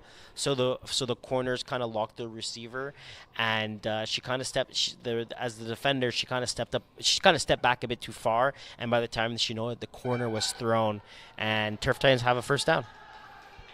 The Turf Titans looking to take on the lead with a 7-0 lead currently at the moment. Roughly 7 minutes on the clock until half. So this is a new formation we have here. It's more like a bunch inside the middle on the snap. We're going to see here. First, Lorraine with the ball. Throws it to Rinaldi, and looks like that is defended well by, let's see, who's that? It was on the other side of the field. I think that was Charlotte, I believe. Charlotte Susi. Yeah, that was Charlotte Susi, the one with the bandana. She has the white bandana across her head. So again, great play by her, because if she doesn't get a hand up there, that's definitely going to be a touchdown. So we have second down right now. Lorrain with the ball.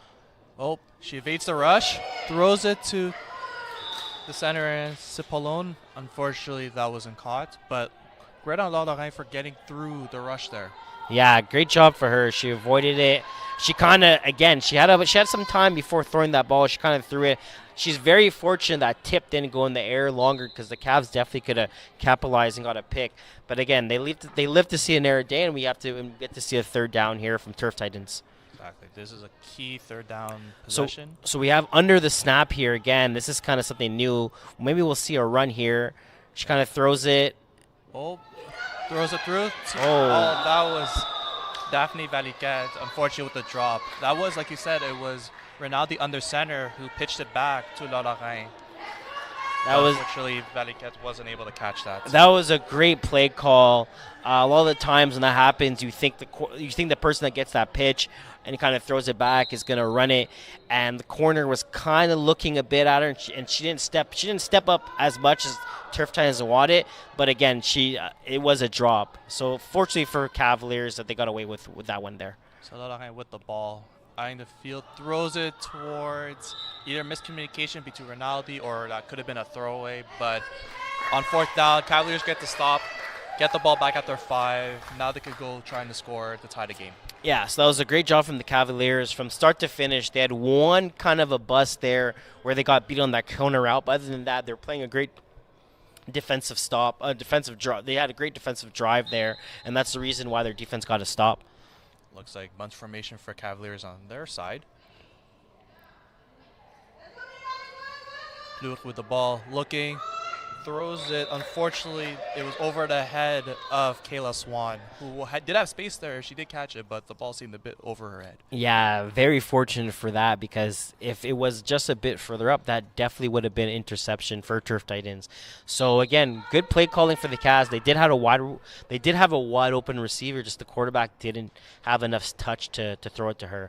So hopefully in second down over here, again, we have a trips to the left side. They can make something work. Aurélie Plourde with the snap, a bit to her right, but she throws it to the middle and a bit low for number 18, Dufour Cornoyer. Yeah, so here we go again. Great play calling, right? She threw the ball into the zone that was wide open. Unfortunately, this was kind of underthrown. So hopefully she could kind of it seems like she's kind of off of her footing there. Again, that was kind of, the snap was a bit to the left side, so maybe that kind of got the play off from the start.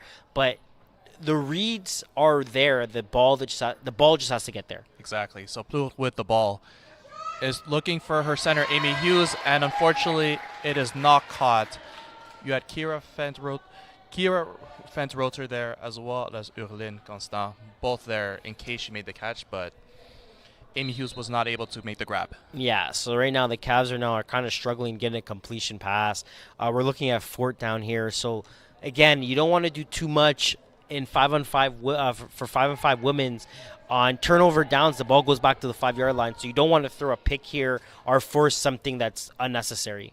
Exactly. So throwing it deep, she had one of her players open there. Unfortunately, the timing did not match. It was Charlotte Soucy, unfortunately, was not able to make the grab.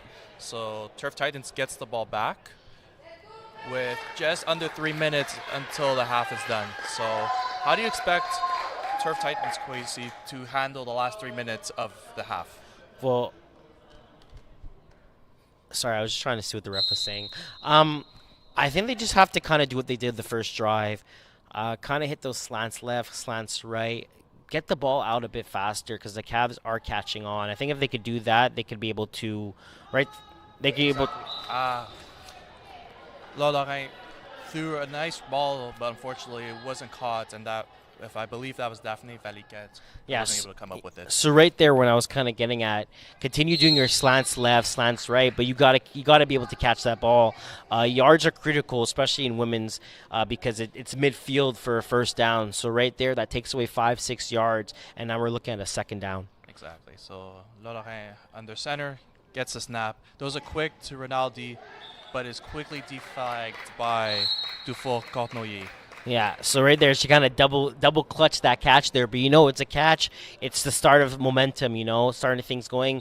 You kind of can see that she hasn't caught a ball for a while, so kind of get her going. That's a receiver of the year. And it's kind of like those small little things that you don't. It's just those small little things that kind of have to happen for the big things to happen. So far, good job on the Turf Titans. Take the easy things. Exactly. It's third down now. You have Pro Clock on your side. Lorraine with the ball. Looking like, rusher was Charlotte Susi, but you would have number 13, Mavi Kalianiotis, with the deflection there as well. Yeah, so that was a great job for number 13. The ball literally almost just went right into her hand. She kind of put her hands out the last second. Instead of going for a pick, she went for a bat down. But great job from the Cavs. Great job for the rush as well. She's not giving her that much time to make any throws. So we have a bunch system here. Lorraine takes the snap, looking to Rinaldi, and she is wide open there. Tackled by number 21, Kayla Swan. Yeah, so great play calling from Turf Titans. They kind of went with the bunch system. They went with the two. I want to say they did two corners. We're going to go look back here. Yeah, it seems like they did double corner, and Cavs kind of just had two players going on one, and it just made the field wide open on the left side. And that's the reason why they got a wide open receiver. So it looks like they're lining up in trips, actually, on the left side of Lorraine. She takes a snap. She's looking at Tiffany. Unfortunately, it was an incomplete pass. Yeah, so it seems like they did a kind of an ISO on one side to try to get their snapper wide open. Unfortunately, it didn't really look as open as they wanted to be. But again, she ended up throwing the ball out of bounds, and they live to see us. They live to see other day. Yeah. How do you defend this if you're Cavaliers? Just over a minute, you're down 7. I think you just play a high-low and you just don't get beat over top. I think you have to try to make sure the Turf Titans are going to grind for every single yard. You don't want to give anything too easy, especially anything over the top for a touchdown. Not with this snap, Rinaldi is unable to hold on to the ball. Yeah. Time does stop. We're just over a minute, 1:01 left in the first half. Yeah, so right there, that was a draw from Turf Titans. It wasn't not the best thing, but again, Cavs is right there. Even if she made that catch, it would have been maybe for 2-3 yards. So the Cavs have the right system going for them. If they're going to beat us, just make sure they don't beat us for anything over top and play everything underneath. So I like the system that they're doing right now. We have actually an under snap again for Turf Titans right here. Yeah, it looks like Rinaldi's going to take an under snap, pitches it off to Lorraine, who is going to run it, but is quickly tackled by number 18, Dufour Cornoyer. Yeah, so again, they ran a similar play to that, but she ended up throwing the ball. This time she kept it and she went for a run. So I believe we have a fourth down now, fourth and about, I want to say about 11 or 12 yards. Hopefully, this is pretty much a big down here, because if they can score, they go up by 12. If they don't score, it gives Cavs the ball back and only bring down by 7. Exactly. So Lorraine takes the snap on fourth down. She is looking for Rinaldi, who looks like wide open, and she drops it, unfortunately. Yes, the defender was in the vicinity, but that looked like a catch that Rinaldi wishes she had back. Yeah, there's a lot of drops right now from Turf Titans. That's something they're going to have to clean up in the second half. They easily could be up by at least 3 touchdowns, at least 2. So right now they have way too many drops that I think that they want, and they're definitely going to have to clean up in the second half. With 19 seconds, Aurélie Plourde with the snap. She's looking. She looks like she's looking for an out. And it's incomplete. Her intended target was number 12, Charlotte Susi. Yeah, so Charlotte Susi went out for a wheel there. It wasn't exactly open. That's why she went to a point where she threw the ball to only where her receiver could have caught it, which is a great read from her, because if she underthrew that definitely would have been a pick, and that would have put her team in a very awkward situation with 14 seconds left. So again, she ended up overthrowing it to a place where only the receiver has, and now we have second down in a trips concept for Cavs. Plourde with the ball. Snapped a bit right, but she contains it.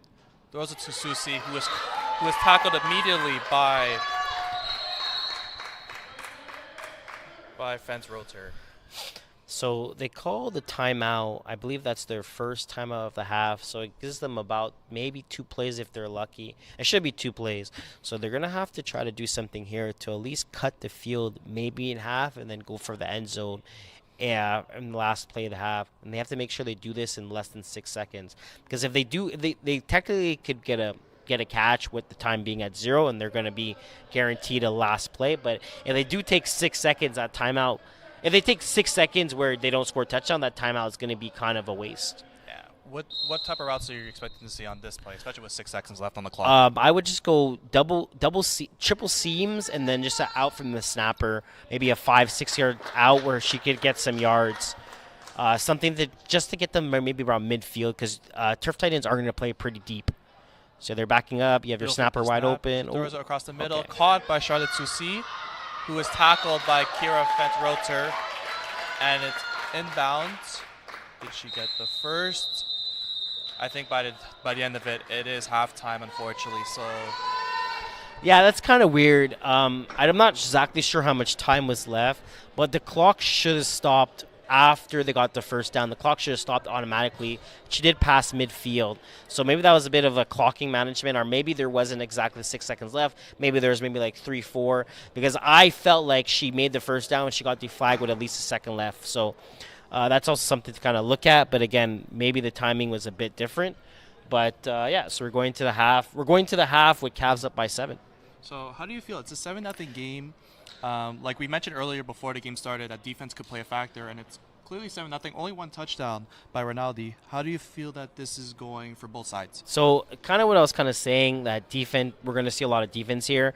I do have to say that Turf Titans do have a lot of drops. This game easily could have been 18-0 at this point, or at least 12-0. So if Turf Titans kind of could clean up their dropping, they're definitely going to score. They're going to score some touchdowns. And Cavs kind of have to get their offense going. We didn't really see much from them. Their defense has been on the field for, I want to say, a good majority of this half. So we're going to have to see Cavs, their offense, kind of getting a drive going. And then we're hopefully going to see more offensive drives from both sides of the field, with less drops and just Cavs actually having a drive on offense. Do you think in the second half we're going to see perhaps like an interception, or do you just find a mediocre score and like 4th down stops? I believe we're going to get some interceptions. Cavs have a lot of bat downs. I believe maybe 3 or 4 where it could have been interceptions as well. I think the Turf Titans are going to continue doing the same offense they're doing, and because of that, they are going to get a situation where they're going to throw a ball where a ball should have been thrown. So I feel like we're going to get at least an interception from the Cavs, but I also do feel like Turf Titans are going to get interceptions too. So I think we're going to see 2 interceptions and a couple more turnovers going into the second half. I would say for Turf Titans, especially, they have a lot of pass deflections throughout the season. They're really active. These women are really active when it comes to like any ball that's being thrown their way. They get interceptions, but as well as they do get bat downs. So they haven't been too active as much as I would have expected. But honestly, it could be with the Cavaliers' offense hasn't been playing to what they're normally used to. Yeah, exactly. I think that's probably one of the big factors. And the fact is, you have to think about it. Turf Titans, it's still 7-0. Their defense hasn't allowed any points. So at the end of the day, that's pretty good in my books. If you're I know we're kind of looking to see how the game is, but if you're kind of just looking at the stats now, and you see 7-0, you think they're doing a great job. And I'm pretty sure they're going into this halftime realizing there's only 0 points scored, so they're pretty happy with it. Exactly. I have one question, though, because for the Cavaliers roster, when you look at it like throughout the regular season, they had a lot of players on their roster, a lot of women that suited up for them. However, when it comes to playoffs, you can only play if you have 5 games eligible. They actually had 5 players that only played 4 games, so that also takes to a part of them not having the players eligible for playoffs. Do you think with the shrinked roster that actually affects them, at least especially with this game? Yeah, I think it kind of does. I believe they lost some of their big defenders, big defensive players that they're not going to have during this game. I think they had a lead receiver. I think her name was Eloise. I think. Eloise Vio. Yeah, I think that was their one of their top defenders. I think she only had 4 games played. I think if they had her, she's a ball hawk of a player. I think if they had her, it would help out a bit. But I do think it's kind of weird that they only had 4 players. They had so many players, only 4 games. Maybe they didn't realize that they need to have 5, but it is what it is, and they have to. They're going in what they have. Exactly, and again, you're only be able to play with the competition in front of you, and they have the players set for eligibility that's on the field. So second half is about to start now with Cavaliers with the ball. Aurélie Plourde with the ball. And defended by Urelin Constant. Might have been a bit of contact there, but there was no call on the play. Yeah. The target was Charlotte Soucy. I think because she hit the ball before she made contact, it was kind of like a free game. You can see that she. It's close. It's close. Yeah, I think maybe they could have caught a flag because they literally got a flag got called on them, kind of with the same situation. So, I guess sometimes that's a 50-50. Exactly. Plourde with the ball. Rinaldi doesn't get the sack, but it is thrown to the vicinity of Cindy Canuel, and unfortunately, she drops the interception.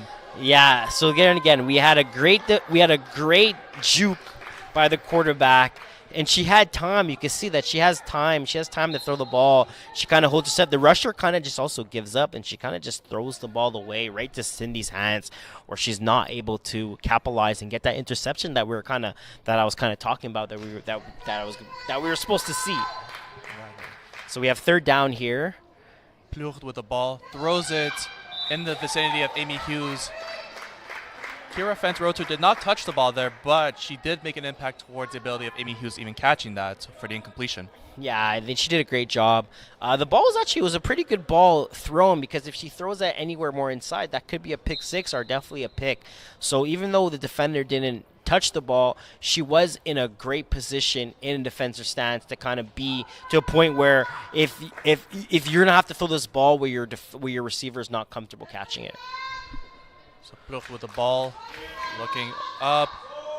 Rinaldi doesn't get the sack once again, and the ball's thrown in double coverage towards number 21, Kayla Swan. And unfortunately for them, it was not picked off, but rather incomplete. They're very fortunate that wasn't a safety. Again, she avoids the rush. She does have a lot of time. She ends up throwing it. The ball kind of doesn't come out the way that she wants it to be, and she throws into double coverage. So great job by Turf Titans, coming out super aggressive, having their 4 stops right off the bat, and getting the ball back for the offense.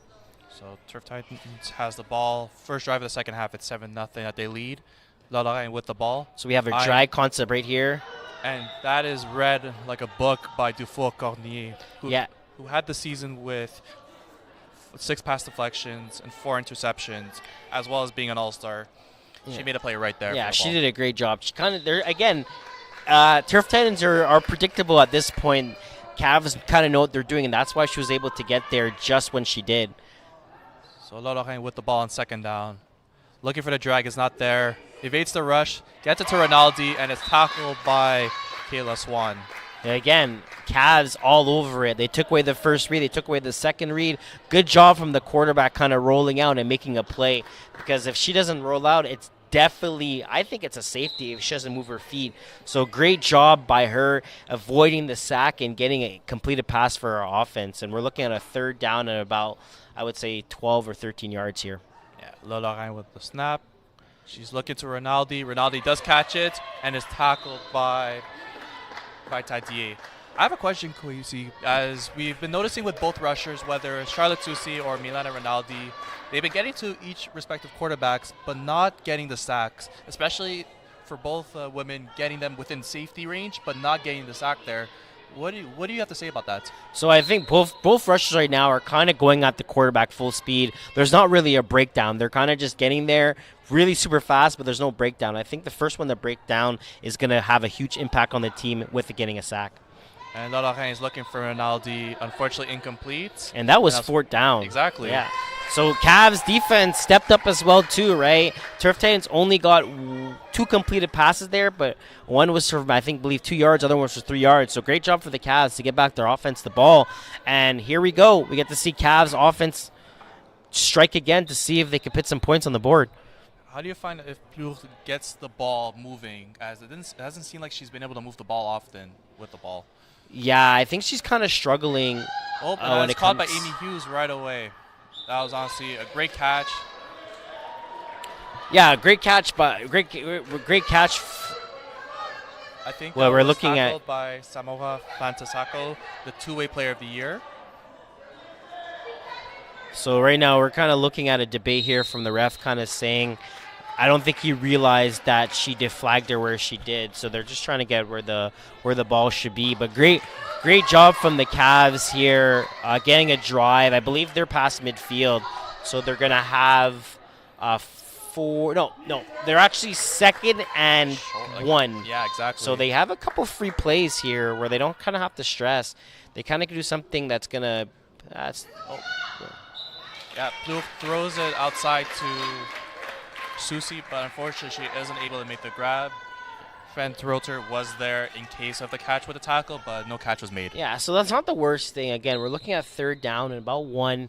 A lot of people like to use this as an advantage, right? It's not the hardest thing to get 1 yard, so you try to get a play going that's going to get you maybe like about 4 to about 10 yards, something you can use as an advantage, because a lot of defense decides to give you things that are shorter than compared to giving you something over the top on a 3rd down and 1. In a bunch formation, Blue with the ball, throws in the middle to number 21, Kayla Swan, and is tackled by Vulturez roughly inside the 10.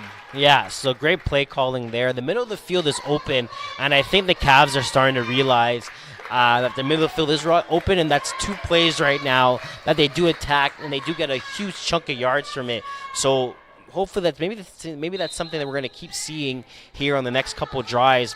But we have a huge 1st down from them. I believe it's 1st and about 6 or 7. Yeah, it's 7 right yards. outside red zone, so maybe 7.5. Yeah, so good drive right now, 1st down. Blue with the ball. She's looking for a center. Amy Hughes is there. She does make the catch short of the end zone. Definitely inside the 5. I would say around the 1. Yeah, about the 1. Again, generous call. I think she stepped out of bounds a bit before that. Yeah. They gave it to her in the 1, but yeah, it's possible she stepped. It's hard to see without like the official lines in 5v5. Yeah. For some reason, are they saying 4th down or are they saying 2nd down? I'm very confused. I thought Leo had a 4th down sign. I could be wrong. So 1 yard to score. Blue with the ball. She's looking at Amy Hughes in the corner. And it's even though that was intended for Amy Hughes, Cindy Canuel had her body in front of it. She might have not intended it, but she got the deflection that it needed. So yeah, and that was actually 4th down. So the first play that they did catch, they ended up getting a 1st down. They did 3 down. They did 3 plays to get to the 1 yard line, and then they got it incomplete. So turnover by the Cavs, and Turf Titans get back the ball. Yeah, Lorraine with the ball. And a bunch formation to Rinaldi. She looked like she had a gap there, but it was a bit overthrown. Maybe a bit of miscommunication, or maybe it was just a bad ball. Yeah. So again, it's a play call they've done before. They did both the corner routes from the inside receivers, and then the 2 outside receivers do comebacks. So they're kind of going back into deep in their playbook. They're going back to plays that kind of work because I think they realize that the drags underneath are not cutting it now. Lorraine with the snap. She looks like she had Daphne Valiquette there, but that could have almost been a throwaway. Yeah, well. it kind of did look a throwaway. She ended up having 2 receivers in the same facility, and 1 defender was able to cover it. And then in her deep route, I think it looked like it was a 7-yard in. It was well covered as well, and the deep was covered as well. So right now the Cavs are doing a great job reading the Turf Titans offense. 3rd down, Lorraine with the ball. She's looking at Rinaldi, gets it to Rinaldi in space, but great tackle by Amy Hughes for 1 yard.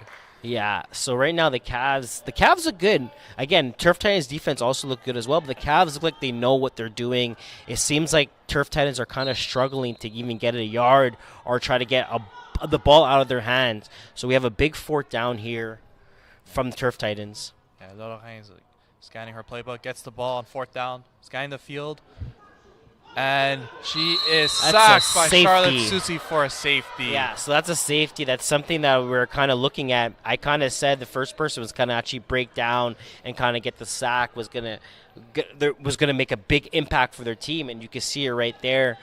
Huge safety for the Cavs. Right now their offense also, they're coming off getting stopped on the 1 yard line. So offensive wise, they had it going. Let's see if they're able to attack the middle of the field, something that's been working for most of the game, and it's kind of wide open. Turf Time's kind of been giving them. So let's see if they kind of go back to the middle of the field to kind of get this drive going. That was a big sack by Charlotte Soucy. 7-2 score for Turf Titans, but with Cavaliers with the ball, Plourde with the ball. She's scanning the middle of the field. Unfortunately, it is not caught there. Her intended target was number 18, Dufour Cornoyer. Yeah, so again, middle of the field. Right now, the Cavs seem like they have this figured out. Attack middle of the field, act like you're kind of going to hit something on the outside, come back into the middle, let the play develop. Unfortunately, there, the ball was kind of underthrown a bit. That's where we have it incomplete. But they have the recipe to kind of get the offense going, so they're going to have to get a completion in this drive here. So Plourde gets the ball on second down. She's Again. looking towards the middle of the field again, and it's caught by Soucy. And it looks like it was flagged by Fantasako. Yeah, so great flag from her. Again, if she misses that flag, there's a couple extra yards that they could get there. But again, Cavs attacking the middle of the field. I'm surprised Turf Titans haven't realized and adjusted their defense and kind of get someone to kind of just sit there. If you get someone to kind of sit into that facility, that ball is either going to get picked off or it's going to be a bat down. And right now they're not adjusting. They're kind of playing the same defense they're doing, and I'm curious to see if they're going to make an adjustment. It looks like it's 3rd and 2 now, and a bunch formation for Cavaliers. Plourde with the ball. He's throwing in the middle again. Unfortunately, Kayla Swan is not able to come up with it.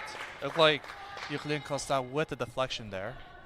Yeah, so Constant kind of ran with her. She kind of kept her inside. On the right side of the field, there was 2 receivers wide open, but again, I think she kind of kept with the format of hitting the middle of the field, and that's the reason why there was a bat down there. So we have 4th down here, 4th and 2. Yeah, Plourde with the snap. There's a drag underneath. It's caught by number 18, Dufour Cornoyer, and it was and who made the tackle was number 8, Kira Fence-Roter, but not before the first down was made. So big tackle. Good first down from the Cavs. It kind of gets the drive continue going. That was 4th down. So big job on the Cavs and good job on Turf Titans as well, because right now they got the first down right on the line. So Cavs are going to have a long way to score a touchdown starting at the middle of the field. So if you're Cavaliers at this point, there's roughly 7 minutes left in this game. You haven't scored a touchdown yet, and you have 4 downs here. Is this basically like touchdown or bust? I don't think it's touchdown or bust, just because of how good their defense is playing right now. And that is caught by Amy Hughes in roughly the middle of the field again. Yeah. So, they kind of understand what to do. Attack the middle of the field, It's going to come to a point, though, when they get into the red zone, which they're pretty close now, that the middle of the field gets really crowded, so they're gonna have to tackle. They're gonna have to attack more to the sideline. But I don't think it's even if they get stopped here. I think their defense has been doing great. I think there's enough time for the defense to come back on the field, make a stop, and give their offense a chance to score again. Plourde with the ball. So she had underneath. Scanning, and that was interception was dropped by Cindy Canuel. But again, I don't know who that ball was for. Maybe it was for Amy Hughes underneath, or maybe it could have been for Dufour Cornoyer over top, but it looked like there was enough Turf Titan defenders there where I don't know if that ball should have been thrown there. No, that ball definitely shouldn't have not been thrown there. She had a wide receiver wide open underneath. She could have had a check down and easily could have got maybe about 4 or 5 yards. Instead, she ends up getting incomplete, and we're looking at a 3rd down here. This is a huge 3rd down for the Cavaliers. So Plourde is looking at her playbook, takes a snap, is looking underneath initially as a first read, aims it for Amy Hughes, but Sydney Canuel plays the ball perfectly for the deflection. If she put her hands on that for the catch, she could have been gone for a pick 6 there. Yeah, she definitely had a pick 6 there. Again, but she had bat down in her mind. You could see the ball when the ball was thrown. I don't think she kind of maybe she didn't realize that the ball was going to be thrown. So it kind of maybe caught her off guard. That's why she kind of came with her hands being batted compared to her hands being out for a pick. But again, great job from her. She ends up getting that bat down, and now we're looking at a 4th down at about 7 yards for the Cavs here. Lucht with the snap. She's looking towards the end zone to number 1, Amy Hughes, and it's caught for the touchdown. Yeah, so huge play again, middle of the field. It's very close there. Maybe if they're able to get a flag, she would have been short, but unfortunately didn't grab the flag. So Cavs get a touchdown here. They go up by 1. I believe they're going to go for 1 here to be up by 2.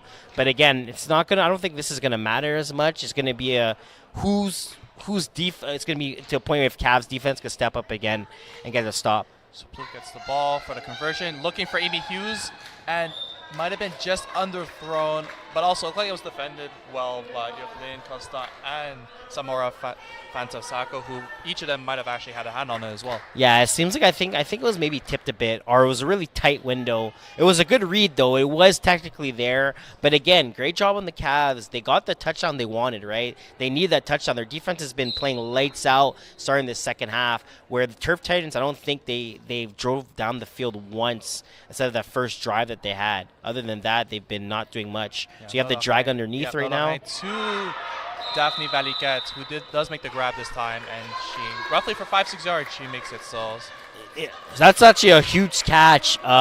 Even though it's only for 4 or 5 yards, it brings momentum to the Turf Titans right now. They've been struggling in the second half where they weren't able to get a lot of yards. Most of their catches have been for 2 or maybe 1 yard. There's a 4 or 5 yard gain right there. So that's a huge start of this drive. So Lodonghai takes a snap. Looks like her first read isn't there. Gets it to Rinaldi, and it's tackled by number 13, Kalianiotis. Again, great job from the quarterback. She avoided the sack because that could have been costly. If she got sacked there, that would have hurt. That would have been most likely a situation where they probably would have turned the ball over after coming down to a 3rd down and long. So now they have a 3rd down manageable. I think it's about 6-7 yards. Yeah. Lorraine with the snap. She's looking at Rinaldi, who isn't there. She throws it across, and it's caught. Looks like that was caught by Sarah Desjardins. A great diving effort there for making sure the ball doesn't hit the turf. Yeah, to be honest with you, I thought that ball was going to be overthrown. I didn't even think she was going to throw it to a receiver. I thought it was kind of just going to be a 4th down, a 4th and 7. Instead, we're looking at a 1st down in about 12, 13 yards to score a touchdown here. So great job from her. That was a key 1st down. High snap, but it's caught by Lorraine. Throws it to Rinaldi, who is caught, but tackled by number 18, Dufour Cornoyer. So bad snap. Great job from the quarterback, batting it down and kind of catching it, then rolling out to her right, making a crazy throw to a receiver for about 7 or 8 yards. So here we go. Turf Titans are driving down the field. 2nd down, about to catch a snap. Lorraine with the snap. We got rush interference here. There with a flag. Ooh, it is defended, but there is a flag there on the play. Yeah, so it's going to be interference on the snapper because the rusher does get a clear way. The rusher does get a clear way path, so that this should be on the Turf Titans, being as the snapper gone the way as the rusher. So I think we're going to be going about 5 yards back here. It looks like head official is talking to Cavaliers in terms of what they want to do on that play. And as you were right, Kwesi, it looks like it was interference on the rusher. Yeah. So most of the time, so the folks that don't know, usually when a rusher ends up getting hit, the flag is most likely always going to be on the offensive team. The rusher always gets he gets a right a path most of the time on a straight line. So if you end up having any contact with that player, it ends up being a flag on the team that has the contact. So the ball is placed right now at the 6-yard line. And I think there is decisions if they want to challenge by the coach of Turf Titans. So I think he's maybe trying to challenge to see where exactly she was and if she was moving alongside the the rusher if she made a step to the left, step to the right, because it comes to the point if you're a rusher and you decide to take a step to the left, you don't get your immunity compared to running to a straight line.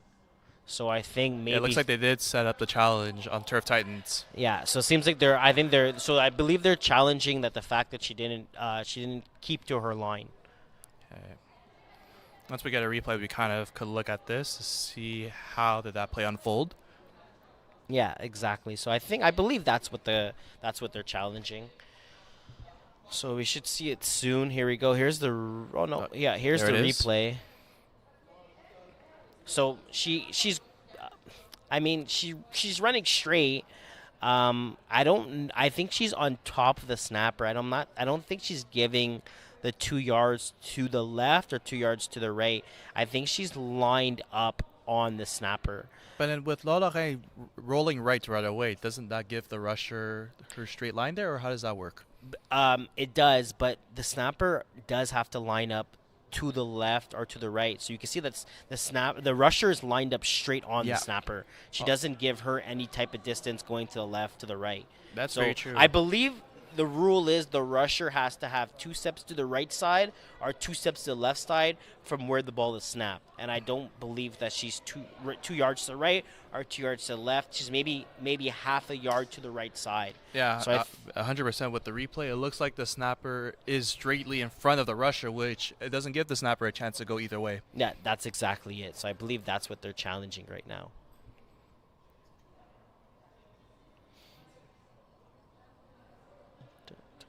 So with this, I think time is stopped. It says 1:55 on the clock. Yeah, so with this the call, basically Turf Titans has to score. Yeah, but the problem is with the call, if the call goes reverse and it goes on the Cavs, you get you get half distance going up, so they're going to have the ball on the 30-yard line and automatic first down.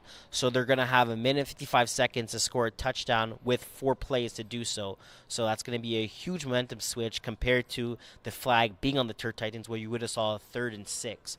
So we're going from either 1st and goal at the 3 or 3rd and 6. 3rd and 6 with 3rd down and 6 yards to go. Yeah, looks like the call has been made.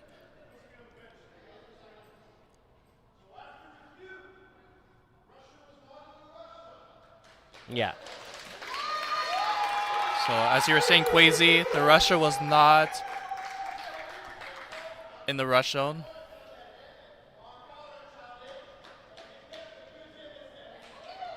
So for those who don't know, in the finals, you have an opportunity to challenge. You sacrifice a timeout, but if you're successful, you keep that timeout for an extra challenge down the line. So for Turf Titans, that challenge went successful as the rusher did not give the center a space of yards on either side. Yeah, so again, it seems like they picked up the flag. So they called, I don't know if they called any flag because he said that the rusher wasn't in her zone. So it seems like it's 2nd down and 6. So it's not a lot. It was an incomplete pass. Yeah, exactly. So it seems like they didn't get the flag. But nothing else happened after that. Lorraine with the snap. Ronaldo's running underneath. She is wide open. Makes a catch and reaches for the touchdown for Turf Titans to take a 13-8 lead. So again, great play call from Turf Titans. They've been doing it all year. It was an easy drag across the field. It seems like the Cavaliers tried to switch some things up because she was wide open. Literally, she caught the ball and she was able to walk through the touchdown. So we got a touchdown here. We have 8-13. So Turf Titans, I believe they're going to go for 1. Just in case the Cavs score, we're going to be looking at a tie game. The Cavs would have to get a 1-point convert to either win. So right now they're trying to put some insurance on this 1-point convert. Yeah, so Lorraine with the ball for the 1-point conversion. She is throwing it to the back of the end zone. Unfortunately, it's over the head of Daphne Valiquette. Just overthrown. To be honest, going down the line, that could have been a huge convert. We're going to find out in a minute and 50 seconds from the Cavaliers here. They have one last drive to see if they're able to drive down the field, score a touchdown, and potentially be your women's C champion. Lining up in bunch formations. Aurélie Plourde with the ball under center. 150 down by 5. Takes the ball. So looking in He's the looking middle of the field once again. And it's caught by number 21, Kayla Swan. There you Tackled go. by Fence Roter. If you're Turf Titans, how have you not adjusted towards the middle of the field? I'm keeping someone in the middle of the field, and they're not even moving. They're just going to stand there. Anything you see across you just jump it. But again, Cavs realize that they're not adjusting, so when something's not breaking...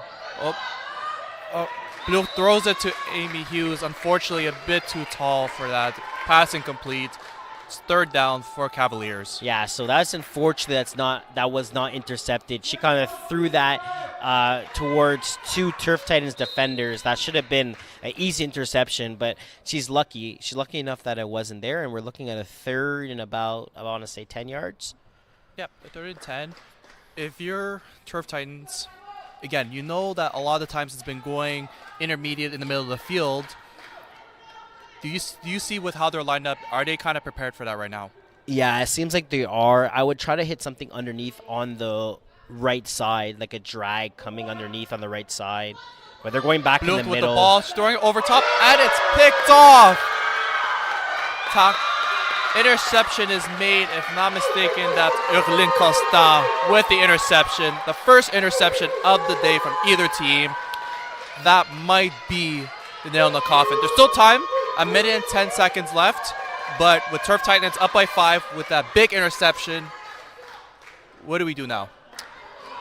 You have to hope Turf Titans are going to throw the ball and have some incompletes if you're the Cavs. If you're Turf Titans here, just get some easy completions. They have some run formations too. Maybe they do like a run formation to let the clock run. You don't want to have you don't want any incompletes here. You want to make sure every pass is completed and run off some clock. So you have the drag here. With the ball. She is sacked by Charlotte Soucy. She is looking to see if there was a flag about a potential holding. No call was made, but a sack was made. To be honest, that's probably the best situation to happen. She ended up wasting some clock, doing about like a spin around, and the fact that it was a sack, so the time is running. If she ended up throwing that ball away on the ground, we would have been looking at maybe a minute and 5. Now we're dropping it down to 40 seconds. And they called a timeout to 18 seconds later. Yes, they wasted timeout. That was 18 seconds that we wondered why was there no timeout. Yeah, they might as well have just would have ran the clock and then called it after the next play. It would have been such a better situation for them. Is it possible perhaps that they thought that with the sack the time was stopped, but like the clock was evidently rolling as soon as the sack by Charlotte Soucy was made? Yeah, so it seems like they did call a timeout before. I think the ref just didn't see, so it seems like they're adjusting some time on the clock. We're looking at 50.8 seconds left. There's not that much time again on the clock. I believe you're Turf Titans, I think you also need this game out because the Cavs used to timeout in the first half. So right now they have 0 timeouts left, and they're down by 5 with 50 seconds left. So I believe they could just knee this down and call it a game if they're smart enough. Some teams don't realize that you could knee and the clock could run out, and they do kind of play it out. So hopefully for the Turf Titans, they do realize that you could just knee the ball and just win this game compared to trying to compared to trying to do something crazy and not waste the clock. Exactly. On the clock, there's 50 seconds. As you said, Kwesi, they could really knee out the clock, but the question is, do they know that they could? Yeah, so here they go. It looks like Laurent does know that, and she does take a knee. Clock is running, or should be running. Yeah. And that was a smart play. Yeah, so they should have did that the first play. Also, the Cavs kind of unfortunate. They did waste a couple seconds on not calling a timeout right away. Those 10 extra seconds would have helped because it would have came to the point where Turf Titans would have about maybe 5 or 6 seconds left on the 4th down where they would have to play it out. So unfortunately, they didn't. Now they could have a rusher come right away. Yep. So Ronaldo was under center. Pitched it back to Laurent, keeping the clock running with the rush. Yeah, so we're looking at a 4th down here. The time is going to expire. Turf Titans do have to run a play here, unless they want to call it. But a play should get run out since it's the last play of the game. Just take a knee here. Yeah, they should be able to take a knee here, and the game should be end. Yeah, okay. Or ref blew it up.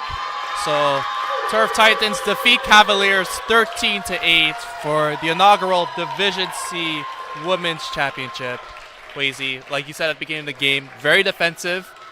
Yeah, exactly. We got to see an interception. We got to see a safety in the second half. We got to see two really good defenses kind of adjust. I got to give a shout to the Cavs. They came in this game. It was 7-0. They made a huge defensive stop.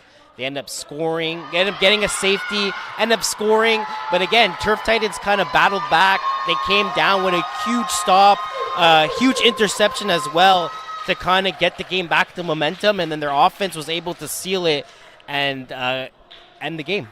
Honestly, for Cavaliers, again, not the outcome you're looking for, but look, they went into Winter 2025 in Women's 2 with a 1-8 record. So flipping that to an 8-2 record coming into spring in Women's C, that is something where you kind of have to look at where it's progress. They're prepping for the CJEP season starting soon. So how do you feel that, like, where they can move on to the next season? No, it's a great job for the Cavaliers. Again, this is all for practice for them. Coming in the leagues like this is to try to get their team better for their season, right? So again, coming for them, this is perfect. As we said before, they went into Co-Ed 2, finishing 1-2-8. I think you said or 1-8 or 1-9. The fact that they're able to go to Women's C, something more around their levels, get into a finals, and lose the way they did. All props to them. So again, we've talked about, especially with Cavaliers winning 62-0 against Humboldt in the semifinals, whereas Turf Titans only won 19-6. With that being said, they win this finals 13-8. They were able to say anything to the Nay haters with winning 4 key awards.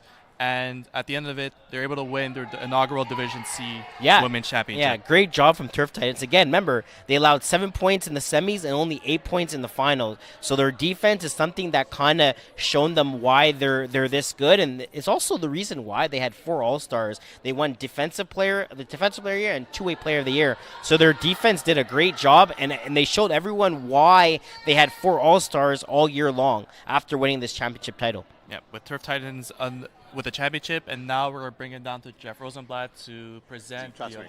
It's good. I'm gonna ask and you, the how does it banner feel to win your for first Turf Titans. championship? Yeah, so again, Turf Titans are Women's C champions. 100%. Your first Women's C champions, actually. So congrats to them. And then again, as we said before, we're going to bring it down to Jeff, and he's going to announce the MVP and also give out the trophy for them.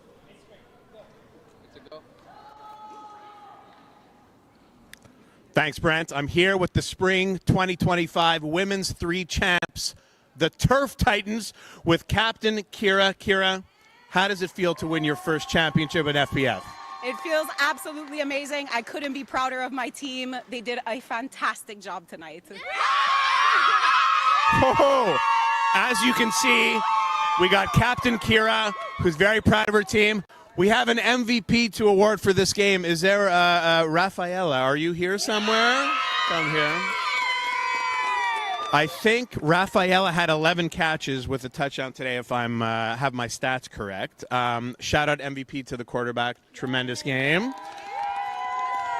So, Rafaela, quick question before you go celebrate with your team. What does it feel like to be the MVP of Turf Titans' first championship game? It feels amazing. I know I couldn't have done it without my amazing team.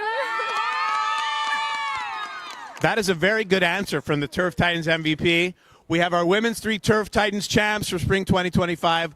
I think this is a team to look out for in the future. So FPF Women's Divisions, beware. We got the champs here. Back to you in the booth, Brent. There you go. So congratulations to Turf Titans. It looks like MVP was given to number 21, Rafaela Rinaldi, as she had 2 touchdowns for Turf Titans there. Yeah, well deserved. Again, she showed it all year. It's the reason why she won Receiver of the Year. Even today, when they needed a big catch, she's the one that did it. Even to start off the game, too, she made big catches, and she kind of basically showed why she's the Receiver of the Year. And for Cavaliers, again, heartbreaking loss. They do look forward to their CJEP season, but what's next perhaps in the FPF world, do you think, for them? I think maybe they do go back to their co-ed. I think they go back to women's, maybe B. I'm not sure how many teams are for women's C, but I think they're a bit too good for Women's C for next season to say. I know they usually come back in the winter time, so I think a Division C or Division B or Division 2 women's for them.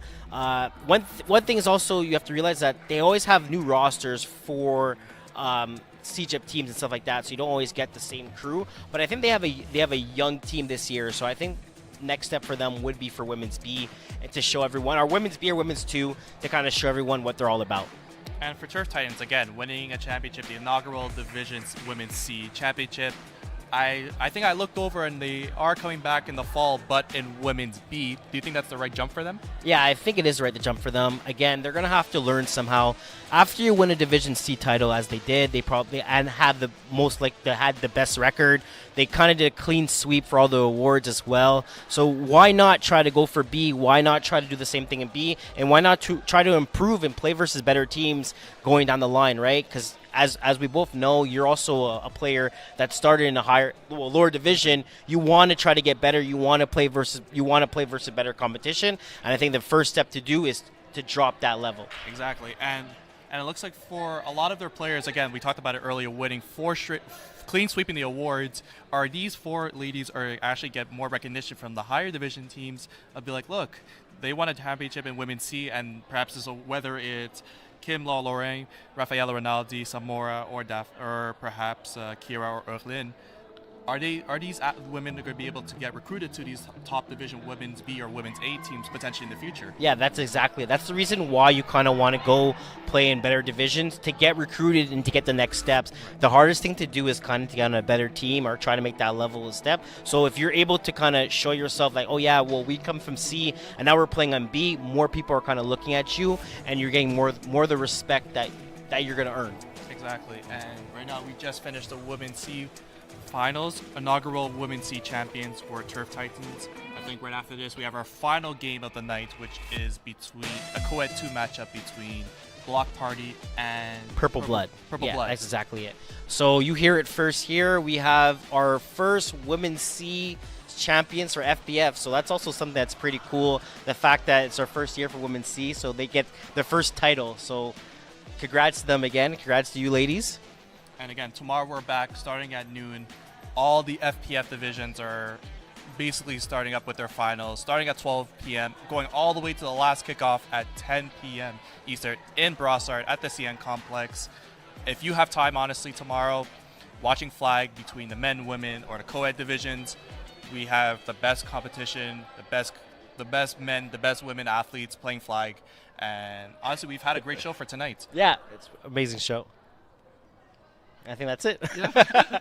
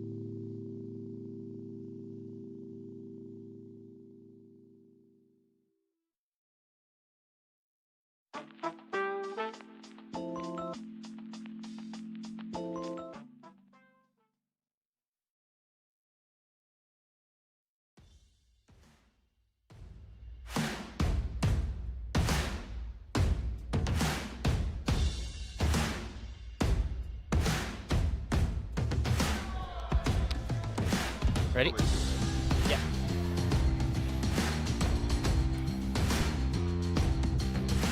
Welcome to Complexe Sportif CN here in Brossard. The final game of championship Saturday is the matchup between the 8 seed, the 5-5 Purple Blood, taking on the 11 seed, 3-7 Block Party, doing battle, of course, for the Flag Plus Football Co-Ed 2 Championship. I'm FEF Hall of Famer Brent Bach, and I'm joined by 8-time All-Star Kwesi Gordon-Mall. Big game, two explosive teams. What are you expecting here tonight? I'm expecting a lot of offense with both of these teams. You have Sanders at QB for Purple Blood. You have Block Party that no one knew that these guys were going to be at the finals. They ended their season 3-7. They kind of showed, all right, yeah, we're 3-7. Let us kind of get our things together. And look at them now. They're at the finals, and they've been scoring points. And they've been scoring points and making sure that other teams are not scoring points. They've last 3 games they had, I think they won by double digits each of these games. Yeah, Block Party winning 4 in a row and 4 out of their last 5. They head into tonight pretty much on a roll. Purple Blood, they had lost a couple games in a row. They had lost 2 straight, including the game earlier this season, which we'll get to later on against Block Party. But then they won 3 in a row, heading to the playoffs. To start off the playoffs, I should say. And they've gotten their act together. Time for the finals. Let's see who's going to come out on top. Again, final game of the evening. Let's go. I'm excited. They come off with a backfield running back in the backfield. That's crazy. It's for first play. The Prophet fake handoff to him. Swing pass instead going to him. Reginald Prophet. I had a chance to talk to him just a few moments ago. I told him, you got to show me something special here today. I saw him on Tuesday in their team's semifinal victory, and he put on quite the performance. Yeah. Well, right off the bat, he starts with a running back in the backfield. He fakes it. He kind of goes out, throws to the running back, gets about, I want to say, about 6-7 yards, tackled by Sanders. But it's a great start of the game, you know. You always want to start with positive yards, and he starts off with 7 off the bat. Ivan Salaman, 12 touchdowns so far this postseason through the air. Has run for another 4. Pass quick to Marc-Antoine Martin, the center. And it's interesting, Kwesi, at the start of the season, Marc-Antoine Martin was the starting quarterback for this team, for Block Party. Mm-hmm. And they play together on a couple teams, and they kind of rotate him and Ivan Salaman. But Salaman taking over pretty much from the postseason on, and it's worked out so far for this offense. Yeah, it seems like it was a great choice by them for making that switch. Again, because if they don't make that switch, I don't think they're here right now. So shout out to Block Party to understanding that making a switch here, it was the best thing for them. The switch worked out right there. Salaman on the run, brace, one tackle, almost another. Finally taken down by Felix Clermont. Gain for about, I want to say 9 yards there on the run by Salaman, and that's the dual threat ability that he brings to the lineup. Yeah, that's exactly it, right? The fact that he's able to do that as a quarterback position is the reason why he's playing quarterback right now. It's those little extra things that he brings to the team for him to be the starting quarterback tonight at tonight's game. So 2nd and 1 here. High snap, Salaman reins it in. Quick toss over the middle as a receiver. A touchdown! Samara Fantasako opens the scoring for Block Party. So that was a great read. Sanders kind of took out the underneath route, where if he threw that ball, it would have probably been a pick 6. Instead, he makes the easier route, hits the receiver in the middle of the field. She breaks the tackle. She ends up extending the ball, and here you go, Block Party again, starting off hot, starting with 6-0, scoring in the first 3 minutes of this game. Yeah, great drive indeed. Going for the 2-point conversion, looking to make it an 8-0 lead now. There you go. You have Sanders rushing now. Yeah, that's changing the rush to try to stop the run. Pass over the middle. One hopper off the ground in front of the intended target, and the receiver who just got the touchdown, Fantasako. So a 6-0 lead here. Kwesi, a stellar opening drive for Block Party. Yeah, that was a great drive from Block Party. It kind of just goes to show right now that sometimes the regular season doesn't show exactly everything that you could see. To be honest with you, I did not think Block Party was a team that was able to kind of excel in Co-Ed 2. And the fact that they showed it in playoffs, that there's a reason why they're here, and there's a reason why they scored in less than 3 minutes on this first drive. Sanders now for a snap of the game. Oh, he's going deep. Felix Clermont tied up with Reginald Prophet. I think there probably should have been a flag on that one right there. Clermont definitely agrees. Well, to be honest with you, yes, but Felix decided to stop running in his route. If he just kept running, it would have been an easier call for the ref to kind of call. But instead, Felix decided to just kind of stop, and the defender was kind of just there. So it's hard to make a call when you're making it harder for the. You're not realizing you're making it harder for the ref to actually call something. So great job by the defender, kind of running stride by stride with him. And the fact that he stopped, he also stopped as well. Let's hear Sander on the snap. Oh my goodness, almost throws a pick. Sanders, the first drive, not looking so good so far. No. Only 2 plays in, but. Yeah, 2 plays in, he throws the ball is kind of an overthrow, and he almost throws a pick right to the defender from the block party, number 9. Here, a quick snap. There you go. Pass over the middle. Kayla Gauthier with the reception. Reliable veteran over the middle. She's actually been playing very well. On the last 2 playoff games that they did have, she's been making a huge impact. The game that they played versus the Zoomies, she did pretty well as well. And I believe versus the quarterfinal game, I think they played against Shark Attack. Yeah, exactly. Here comes Sanders on the run. He picks up a first down, and that's up. Still going. Armand going towards the end zone. Finally deep flag by Solomon. So that was a great run by Sanders, a great hip movement too as well. It seems like he was about to get tackled about maybe 10 yards shy from where he did. So again, purple blood, the first two pass attempts not so good, but right now they're rolling and they're getting things going. So the ball now at about, I want to say, the 10-yard line here, just outside the red zone. So you have Sanders scanning the field. Sanders goes to his left, still looking to his left. Throws the ball at the last second. Oh, the target there was Terracone. Luckily that ball wasn't picked off. Yeah, he's very fortunate because that could have been picked off easily right now. It's to a point where Sanders couldn't use his legs because he just ran. He just had a rushing attempt. And for the folks that don't know, you can't run twice consecutively. Consecutive plays. Yeah. So that's the reason why he kind of was stuttering one side, and he was kind of hesitating on making the throw, and he ended up throwing it almost to an interception from block party. Number 6, the snapper, Emma Townsend. Aslan, we saw her earlier, her team losing. Oh, quick catch right there, but an even better tackle. Nice tackle made right there by, I believe that was number 9. That was Yurline Constant. Yeah, so Yurline Constant, great tackle by her. She almost had a pick. I want to say a pick 6. She almost had a pick 6. She read Sanders' eyes pretty well, and right there she read the snapper Emma when she just came out. She came down and she made a great tackle. The fact that she basically, I would say she kind of saved the touchdown, and she definitely saved from Purple Blood to get more yards. Sanders gets a snap. He goes to his left, trying to direct traffic. Quick pass to Tristan Boyer. Boyer with the catch. Tackle went backwards a bit there. He got tackled at about the 2-yard line. Now setting up 4th down here, 4th and goal from about the 2 for Purple Blood. So I believe Tristan thought he was in. So when he goes to catch the ball, he tries to tiptoes to make sure he's in. He doesn't realize that he's not in the end zone. So he backs 2 yards backwards, and then he tries to come forward. He ends up getting tackled. So we're going to have a 4th and about a 1-yard line right now for Purple Blood. Yeah, 4th and 1 from the 1. 4th and goal from the 1. Quick pass. Townsend Aslan. Touchdown. Purple Blood. Yeah, great read from Sanders. Great catch from Emma. And we got ourselves a game. 6-6 right now. Great drive by Purple Blood. Block Party came out here, scoring in 3 minutes at ease. Purple Blood with a rough start, but they look great after that. And they're about to, I believe they're going for 1 to try to take the lead. Yeah, so they're going for 1, about to get the snap going. Sanders gets a snap. Yeah, Sanders being flushed to his left. Cross body throw. Nice catch right there. Number 60 wearing the blue jersey. That was from Brianna. Yep, Brianna. Great. Yeah, sorry? Brianna at Terracone. Yeah, great catch from her. She actually has some solid hands. She made a huge catch in their semis games versus the Zoomies where I believe it was 4th down and Sanders was kind of rolling out. It's kind of the same situation.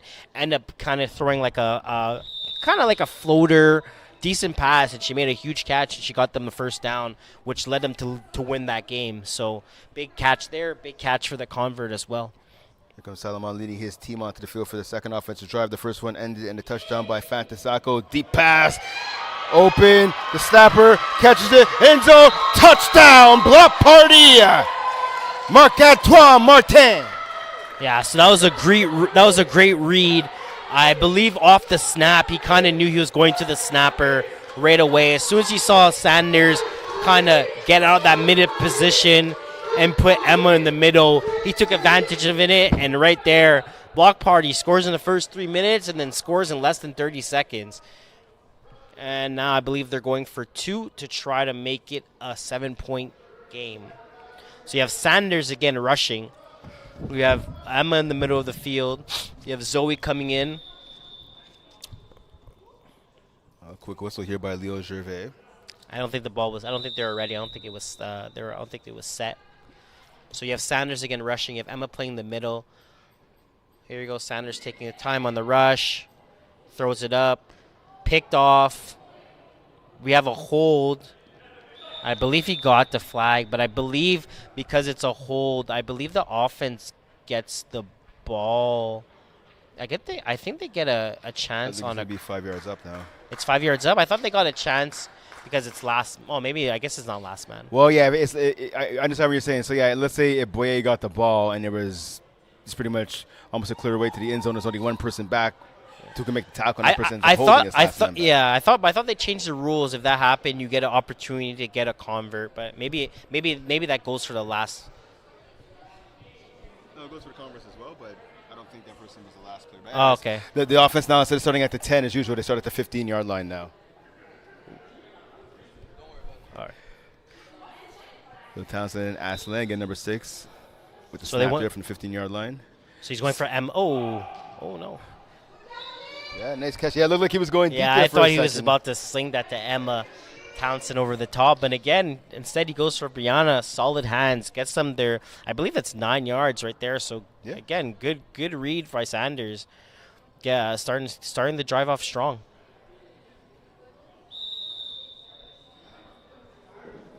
Sanders goes to his right. Now goes over the middle. Gauthier with the catch. There you More go. than That's enough for the first down. That's 2 again. I thought he was going Felix over there. He kind of pump faked, dropped it down to Gauthier. And again, 2 good catches for both his receivers. Yeah, number 3, Cynthia Nishki is the fear with the tackle. And that's what I like about this team with Sanders, with Purple Blood. I mean, there's some teams, unfortunately, in co-ed, they have girls on the team. They don't really utilize them as much as they should. Sanders, no, he uses all his females, which is great to see. Sanders gets the snap here on first down. Oh, and he gets sacked. Big sack right there by the block party defense. Zeta Bini with the QB sack. Yeah, no, that was a great sack. Sanders was trying to avoid it. Unfortunately, those hips didn't move fast enough, and block party gets a huge sack, making it about, I want to say, second and about 15. For Bini, that's her 6th sack of the postseason. She has been on fire since the playoffs began. Sanders being flushed to his right. Almost got sacked. Pass over the middle. Over the hands of the intended target, Tristan Boyer. Yeah, he's very fortunate he didn't get sacked again. She was inches from getting in there a sack there. He might want to try to go on 2. It looks like she's getting off pretty fast on his cadence. So maybe if he goes on 2, it can maybe get her off her game a bit, because she's locked and she's loaded and she's ready. You kind of can see it from rushers. A lot of rushers, when they're kind of just standing there pacing back and forth, you know they mean the real deal, and that's literally what she's doing right now. So maybe a snap on 2 could kind of get her off her rhythm. Sanders gets the snap here. Gets flushed to his left. He's going to run. He goes up the middle. Now to the right-hand side. He has some yards. He has some green grass. Oh, ends up colliding with one of the defenders. That was Jerry Vincent. So interesting call right here. We saw the flag being thrown. Will this go against the quarterback or the defender? I think that's going to go to I think it's going to go against the defender. But again, usually it's on offense. Yeah. I was gonna say, so, as a defender, right? I think you have You have the yeah, right you to where have are. your thing, but he came down. He wasn't still.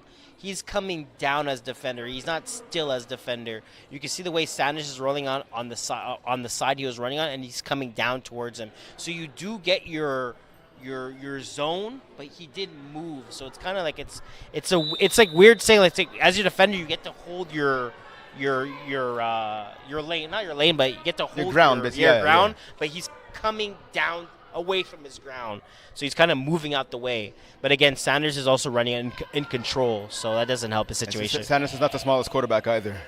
And Sanders avoids the rush right there, pass to the end zone to the back of it, knocked away. Jerry Vincent at the last second, big pass to Fletcher, pass intended for Boyer, and a defensive stand by Block Party.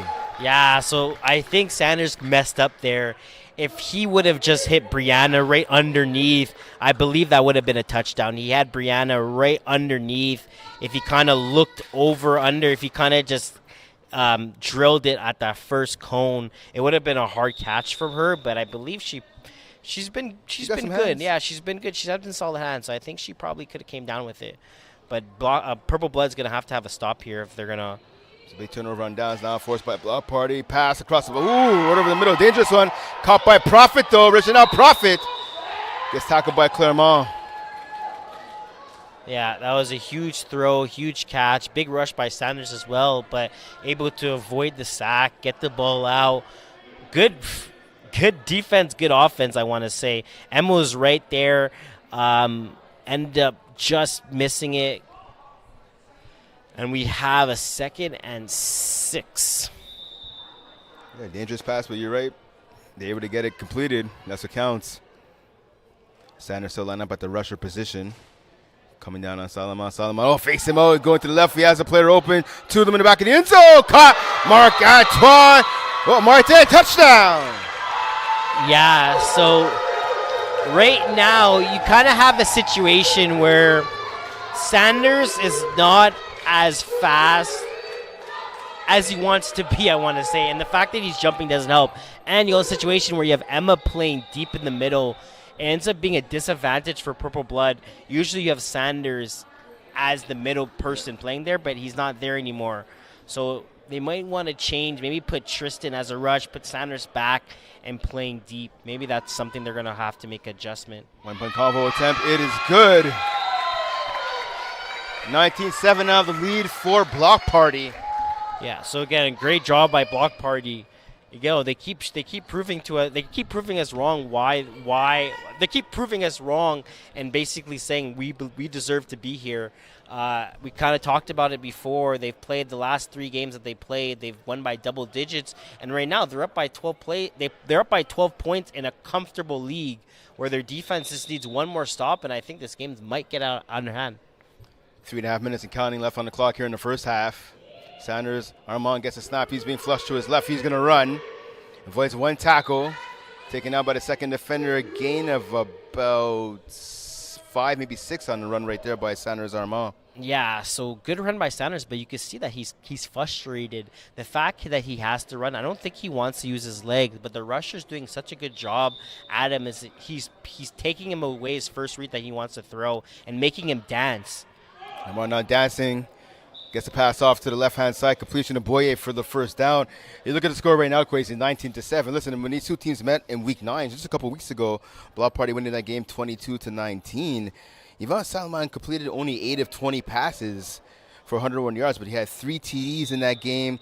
The defense, though, has really carried Block Party to the victory. They picked off Armand 2 times. They had 2 sacks from Carlo Castro, and those interceptions off of Armand both came in the second half. Pass over the middle, caught by Townsend Aslan. Evades 1 tackle, gets taken down by, I believe that's Solomon there. Yeah, so that's a great catch by Emma. She was a bit in traffic there, but she ended up with Felix. Felix kind of almost hit her as well too. He kind of just got the way the last second. But I think the fact that Solomon was able to get a couple more reps coming into Week 10. Quarterfinals, semifinals. I think he's more of a comfortable quarterback, and that's the reason why his stats are going to be so much different tonight than it was when they met each other in Week 9. Pass over the middle, off the hands of Townsend Aslan. Clermont thought there should have been a penalty. Felt he was hold on his route to the end zone. Yeah, so if you look back at the replay for Felix, he's kind of going inside. He ends up getting bumped just a bit, but not to a point where, not to a point where it's a necessary contact or anything like that. At the end of the day, both players are kind of going for the ball or trying to make a play at the ball. It's definitely not a flag. You have to. Sometimes you kind of have to fight through things. Big play here for the Purple Blood offense. Pass over the middle. Townsend Aslan makes the grab. Gets by one tackle. Not a second. She's taken down, though, but the team is able to get a first down. Yeah, huge first down. Good hip movements by Emma. She's starting to get that hip down thing. I can't even lie. Gets the ball down to about the 3-yard line there. Very good hips right here. She avoids the tackle. Gets an extra couple yards, just misses to extent to actually score a touchdown, but huge first down for them. And the best thing here is that the clock is running. That's something that they're gonna need, is to run the clock. So the fact that they're taking so long to score this drive it does benefit them. Armand gets the ball. Quick pass to the right hand side. It goes just out of her reach. Ball goes out of bounds. Yeah, so not the best ball there. Again, he threw the ball only to his receiver that caught the ball. So again, it's not the end of the world. They have 3 plays to score. I think they have 3 plays to score, and they're at about 2 yards. So the time has stopped. But still a lot of time. Yeah, there's still a lot of time. The time has stopped. But again, you don't want Block Party to have the ball. If they scored early on, Block Party could have the ball with maybe 2 minutes, 3 minutes. Right now, we're looking at a minute 21. So when Purple Blood does score, hopefully they do, we're going to be looking at maybe about a minute 10, minute 15. Armand gets the ball here, going over the middle. Open, touchdown, Townsend Aslan. A little closer now, 19-13 lead for Block Party. Yeah, so great read by Sanders. He had Emma off the snap. He kind of waited. He kind of delayed. You can see she's open there. He kind of holds it, and then he makes the throw. But good catch from Emma. Secured hands. Bringing Block Party 7 yards. By 6 6 points. 6 points closer to tie the game. 1 point combo attempt here by Purple Blood, rather. Passing end zone, bounces up in the air, falls incomplete. So 19-13 lead, for Block Party. Yeah, so great ball. Great defense by the receiver there.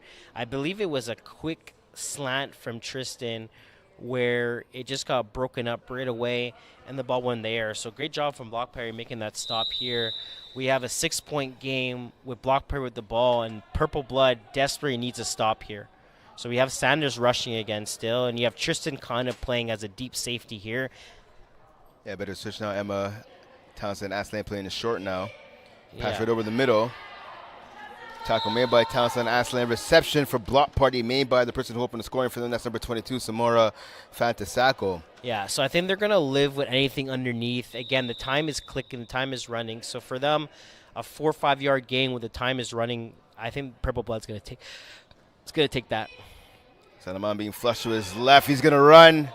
Takes out smartly, gets out of bounds, stopping the clock, saving a little time. Clock stop with 48.7 seconds. Yeah, that's a great job that he went out of bounds there. If he ends up getting tackled inside, I don't even think he has a first down, so the time would have kept running. So the fact he went out of bounds there, got the first down as well, able to kind of come back in the huddle, run a play that they want to play, and have a fresh set of downs.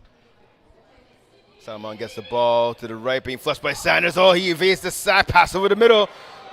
Caught again. Ooh. A hard collision right there. Townsend Aslan. I think she got hit right in her face. That's definitely going to hurt. Going to see the replay here, unfortunately. Yeah. Football is a physical sport, and sometimes things like that are going to happen. Yeah. We see Salamander rolling to his right, throwing across his body to the left. Catch made by the receiver, and then collision between Felix Clermont. So a little friendly fire there. Yeah. Between Felix Clermont and Emma Townsend Aslan. So I don't think it was exactly to her face. I think it was more to her shoulder. Thankfully, it was not to her face. I think it was more to her shoulder area for looking back at the replay. Yeah, so we have this injury timeout here. Let's look at how both teams got here. Block Party beating Kamikaze 31-18 in the divisional round, and they knocked off Hebrew 40-24 in the quarterfinals. And then this past Tuesday here in Brassard, they knocked off Anything by a score of 38-25. Purple Blood made their way to the finals by beating Les Flagolières in the divisional round 34-31. They knocked off Shark Attack, a bit of an upset there, 34-30 in the quarterfinals. And then in the semis here as well, last Tuesday they beat the Zoomies 20-19. And Townsend Asselin helped to the sideline by the trainer here, along with Felix Clermont, her teammate, getting a well-deserved round of applause from the fans here in attendance. Yeah, she's Emma's a tough girl, so stuff like that. But again, that was like a body check. We're like at a hockey game right now. That was very. It looked bad, but I mean, she got up. Thankfully, that's good for her. So Zoe Miller not coming on, I believe, to replace her number 11. For no, it's Kayla. Oh, yeah, Kayla Gaucher, number 88. Yeah. You're right. Zoe's been there, yeah. So here we go. We're looking at second down and 1. That's a knocked up into tip. the air. That's a big. You know, the thing that's kind of crazy is I think if he doesn't tip that, I think Tristan has an interception. To be honest with you, yeah, it's possible. I feel like they're going to go back in the end zone. I think Tristan was kind of just waiting there for the ball. But again, big tip. You got to start somewhere, right? So we're looking at a 3rd and 1 here. Again, Purple Blood just to make sure that Block Party stays out the end zone and keeps everything inside. Make sure they don't get out of bounds. So let's see what Solomon does right here. High snap. He brings it down. Goes immediately to the right. Caught for the first down. Caught by receiver. Unfortunately, can't see what her number is, but either way, still a catch and a first down. New set of downs here. I believe that's number 2. Yeah, do they have a number 2? No, number 2 is Bini. I think she had anyways, doesn't matter. First down nonetheless. Salomon running towards the end zone. Evades 2 tackles. He's down at about the 1-yard line. Yeah, so they have a first down. The time is going to be the time is going to only start while the lines are set. I believe there's going to be. Well, it's 8 seconds on the clock right here in the. Did they call 2 timeouts? Oh, so they wasted both their timeouts. So they're kind of going all out. They're going all in here. I don't think they should have wasted a timeout here. I think 8 seconds would have been enough time to kind of get a play going. They had to wait for the refs to kind of set the ball up. You probably would have had at least 2 plays. The fact that you wasted both your timeouts now you don't have a chance to I don't think you could challenge without a timeout. No, you need a timeout to challenge. Or onside kick. So same thing. Yeah, exactly. If they don't score here, it's going to be really unfortunate for them. Especially because, I mean, it's only a 1-possession game. I understand unless he wanted to preserve the time, but now they're you would have got off one final play. Now they're changing rusher. They're going with number 25 from Purple Blood. I don't think that's the best decision, but it might be a point where he's going to buy more time and not throw it right away. Yeah, it's pass it in, so knocked away by Boye. So big play there by Tristan Boye. The rushing on Rosalie Peltier, number 25 for Purple Blood. So we have about, I would say we have 3.6 seconds left. I would say we have 1 play left. So this is it. Barring a penalty, of course. Yeah. So this is huge for Block Party here. The fact that they wasted both their timeouts for this drive to score. High snap. Solomon gets the ball, goes to his left. He's going to his right now, looking for someone to get open. He has a player open. Caught, touchdown! And a flag on the play for necessary roughness. So caught there by Reginald, the Prophet. The Prophet finds his way into the end zone. Yeah, so Felix was just a bit too aggressive. He went for a bat down that kind of ended up having a bit contact while the ball arrived. You kind of could see it here. He kind of pushes him as well as two. That's why we have a flag for unnecessary roughness. And I believe they're going to take it 5 yards up. So they're going from 2 from the 5. Yeah, exactly. From the 10. This is pretty big too as well. We have a 12-point game. This is the final play of the half. As you're talking about, Quasi, instead of going from 2-point conversion from the 10, they get 2-point conversion from the 5. Comes Salomon back in the end zone. Off the hands of the open receiver. So it didn't end how they wanted it to, but they got a touchdown on the play before. 25-13 lead at the half for Block Party. Yeah, it didn't, and they could have got that convert there to go up by 14, but the fact that they're going into halftime being up by 12 is huge. They did use both their timeouts for that to happen, so hopefully that does not bite them back into the second half where they won't have a timeout for a challenge or a timeout for a challenge or timeout for onside. It's a replay. Well, yeah, sorry, you're right. Yeah. So hopefully that doesn't affect them going into the second half, and they won't need it. So again, 25-13 lead right now at the half for Block Party. Again, this Purple Blood team, they are the higher seed, right? But again, it looks like Emma Townsend Aslay, her night might be over. She went straight to the sideline. I haven't seen her really get up from the sideline. A couple players, teammates, and members of the FPF media going over to check on her. Maybe she's kind of like breathing, taking it easy again. Oh, she's breathing. Well, taking it easy. I don't think she was gonna come back into that drive. I think she kind of realized, okay, we have about 10 seconds left, 15 seconds left. Let me just sit down. Let me relax. Let me see how it is going to the second half. It gives her an extra 5 to 10 minutes to kind of just recuperate and kind of get back into things if she is going to come back in this game. Right. And so this game not lacking any all-stars, right? You have Yvonne Salomon, Defensive Player of the Year here in Koweït 2. Sanders Almond, two-way Player of the Year. Fearless Clement, all-star. You look at some other divisions, right? Like Emma Townsend Aslane, Women's B, two-way Player of the Year. Samara Fantasako, two-way Player of the Year, Women's C. But right now, again, a 25-13 lead for Block Party. How does Purple Blood kind of stop the bleeding and rely on some of their all-stars to get back into this game? They need to score. I think Sanders needs to be a bit more composed. I think he seems a bit frustrating, especially on this running aspect. I think, hopefully, he hears me or he sees me or some type of connection where he kind of goes for the snap on two. Right. I feel like that's going to kind of get the rusher off her game. And the fact he does it once, you only have to do 1-2 times, get into the rusher's head, and it's going to give him more time to actually make a throw. All right, so we're going to go back here to... So it's going to make it easier. I don't know what we're doing. Okay, so I feel like it's going to be a bit easier for him to be a bit more composed into the pocket. All right, and looking, so obviously... As we stare into the camera here. So there's Block Party energy, right? I mean, you can hear it at home on the sideline. I know you had a chance to call the previous game that was going on. And a lot of the players from Block Party kind of playing on both teams, or if they're not playing, they're definitely sitting and cheering on the team. So obviously the energy that they bring is hard to match. No, 100%. You can see Block Party now. They probably have at least 30 people here cheering them on, so that's a huge thing. As you hear in the crowd, when they score touchdowns, it's loud.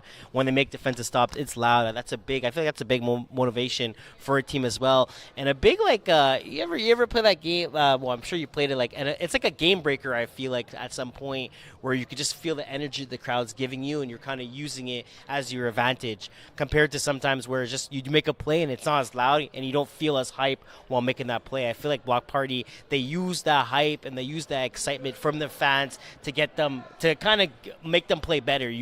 Someone would like to say. Yeah, well, that's exactly it. The game, of course, you're talking about, the one you got to call there, Turf Titans with a 13-6 victory over the Cavaliers in the Women's C Championship game.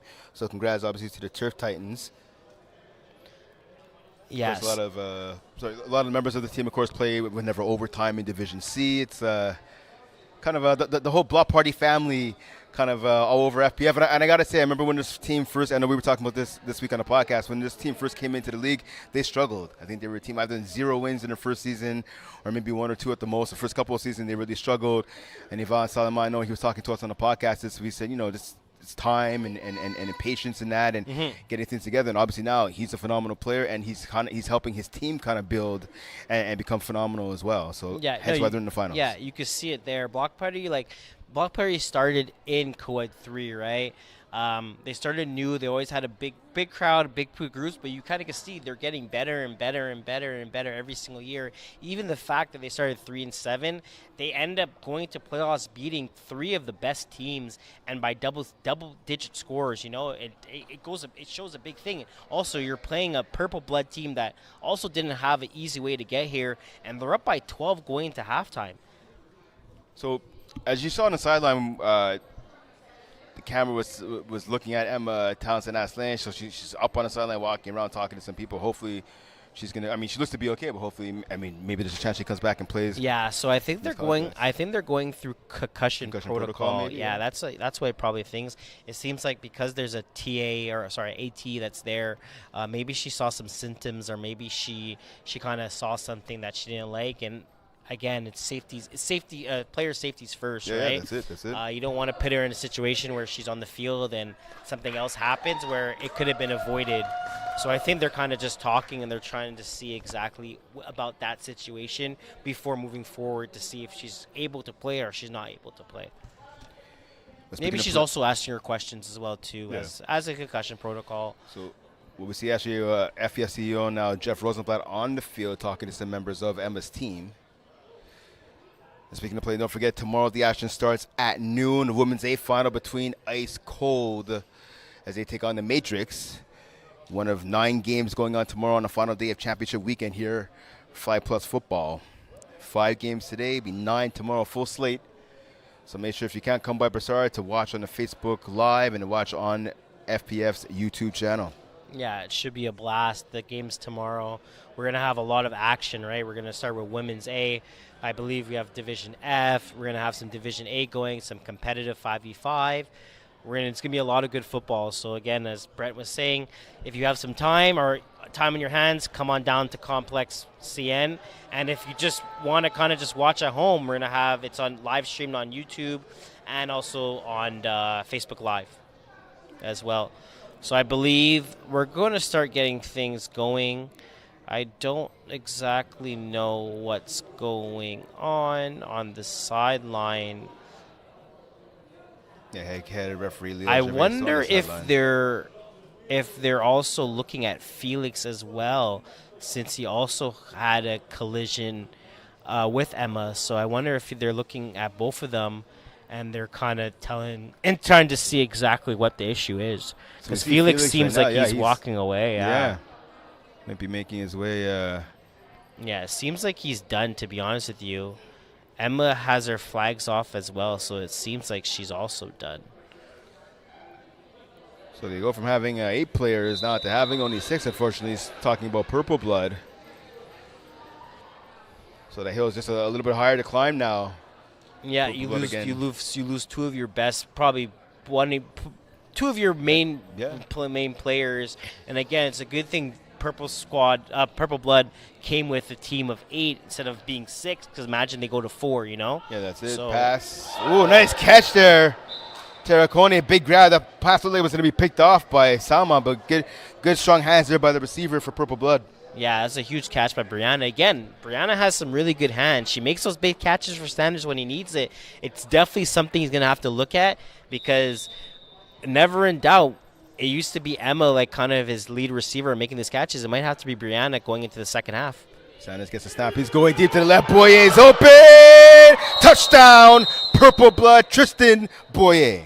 So big drive by Sanders. First 2 plays, we had I think about a 7-8 yard, no, about a 10-yard catch from Brianna with some yak yards, and then Tristan with a big catch, making it a 6-point game. So we have a big convert here for Purple Blood. But again, I think the biggest issue is going to be Purple Blood's defense. They're losing Felix and they're losing Emma. So a lot of the players are going to have to step up, especially if Sanders is going to continue rushing. Right now you're going with 4 girls on the field and 2 guys. So it's going to be a disadvantage in that sense. Also, the fact that Sanders is going to have to rush as well.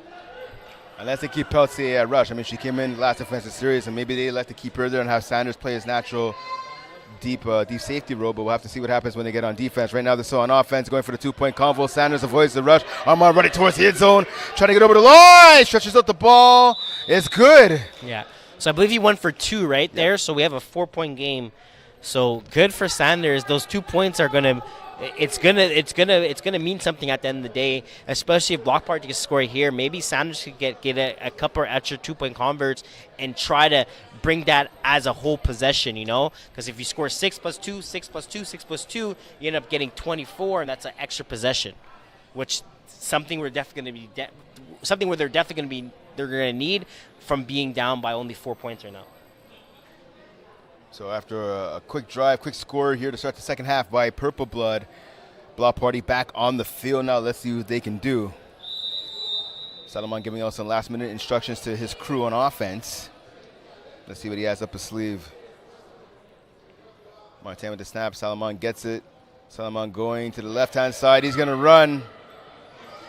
Oh, nice tackle there in the open field by Gauthier. Yeah, that's a huge tackle. They might have to try to use the advantage where after, I think what they do is that they should send Tristan or Sanders to run, and if he does use his run, then you switch your rusher where he can't run on the second play. Something around those lines if they want to get a stop here, because right now I don't think she's going to be able to get him. High snap. Salomon brings it down. He goes to the right. Quick pass. It's Kai. Oh, dropping the ball there. And I believe that's Beanie, like you're saying. Looks like it is number 2.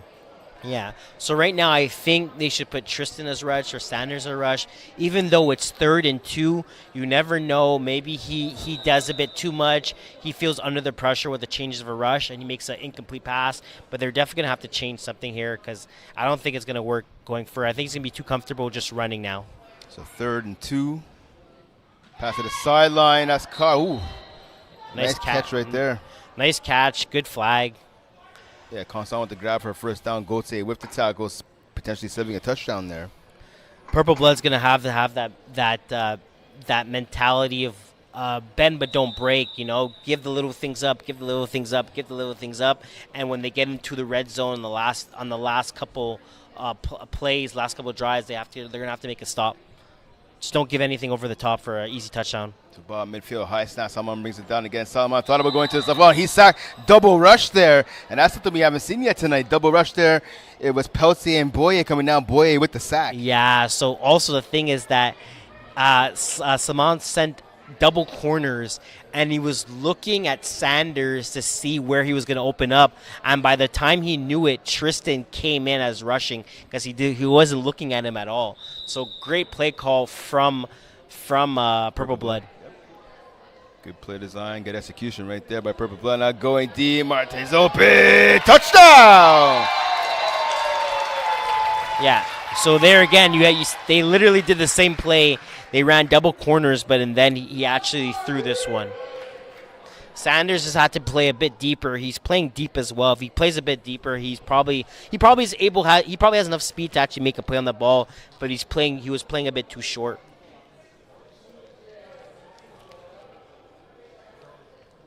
Yeah, you kind of can see that he kind of just floats that up there, and the Sanders is playing about 10 yards. If he plays about maybe 15, he has an easier chance to make a break on that play. But again, good job by Polk Party. They not the best start, but great finish. Chance on going for the 2-point conversion, up by 10, looking to make it 12 here. Salomon running to the end zone. He gets it in. 12-point lead for Block Party. They're up 33-21. with just over 14 minutes remaining in this contest. Yeah, so that's a big 2-point convert again, right? Because it's to a point, if they didn't get that, it would have been a 10-point game. Purple Blood maybe could have scored one for 2, and then we would have had an 8-point game. You know, they would have made it. They would have got it a bit closer. But the fact now we have a 12-point game, Purple Blood's gonna have to drive again, score, and then they're gonna need a defensive stop if they want to win this game. FEF Championship Saturday is sponsored by Jack's Pro Rubbing Mud. The special formulated mud will get your football game ready in no time. Go to Jack's Pro Rubbing Mud on Facebook and place your order today and get your team ready to dominate the field with pro-level ready football. The pass goes incomplete, intended. That was for Zoe Miller. Yeah, Zoe Miller, exactly number 11. Yeah. I believe she had it in her hands too, and it just kind of fell out last second. I felt like she caught it, and then it just dropped out of her hands. She's definitely going to be one of the receivers that are going to have to step up. If she's going to be that wide open, she's going to have to make those catches for Sanders and that for her offense. Second down now. Pass. Caught by Terraconi. Great catch from Brianna there. Again, he pump faked to Kayla. I believe she was open, but he kind of went the other way. But it came to basically the same thing where he would have got 7 yards from her. He ended up getting 7 yards from Brianna. So again, good second down. We're looking at third and 2 right now. Armand gets a snap, goes to the left, a loft throw. Ooh, nice catch right there by Pelletier. I thought that was going to be picked off for a second. Yeah, no, she did a good job. She didn't go too deep where she didn't go too deep where it was easier for the defender to undercut. She kind of made it to the point where it's kind of like you have to run through me if you want to get this ball, and also a good ball where Sanders put it where it made his receiver easier way to catch the ball.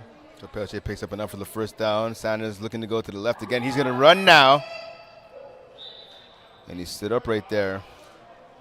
So tackle right there by Carlo Costa. The usual, he was a rusher in the regular season, but now playing defensive back row number 8 for this block party team. Able to stop Sanders Armand. So run by the quarterback for a pickup of about 6, maybe 7 yards there. Yeah, so again, good run from Sanders. He didn't really have anything much down the field. Decided to use his legs, get a couple yards there, about 6-7 yards as you were saying. And we're looking at a manageable second down, 2nd and 3. So Purple Blood with the ball just past midfield. Armand going to slam. Railroad actually, pardon me, to Gose. Good catch by her. She's tackled after a gain of about 5 yards. Yeah, so good catch from Gose again. There's one thing I do like about Sanders right now is that he's not rushing it. There's still about 11 minutes left in this game. They're only down by 12 points. They're driving on the field. A lot of teams sometimes panic and end up doing really bad interceptions, really bad plays. He has so much time now. He just has to keep doing what he's doing. Come on over the middle. Oh, knocked away at the last second by Jerry Vincent. Pass intended for Tara Coney. She got her hands on him, but Vincent knocked it away. Yeah, that was a great play by him. He comes in there in the last second, puts his hand on there, and gets the deflected pass. I'll tell you what, that's big because that would have made this a 6-point game. Yeah, also bring us to 4th down too as well. 4th and 1. You would think Sanders is probably going to use his legs here, maybe send everyone trips left, trips right, kind of go away. I would say you're going to run to the left side. Well, let's see what he does. Quick pass to the left to Boyer. Caught for the first down. Oh, Boyer almost was able to stay in bounds there and walk down that sideline for a touchdown. I don't so he gets a pick up of about I don't 4. even think he was out of bounds. The ref called out of bounds there. I don't think he stepped out of bounds. Let's see on the replay here. I don't think he steps out of bounds. No. Oh, yep. No. Yeah, his left foot hit the. You think so? I think it was a bit higher. I don't think he stepped out of bounds there. It looks like he's on his tippy toes going the whole way. Ball now at the 9-yard line for Purple Blood. Armand going to his right. He's going to run. Good tackle there by Jerry Vincent. Number 21 stopped at about, I want to say, the 6-yard line. So pick up about 3 yards there. Yeah, he also had Brianna wide open. If he decides to just gun that, she's coming across the field right here. He would have to lead it to her. But again, he takes what the defense gives them. He gets about 3-4 yards, makes it a manageable second down. We're looking at second and goal, 4 yards to go. So I mean, again, it's positive yards. There you go. So pick up a 4 on the play. Puts the ball at the 5-yard line. Armand with it now. Fastball over the middle. Boyer! Oh, they can't hang on to the ball. That would have been a tough catch, but the ball did hit him in the hands. Yeah, he kind of was just waiting for it. It was kind of weird how that ball even came out.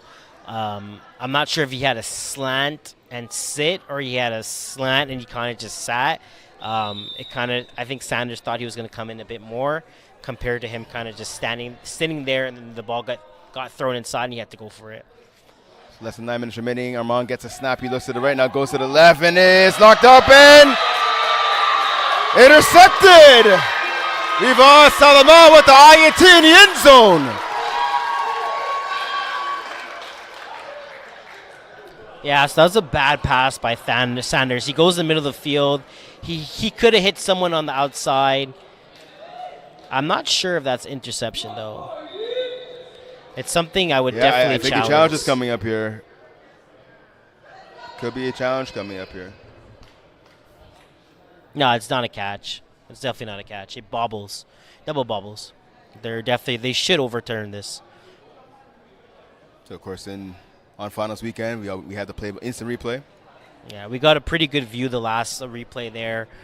We're gonna see it again. It's not gonna be this view though. It would have to be the side view. Yeah. Here it looks like it is interception because you don't see the double clutch.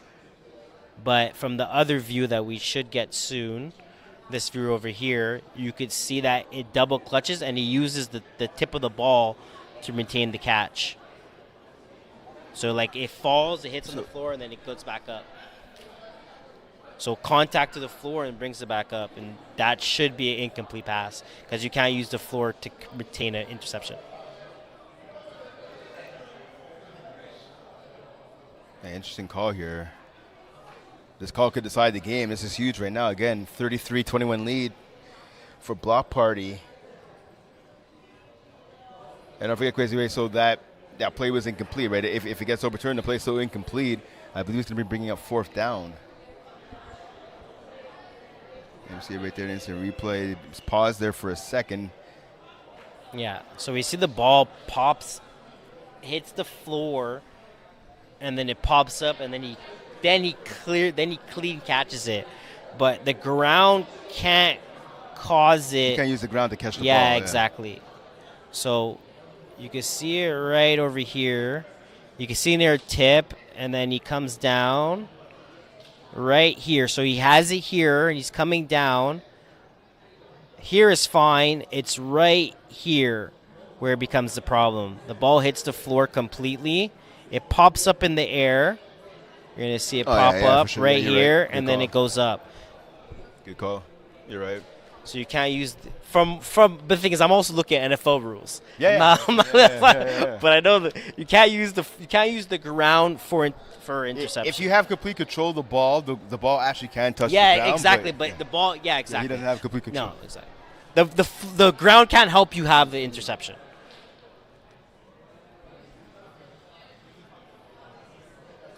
Close play nonetheless, but you're right. I definitely expect it to be overturned.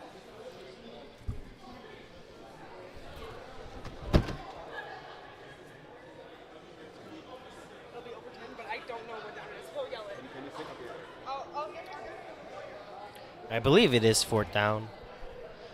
Because he ran the first one. We talked about it. I said good size. Yeah, he ran the first play. He got 4 yards. Then it was maybe 3rd down. We'll find out. Leo Gervais is going to announce the call's going to be overturned. I believe he'll yell out the down. If he would have caught the ball and kept it in the air, it would have been something, but another doubt. Yeah, so that's exactly the incomplete pass. The call is overturned. Now it brings up 4th down for Purple Blood here. Hopefully this gave time for Sanders to kind of compose himself. Yeah, that's he looked like he was kind of frustrated. What most would say a little crash out. A little crash here. Maybe he's more composed. He gets a second chance. Again, it's only 5-6 yards to score a touchdown here. Yep. Maybe he had a play going down the sideline. So 4th and goal here from the 5-yard line. So you're gonna, I believe, again, there's still so much time left. 8 minutes, only down by 12. Even if they get a stop here, they has to realize that his team has a chance. He also has onside in his pocket. Yeah. You know, anything can happen. So we have a closer snap here. I'm waiting for the ball. He's kind of close for the snap. He should have went for 2. That would have been something else. Going to the left pass. Coetzee! And it's a touchdown! That was a huge play for Purple Blood now. We're about 8 minutes left. Sanders is kind of looking at the clock. They're down by 6, so 1-point convert here would be huge for them to get. The time is running. They're kind of looking at the time. They have to realize that the time at this the time.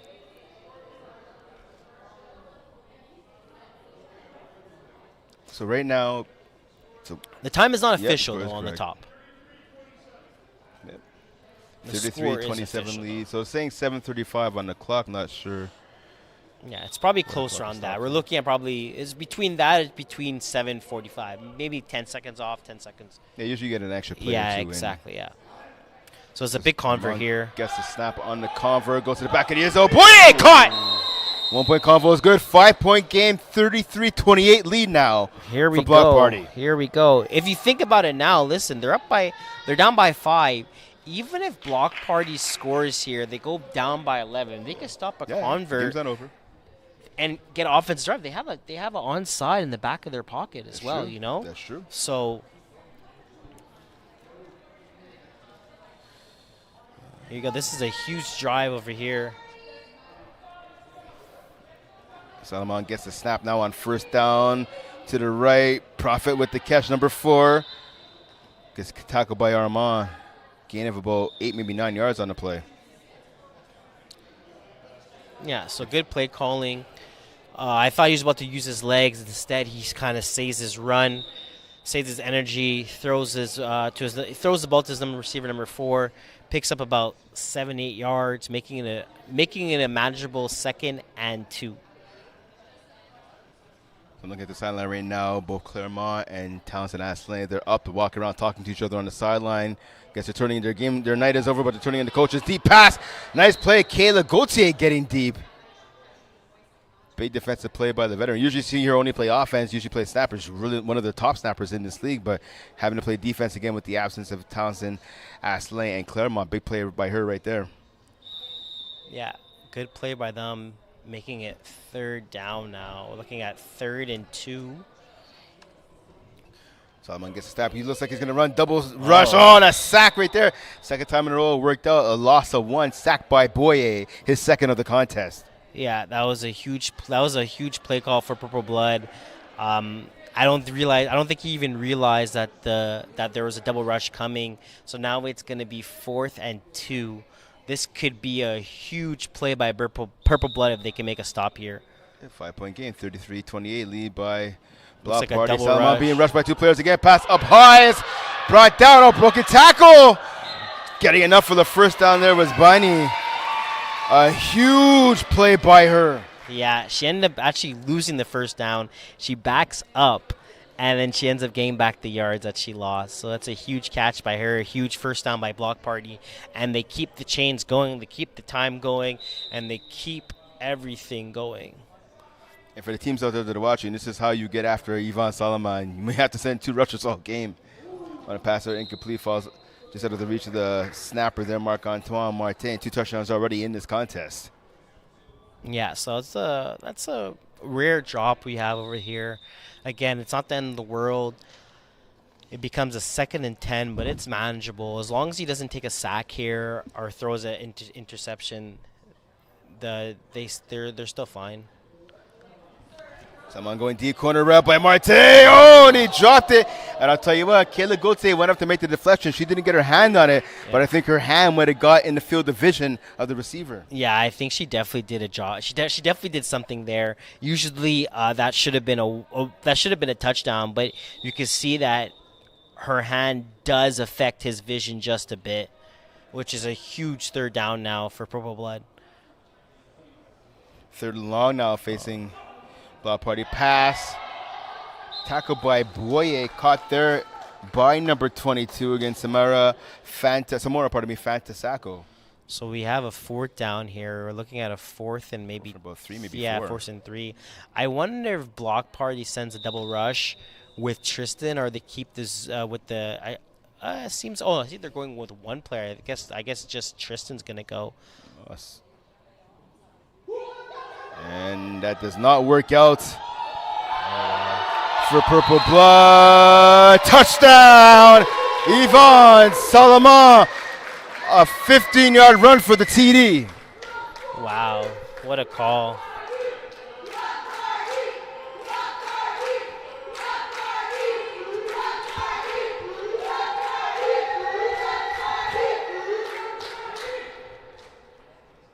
So I'll tell you what, Kwesi, that wasn't as exciting as the 40-yard TD run he had the other night against anything. But this one just as big. It was a huge run. 4th down as well, too. We're looking at 4th and 4. This is a big convert here, too. And Martin catches it.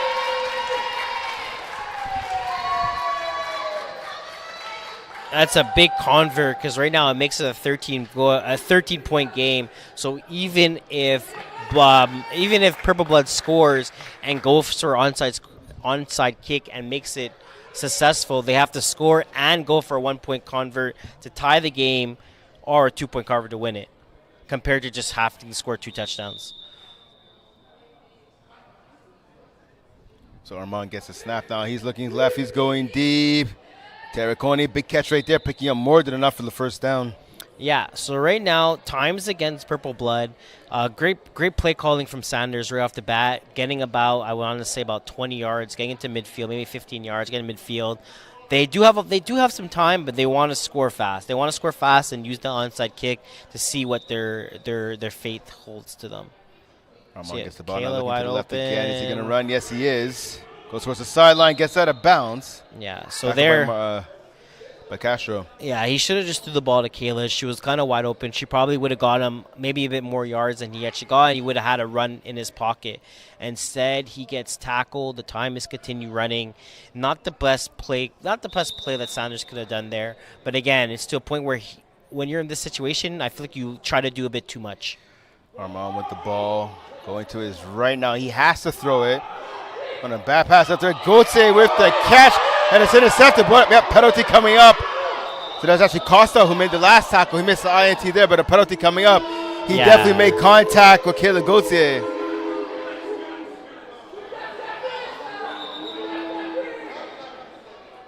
Yeah, he goes over her head to make a play over the ball. So that's definitely going to be unnecessary contact. It's going to be a spot foul, I want to say. So it's going to be 10 yards up, automatic first down. Yeah, again, number 8, Carlo Costa, the guilty party there on that play. And I know the Block Party fans here don't agree with that call, but I mean, it's a pretty easy call to make right there. Yeah, it was pretty easy. It's kind of after. He had a good read on the ball, but it's the after effects that took place. Here you see the replay again. Armand couldn't run. He ran on the previous play, so just the Hail Mary kind of chucks it into the air there. So you have right here. So he grabs the ball, but his elbow comes to contact to her head while coming down. Yeah.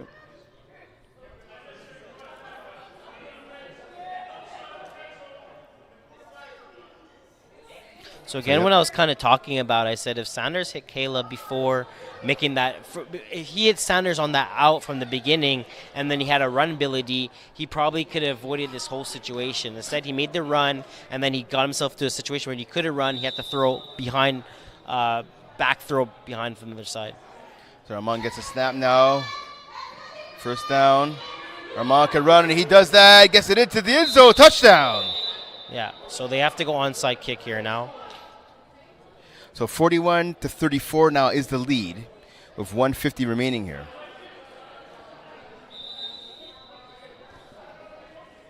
All right, so we got an onside kick here. This is pretty much going to be the game.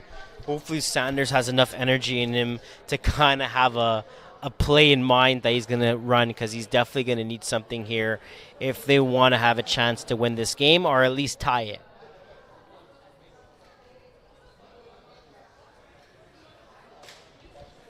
So again, for those of you that aren't familiar with the onside rule, what happens here is the offense, instead of going for an extra point for 1 or extra point for 2, they have one play to get the ball to midfield, but they get the ball after 5-yard line. They have to get it to at least midfield to get the first down. If you get it past midfield, you're able to continue the drive offensively. But if you throw an interception, the defending team gets the ball where they intercepted, or if the ball falls incomplete, the team on defense gets the ball on offense, but at your 5-yard line. Yeah. So pretty much, if they stop him here, they get the ball at the 5-yard line. There's pretty much not enough time for Purple Blood to even do something if Block Party does end up scoring after that. So it's kind of, I would like to say this is do or die for Purple Blood right now. If Sanders has a play in mind, this is where he's going to have to use it. And then he has to realize that he has to pretty much put all his thought in this play here and not look past it. So Boye now line up in the slot on the left-hand side. Terraconi, who was a receiver on the left-hand side, now she goes to the slot on the right. Sanders waiting for the snap from Gauthier. Gets some last-minute instructions to his snapper. Again, they have to get the ball to at least midfield here. Armand gets the snap. He looks to his left. He's going over the middle. Gauthier with the catch. First down. Yeah. That was a great catch. Again, you know what they could have done? He could have said on 2. He went on 1. She got off. If you're going to look on the replay, look how fast she gets off. Well, it's hard to see in this thing, but she gets off right off the snap. She's gone. If he goes on 2 there, they probably, again, it was successful, so good job. Oh, yeah. them. It would have been 5 yards up. Like, he would have but again, they would have, but they would right. also had a free play as well, too, right? Yeah, That's true. They're- Sanders is a veteran, right? So he should know, like, what you're talking about. You're absolutely right. He should know that as a 'Cause veteran. she's, but it worked out. Yeah, if you're gonna see, like, look at it now. She gets off the ball really fast. She's gone. That ball's like she gets off before it. So Armand gets the ball, throw it. That's kind of a throwaway right there. That's actually a smart play right there. That's a smart play. But do you see how fast she's getting off that ball? Yeah. He needs to. He calls that on 2, and I'm telling you, it's gonna make her think. And that's, I was going to say, that's exactly it. So then she gets the penalty. Or what you can do, obviously, as a rusher, you could reset, right? If you go offside, you have to reset back to the original. But I think it's rushing line. I think it would just get her off guard. Yeah, but that's it, exactly. Because she's I'm not sure if she's if she's looking at the ball or she's looking at him, but she's ahead of quick, it. Yeah. The rusher has to be 7 yards away from the line of scrimmage prior to the snap. Pass to Gauthier in the flat out route. Tackled there by Vincent near the left sideline. So great play call again, right? Now we're looking at a 3rd and about 3, and Sanders has his legs he could use too. So pretty much the playbook is completely open, and he needs to realize that time is not against him now. He has enough time to score his touchdown. They also have an air timeout in the back of their pocket. So now all he has to think about is, listen, I just have to score. I have as much time as I kind of want to a point to get there. I wonder if he's going to run here. Armand gets the ball here, being flushed to his right. He is going to run. Oh, and that's a big tackle right there. I'll tell you, Quincy, that is a big tackle right there because he was running down the right sideline, our left, and he got stopped short of the first down. I don't think he realized that he was going to get tackled. That's why he kind of did it. He should have extended his arm. As soon as he made that break, he should have kept running with his arm extend. So Purple Blood calls a timeout now after that play to preserve some time on the clock. And again, not getting that first down is huge, right? That's why they had to burn that timeout right here. Yeah, exactly. They got that. If they got the first down, they could have saved in their back pocket. But again, there's still lots of time. 45 seconds is lots of time. They're going to be in between. If they get the first down, they're going to be about in between, and the time is going to stop as well too, right? For the time until the bags are set. But they're going to be in between about the 7-yard line. 1st and goal at the 7. So it's manageable. But again, right now, remember, Sanders doesn't have his legs here. He can't run. So he has to make sure he makes a completed pass and get his guys together right after. So Armand gets the ball here, going to his left. Thought about throwing. He has to get rid of the ball. The Gauthier! Touchdown! Yeah. Okay, the Gauthier, 1-point game now. 41-40 is the lead here for Block Party with 39 seconds left. Is Sanders going for the win or is he going for the tie? And that's it. There you go right here. Is it going for the win or is it going for the tie? If you're in this situation, Brent, what are you going for? Are you going for the tie or are you going for the win? Because remember, there is overtime, right? You get three opportunities, 3 chances for overtime. So there's always that. But I feel like if you have a 2-point convert play that you have in the back of the mind, I think you go for it. I think, to be honest, I think they go with the same play where they have Tristan coming across the field, doing a 10-yard in all the way across, and you maybe sit Zoe at the first cone just in case the corner comes. Or he reversed it, makes Tristan go 10-yard in the opposite way. So they're going for 2 here. They didn't have a chance to go for 2 in the last meeting. Armand being flushed to his right, back at the end zone. Boy is open. And that pass is knocked away. Carlo Costa with the pass deflection. The ball goes back. The Block Party now up 41-40 with 37.9 seconds remaining in the contest.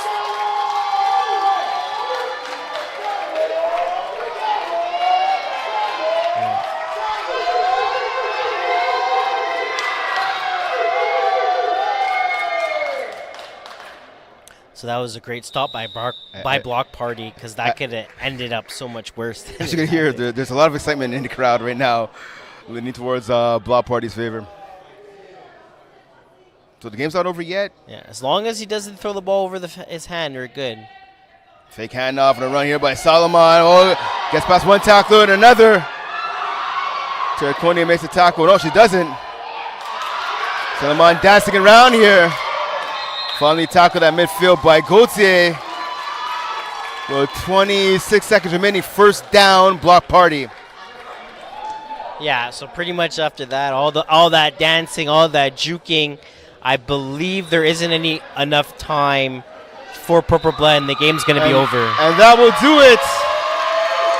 Block Party are your co-ed 2 champs with a 41-40 victory over Purple Blood. Very exciting game. I know we were talking earlier in the week. I mean, we're looking forward to a lot of these games. This is one of them. Looking forward to it potentially the most. I mean, you can't ask for a better ending than that. Yeah, no, for sure. From start to finish, at first you thought Block Party was going to kind of take away with it, but Purple Blood came back. They drive. They got the 2-point convert when it mattered. They got the onside kick when it also mattered. That was huge, right? And they had an opportunity to win this game. It's unfortunately that the last play call that Sanders did, he had enough time to kind of make that throw, but it just didn't happen. Yeah, I mean, that's football to break your heart sometimes, and unfortunately, a lot of heartbreak right there for Purple Blood. Again, losing essentially on the last play of the game pretty much, not able to get the ball into the end zone. Credit though to Purple Blood. They were down big in this game. They were down 12 twice on 2 different occasions. Yeah. They fought back, again, just couldn't get that extra point. Again, they went for 2 in the win. Yeah. Do you think if Sanders was able to go back, all right, let's just say it's not saying like if he had another chance. Let's say he had a redo. Yeah. Do you think he goes for 2 or goes for 1? Do you think he redoes the 2 or he goes, okay, you know what? Let me go for 1. I mean, I think he goes for 2, right? I mean, listen, he had all the chances in the world to say let's go for 1. It's an easier play, at least hypothetically, and force some overtime. No, I think he still goes for the 2. Okay, all right. What are you doing if you're Sanders? I think I go for 1. I think you kind of get the base concept. You're like, okay, maybe because he didn't feel as comfortable, I find. I feel like we went for 2, he rolled out right away. He wasn't comfortable. I think going for 1, it's kind of easier throw and kind of to say, let's go for the 1, easier pass for you to make, you know? Yeah. So, but again, that's just me. Hey, you know what? I'm going to agree with you because I think especially missing Felix Clermont and Emma Townsend Aslan, 2 of the top receivers on the team. Missing those 2, going for 1 is a little easier, right? Yeah, because you're further out the outside, you know. Instead of making a 5-yard pass, you're making a 10-yard. You know, I feel like that 5-yard just would have been a bit easier. Sure. Yeah, so we're a couple seconds away from kicking it down again to Jeff Rosenblatt for the final time here this evening to present the trophy, obviously to the to Block Party, and of course the MVP of the game. Quickly, who's your pick for MVP? I would have to go Simon. The quarterback. I think he did a great job on offense, and he made some plays on defense as well. Ooh, you know, he always made that clutch interception as well. You know, so I think you kind of have to give it to him here. All right, so we're gonna kick it over there. I think it's gonna be Solomon as well. Let's find out. Here we go. All right, thanks. I'm on the field with the co-ed 2 champs, Block Party.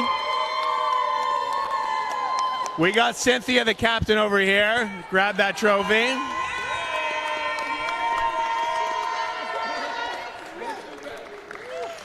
All right, Cynthia, just a quick question. If I looked at everything, I think Block Party went 3-7 in the regular season. I think you guys finished 11th out of 12 in the regular season, and then you went on this unbelievable playoff run. Undefeated. So tell me, what happened when you guys got into the playoffs to turn things around? Underdogs. When we're underdogs, we flip things up, and we get focused, and we win. Hey, they're telling me this is an underdog story where they win. Let's get the MVP of this game, Yvonne. Get over here, buddy. Now, Yvonne, we've been here before. Winning MVPs, winning championships. You do it with your legs. You do it with your arm. Tell me, what does it feel like to win, being such big underdogs, coming in to the playoff season with this group of players? Man, the first time was so nice. We had to do it twice. That's it. All right, FPF, you heard it here. This is Block Party winning championships. Maybe they're going to eventually get to Co-Ed 1 because they're doing some big things. We'll see what happens. But we have our 2025 Spring Co-Ed 2 champs, Block Party. back to you guys in the booth. All right, so there you go. So we see the championship trophy being awarded to Block Party. The block is hot. The block is hot. Yeah, you can see the block is really hot right now. Definitely. But no, congrats to Block Party for real. Going 3-7 this season, I'm pretty sure not. You probably could have paid me $1,000 and you could be like, oh, Block Party's winning a Division 2 championship.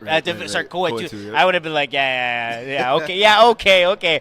But here you go. They finished the season 3-7, and then they literally beat this. This was the closest game that they had going into the playoffs. And shout out to Purple Blood for making it this close. But they're going into the 3 games that they did play. They won by double digits, and it effortlessly, right? You don't see that often where you see a team that's 3-7, and then they win, and they win, and then they win, and then all of a sudden, guess what? They're champions. Now Co-Ed 2 champions. That's it. And this goes to what we always talk about, right? Like, get a ticket to the dance. As long as you get into the dance, Block Party 3-7 regular season. Yeah. Purple Blood 5-5, right? None of those teams finished above 500. Neither of those teams had a winning record, but they're in the finals, and it was a great game again. Block Party winning 41-40. What are your final thoughts? It was a great game.